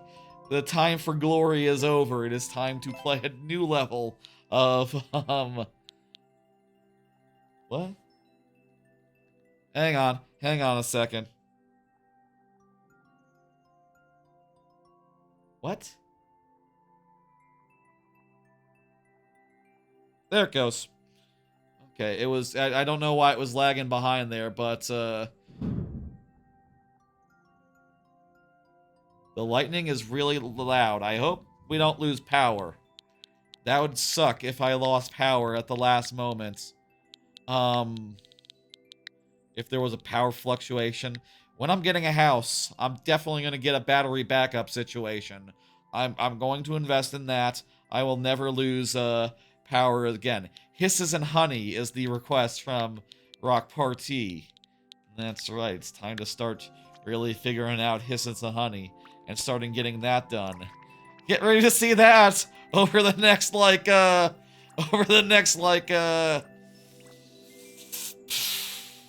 that's the project for the next 10 months. How's the clear rate compared to Piper's? This one is 0.04%. Piper's is 0.06%. So this is 66%, 33% more difficult. 50% more difficult, 33% less easy. Oh boy. I was just doing the math because 0.4 is 66% of 0.6, but 0.6 is 150% of 0.4. So that was the math there. One more, I got 2 more cards. We gotta actually do them and talk about them. I dropped One Punch Man. I was kind of really not feeling the new season. I was thinking it was feeling a little bit as the last season, which I gave a 2 out of 5. And I decided to drop it. Simple as that. Really, the one thing I'll say is I do not know how they cannot scrape together. Hello, cool guy, by the way. Hey, cool guy, if you got a level, let me know. I can open the queue for you, but let me know before you add so that I can open it just for you. If you just want to watch, that's cool as well. One Punch Man. The thing I don't understand with that show is how can they not scrape together money to animate it and make it look good?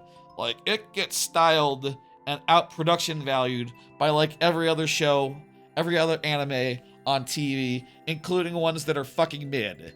Like, it gets styled upon by and large by it gets styled on by and large by like the classless hero show. It gets styled on like big time by like horny chiropractor show, ecchi chiropractor show. Like pretty much every show, even the slice of lives, are better animated, look nicer, more consistent, more budget, more in-betweens, less slideshows than One Punch Man, and I'm just done with it. It also doesn't help that the plot is going nowhere, and that Saitama barely does anything anymore. Like, maybe once an episode he's like, okay, I guess I maybe can punch someone, I guess. I don't know. Man, I don't know. I'm dropping it. I'm done. That's, one I don't need to watch. Enough said. Let's do this Hisses and Honey. Maybe the thumbnail should be hisses and honey, considering that, we've now beaten... We've now beaten... we've now beaten one. A communication error occurred. Am I good? Am I alive? No drop frames. I think it's just the game. I got no drop frames, so I assume that means that the internet did not drop. I'll say, for what it's worth, last night I did have the internet drop, and I just connected it to my phone and continued on my merry way for the rest of the night. But, hopefully it hasn't happened. Okay, it hasn't happened. That was just a fluke. Storm, I guess. Let's do it. We have all the tries in the world. Why is the...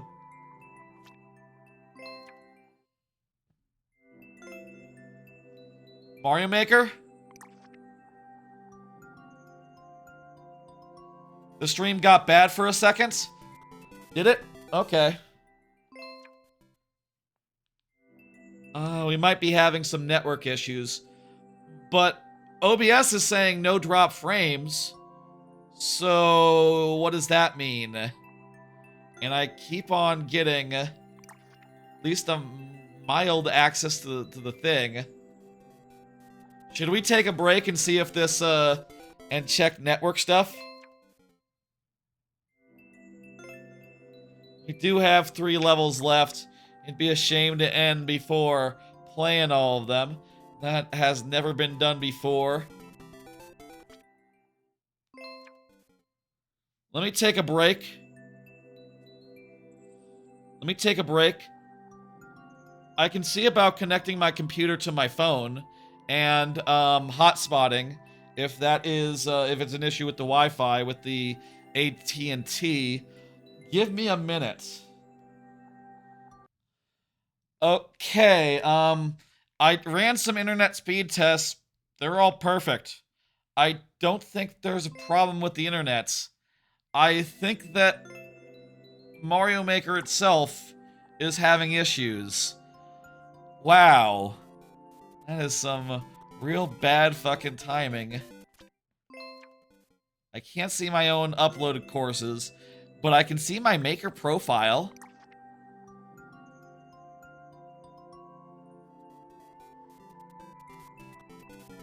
The Warp World seems to have disappeared from the bottom bar as well. I feel like this might be the second coming of more general internet outage situation. The Warp World bar and the below should be showing Rock Party's level, but instead it's showing nothing. That is bizarre. That's never happened before. I've gone to breaks before and come back, and the bar has stayed up, stayed populated. Take it down. Pull it back up. Is it going to refresh? This might be a problem. More AWS issues. Getting in the way of our, Mario Maker night. Well, goddamn, what can I do? Is there anything that I can do?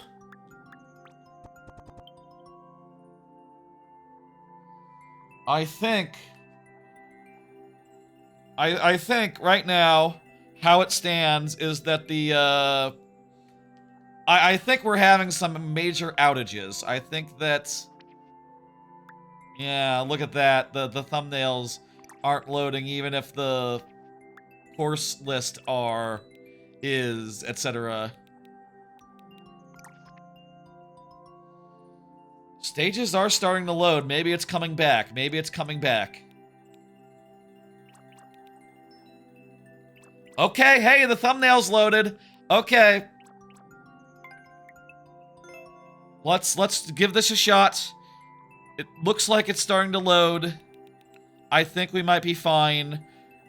Okay, very good. The fucking cube bot thing is not appearing at the bottom anymore. That's, certainly a concern. Let me try, hiding that and unhiding that. Maybe I should try going into OBS and hitting, like, refresh on it or something. Let me fix that real fast. Technical difficulties, perhaps some sort of AWS second coming. Give me 2 seconds to find my crap. Just go ahead and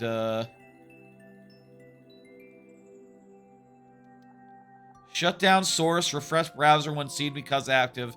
It already refreshes itself when I hide and unhide it, so it should be good. Why isn't it?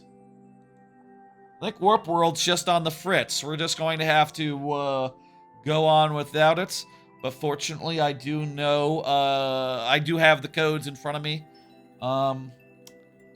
Fortunately, we're just going to have to minimize it and do the next 3 levels, technical communication style. Okay. Please work. Ah!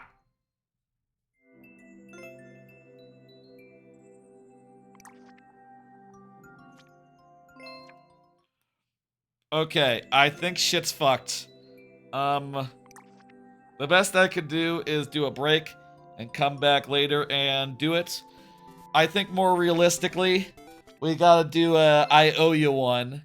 I think we need to, like, shut this down for tonight and come back, come back on the streamiversary, which, by the way, will be the next viewer level stream, as has been established. This is the first time we have ended with... Hang on. That loaded really fast. Maybe we're good. Let's just try. Let's just get in there really fast. We could also try loading another level. That's sacrilege. We gotta load the level in front of us. We gotta load the requested one. That's, we have no choice. Could we try downloading it? Oh! Technical difficulties over. The internet is back. Thank you, AWS. Let me do moderation. The chat bots are also back in force. The, spam bots, all that. Let's do this. I'll say, I have done a few attempts on this level before. A few attempts. We probably have played it like 3 times.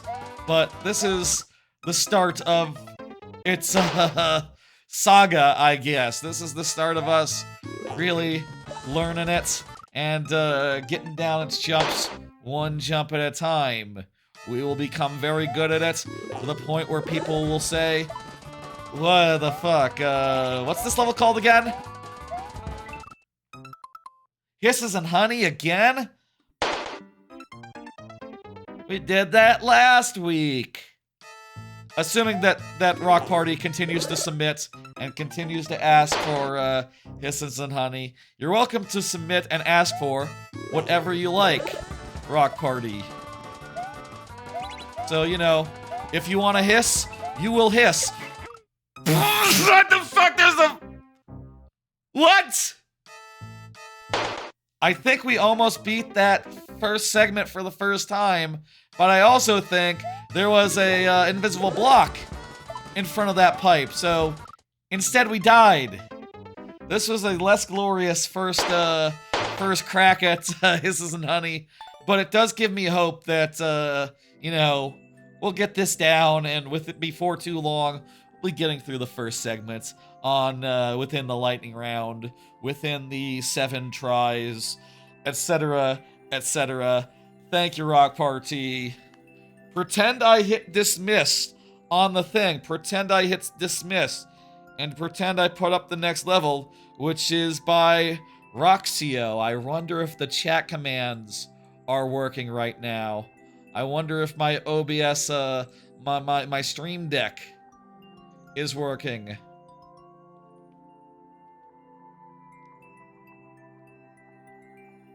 I accidentally hit that exit OBS button, and now I have to select no very carefully. I wonder if this'll work. Is Warp World's bots working? Ooh, Warp World's bots are not working. Rexio. I would guess in the YouTube chat. Let me type that in manually. Rexio. Yes, from YouTube. You are up. Oh, hey, it worked on the YouTube side, but not on the Twitch side. Go fucking figure, huh? It's, who can fucking say? I guess, my hack-together Warp World bot is more online than the actual Warp World bot that's on the Twitch side. Rexio says, my level. Hell yeah, Rexio. Let's hope that it all works. I gotta type it off the phone rather than off my preview monitor. You know how the code is always in the lower left corner? Typically that's really helpful because I can read it while looking at chat. And it's easier to type, but right now, that's broken, so it is what it is.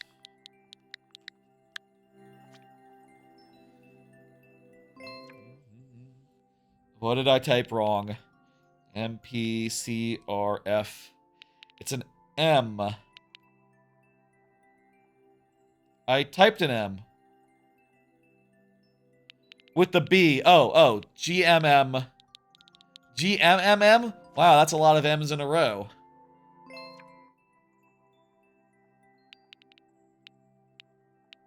B equals M. I'm reading here GMB, MBK, CRF. Can I get a spelling check here? GMP. The second letter is not an M. Oh, okay, so it's those two are in reverse. Gotcha. Switch those two around. We got it. Remake of first level in Mario Maker 2. Alright. I'm a little concerned because, look at that. That's not good. But, let me randomize the old heads. Because this clear rate is low enough to warrant them.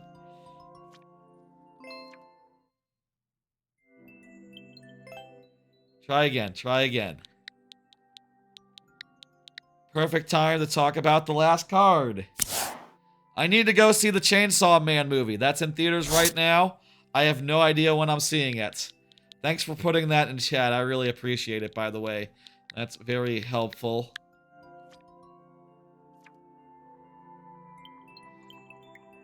What if I go to the profile page and I just refresh until it comes down quickly?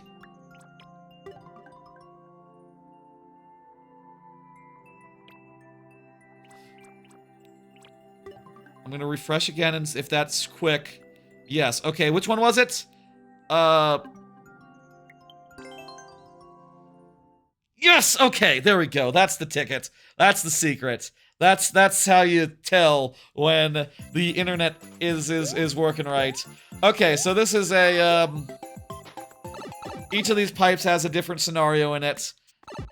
Looks like some mild precision. Let's do it. I'm curious if, like, each room has its own gimmick. If there's a repeating checkpoint. If there's a repeating checkpoint, we will get a, we will get progress locked in after every... Doesn't look like there is. Okay. If there was, every checkpoint would refresh our lives. Basically, so long as we got a new coin worth of progress. That's how repeating checkpoints are handled, and how they always have been. Shit! Did we die in the last? We did, okay. So we know that dying works.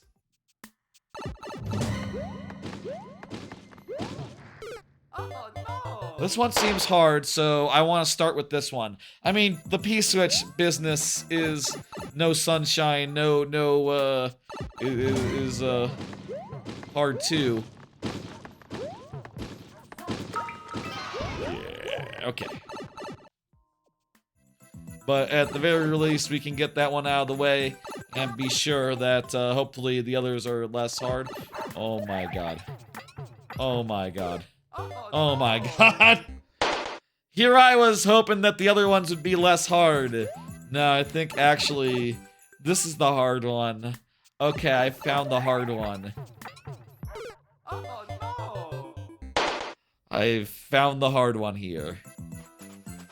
We should look at the last one. See if it's also a hard one. Yeah! Yeah, this is, definitely no slouch. Definitely no slouch. Oh boy. Oh no! I think Chain Chomps might be the hardest one, but I am sucking in breath looking at all of these. Honestly. Oh, we have one try left. All of a sudden, Rexio, this is I think it's really interesting. You could have done a repeating checkpoint, but I feel like it'd be very hard for you to clear this 3 times, let alone once. I can see why this has 0. Oh, also it's a remake of a Mario Maker. Wait, your first level in Mario Maker 2.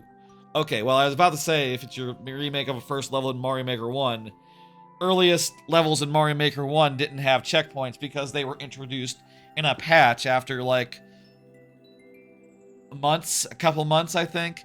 Maybe 6 months, 3 to 6 months. I'm not sure the specific timeline there, but you didn't have checkpoints for, like, a while, I think, in the original Mario Maker.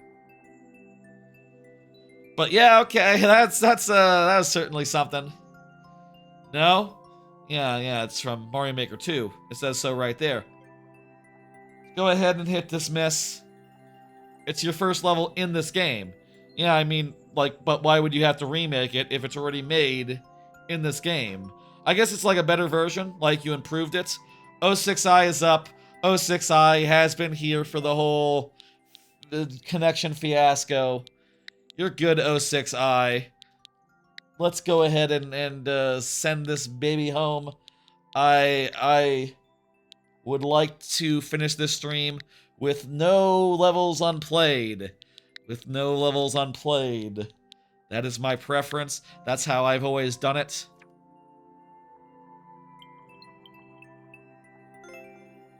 Okay, let's do the trick. Let's watch for network activity.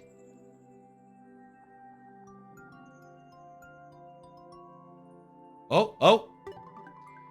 Refresh. It's a quick refresh. We got a quick refresh, so that means the level is there. I did not look at the clear rate. Was it below 1%? I don't think. Whoa! That was a cannonball-ass boo. What the hell? That's cool. Is this level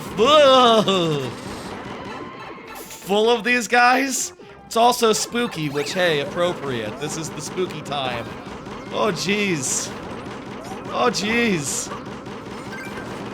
Ah! That was too close.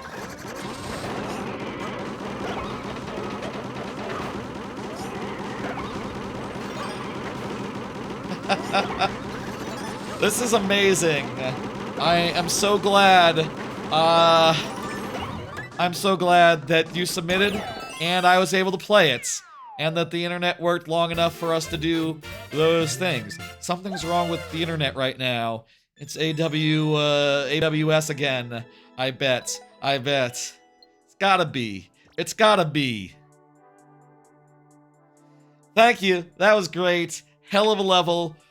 Yeah. I'm putting my hands up because I beat the damn thing. And that is good. It is good to beat the damn thing. Imagine the... Here. Full complete. We have cleared the level. Look at that thing. Okay. Time for the bar to go bye-bye. Time for the lightning round thing to also go bye-bye. Folks! Folks, this has been a fun stream, huh? This has been a very fun stream, a very fun night. Let me pull up the old schedule and also expand me to be nice and big. Put this down for a second. Folks, I will say, like I always say, Friday is the day for viewer levels. This is almost always the case. Next 2 weeks, rare exceptions, because next week, Friday is on Halloween, and the week after, instead of doing a Halloween stream of viewer levels, I will be doing the Streamiversary, which will be viewer levels, but with extra incentives. Every viewer will have an instant refresh. Refresh your lives up to 7 once a stream. Every viewer will have an encore, a second level, 3 lives of, after a level. Every viewer will have a bet, where they can bet that I'm going to finish the level, and if they win, they jump to the top of the queue. Every viewer will have a 7-life challenge, assuming they spend the previous 3, and there'll be a 15-minute timer between cooldown between each. I got a custom bot. It will tell you when your cooldown is up. It's pretty nifty, and also it will regulate like when you can and can't use all that stuff. It's pretty good. I've tested it off stream. I think it's gonna be rad. That's like in a week and a half now, and that's gonna be a good time. In the meantime, there's going to be 3 streams next week. 1, Sunday. Sunday is going to be Hollow Knight Randomizer. That's the next stream, 2 p.m. Central, going all day. I mean, I don't know how long Hollow Knight Randomizer takes, but I'm assuming it's going to go long. I'm assuming it's going to be a hard one. Outer Worlds 2 on Wednesday. That'll be at 7 p.m. Check that out for the first time. That'll be a bit of fun. I really loved Outer Worlds 1. Spooky Banjo-Kazooie mod. That is specifically this Kirko mods ROM hack of Banjo-Kazooie, which has 2 worlds and is coming out on Halloween. I will do that on Friday after the trick-or-treaters stop coming, probably around like 9 or 10, and probably going for like 2-3 hours if I had to guess. And two worlds probably will take an hour, I would say. That would be my estimate for like 2 worlds. Maybe an hour each. We'll see about that. I think that'll be fun. And then finally after that, on Monday, will be the aforementioned viewer level stuff, and that'll be a bit of fun. I'll say, if you look at the whole schedule, there are, of course, streams after that. Friday, we're going to do something. I don't know what after the Streamiversary. We won't do viewer levels that week or that Friday, but we'll do something. I am not sure yet. To be determined. I will also be starting Portal 2, replaying Portal 2 the Monday after that, like 3 weeks from now, as well as doing Windswept for the first time the day that comes out. That's a 2D DKC type indie platformer. And then after that, the viewer levels will be back as normal. That's gonna be like 3 weeks from now until the next time we see viewer levels on Friday with normal gimmicks and normal everything. And then a few weeks later, there'll be Extra Life and maybe some other stuff as well. We'll see if I have any hot ideas for streams, if I have any, ideas for streams, things I want to do, games that come out that seem like I should look at them on stream. We'll see. Expect some stuff in December, expect some stuff in February, expect some stuff the whole rest of next year. Expect to see me a lot if you tune in. Give your love to the VODs, and also there's plenty of short-form content, which is all pretty good. I think it's all pretty good. I think it's great, actually. Well, folks, let me go ahead and find Twitch people a raid to go on. I need to end the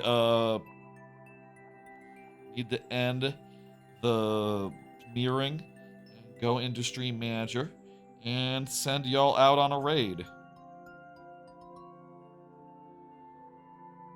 Let me see who's streaming tonight. Bunch of people are. Whole lot of people are. Of course, of course. People tend to stream. Let